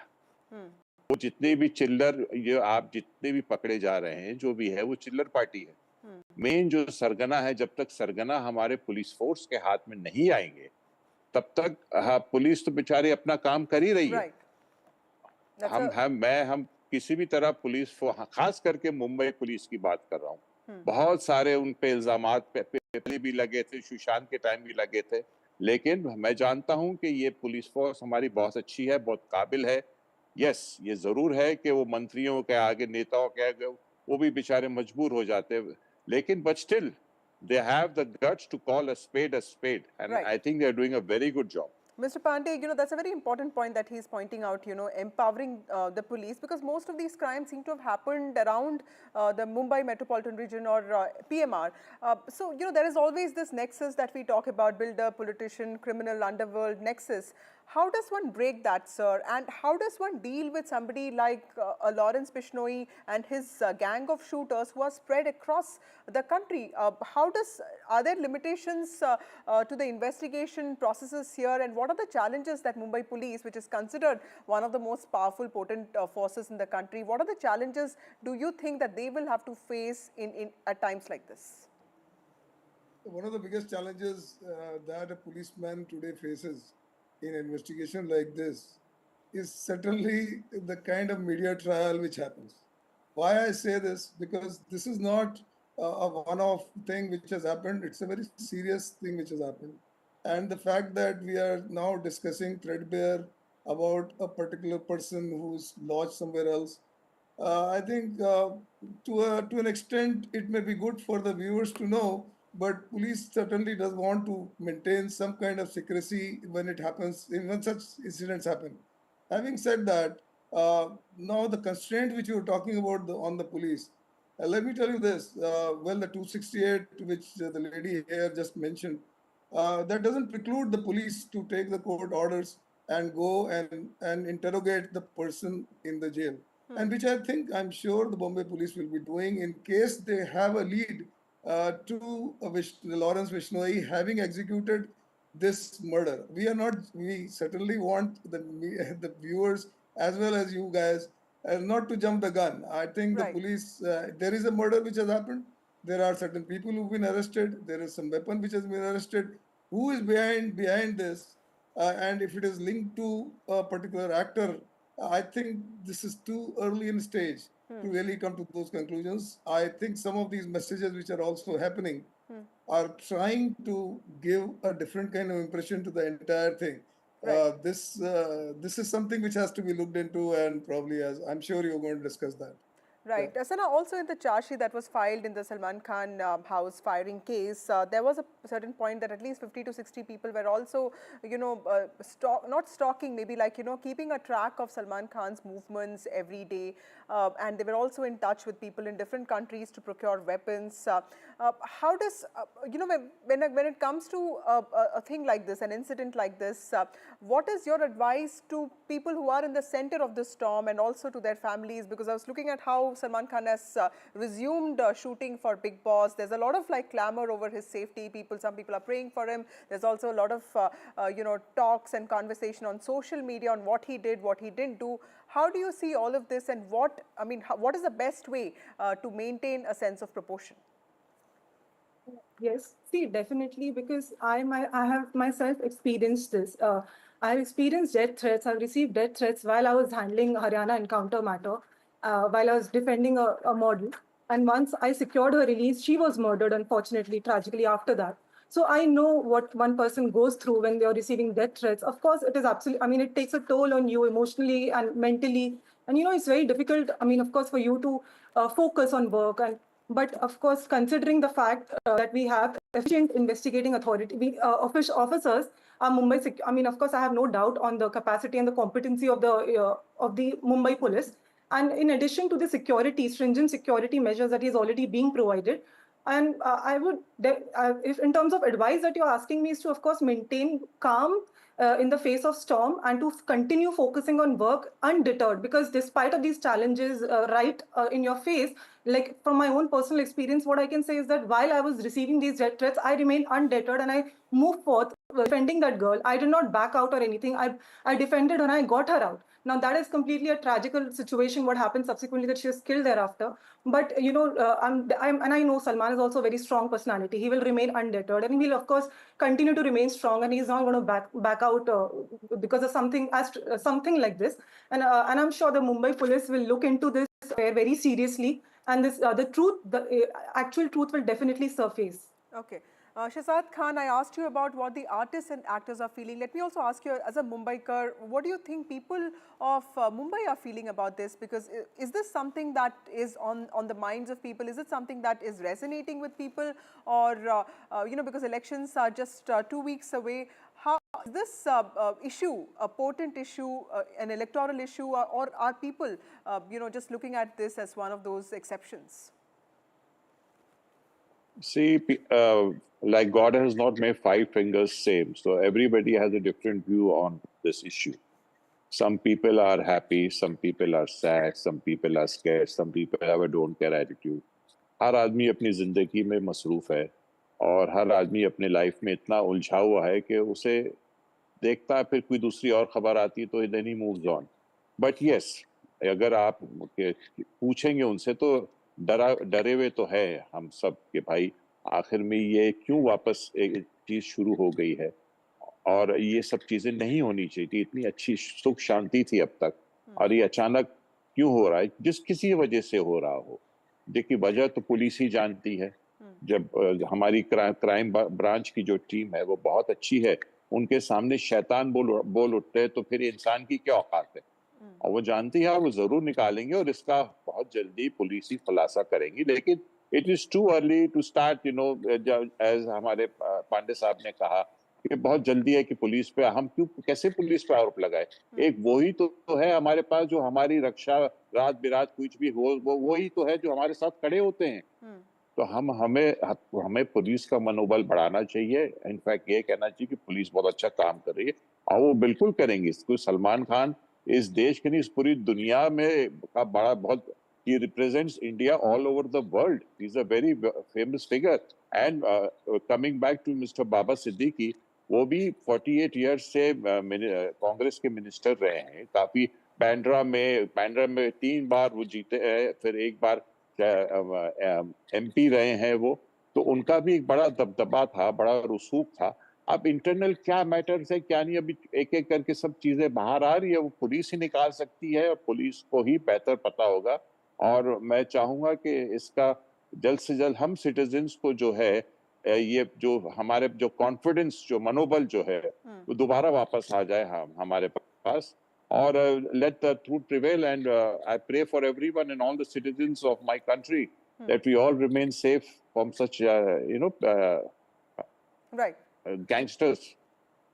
Right. Mr. Pandey, in the last few days, also because elections are coming up, we've seen a lot of politicization of these murders that have been taking place as part of political campaigns. What is your advice to political parties to ensure that they show enough sensibility to prevent a situation like this from escalating further and not just look at narrow political gains, while you're also asking for agencies to, play a very defining role in limiting the fallout of something like this?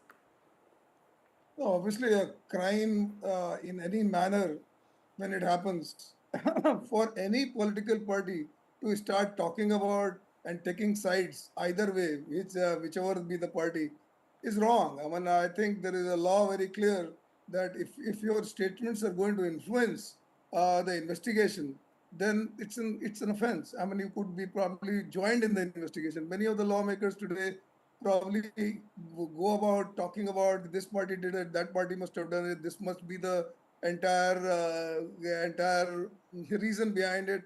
It's not correct. I mean, most people should not even talk about this. This country, we are not taking action suo moto on such kind of insinuations. But I think the time has come when these people, be it politicals, be it people on the as civilians, making statements about this could be done, this cannot be done, this would have been the reason, that would have been the reason. is actually immature. And I think some time will come when the action from the police will be taken against such utterances, be it political, be it civilian. My suggestion very clearly here is that a crime needs to be investigated thoroughly, and police is totally empowered. They have all the powers. Let them investigate the case. It's just about a few days that it has happened. It's a very sad thing which has happened. I knew Baba Siddiqui myself. I have met Mr. Salman Khan myself. So I can only say this, that yes, the threat is very serious to Salman, which is being, I think the police is taking adequate measures. And what happened to Baba was very, very unfortunate. But I think the city of Bombay, they say Bombay spirit, I will not say that. But this is, I still believe, a one-off incident, and there's not a breakdown in any manner on police shackles and crime. The police has got the criminals downright very easily, and maybe with a lot of investigation, and they will do it. And that's a firm belief, as others also are saying in the police of Mumbai. Right. My last word from you, Sana. You know, at the center of this conflict clearly is the killing of the black bucks that happened in 1998. The matter is in court, and Lawrence Bishnoi comes from the same community. Every day you see on social media somebody or the other either heroizing Lawrence Bishnoi or basically saying that what Salman Khan has done, he has gone through the process of justice, so you know he should be not really made to go through something like this. How does one find a balance to this? Because there are legal processes in the country, they have taken place. How does one, you know, outside the cloud, you know, this whole clamor of social media, look at sense and sensibility and look at just legal processes in just black and white and not really look at mob justice of this kind? See, rather than publicizing it so much by talking about about either of these figures, make no sense. According to me, what will make more sense is, of course, more stringent laws and more stringent measures for these kind of organized crime syndicates and activities. As I've already stated, it just doesn't, it spreads across the nation, across the several states of India. So there is an imminent need to tackle it in a very in a very organized manner, in a proper with a proper legal strictures.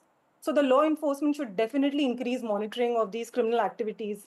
That is the need of the hour.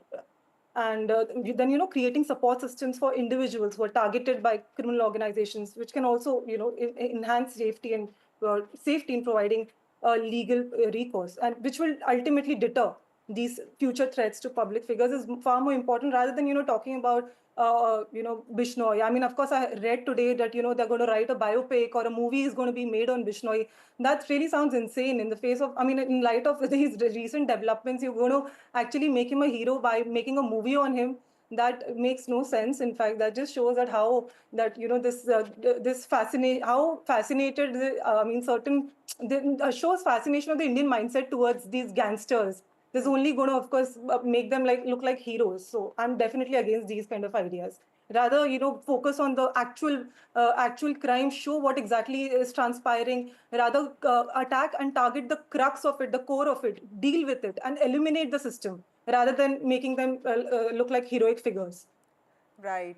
Thank you so much, all of you, for joining me on this broadcast. Clearly, Mumbai police have a lot to do when it comes to reassuring people and regaining their faith in law and order in the city. Thank you so much, all of you, for joining me on this broadcast. Moving on to some breaking news.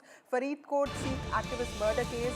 Punjab cops have linked MP Amrit Lal to Gurpreet murder case. The DGP has said that crime was executed at the behest of jailed Member of Parliament Amritpal Singh. In fact, the Punjab DGP has also said that 3 accused have been arrested, and terrorist Ash Dalla murder is a mastermind.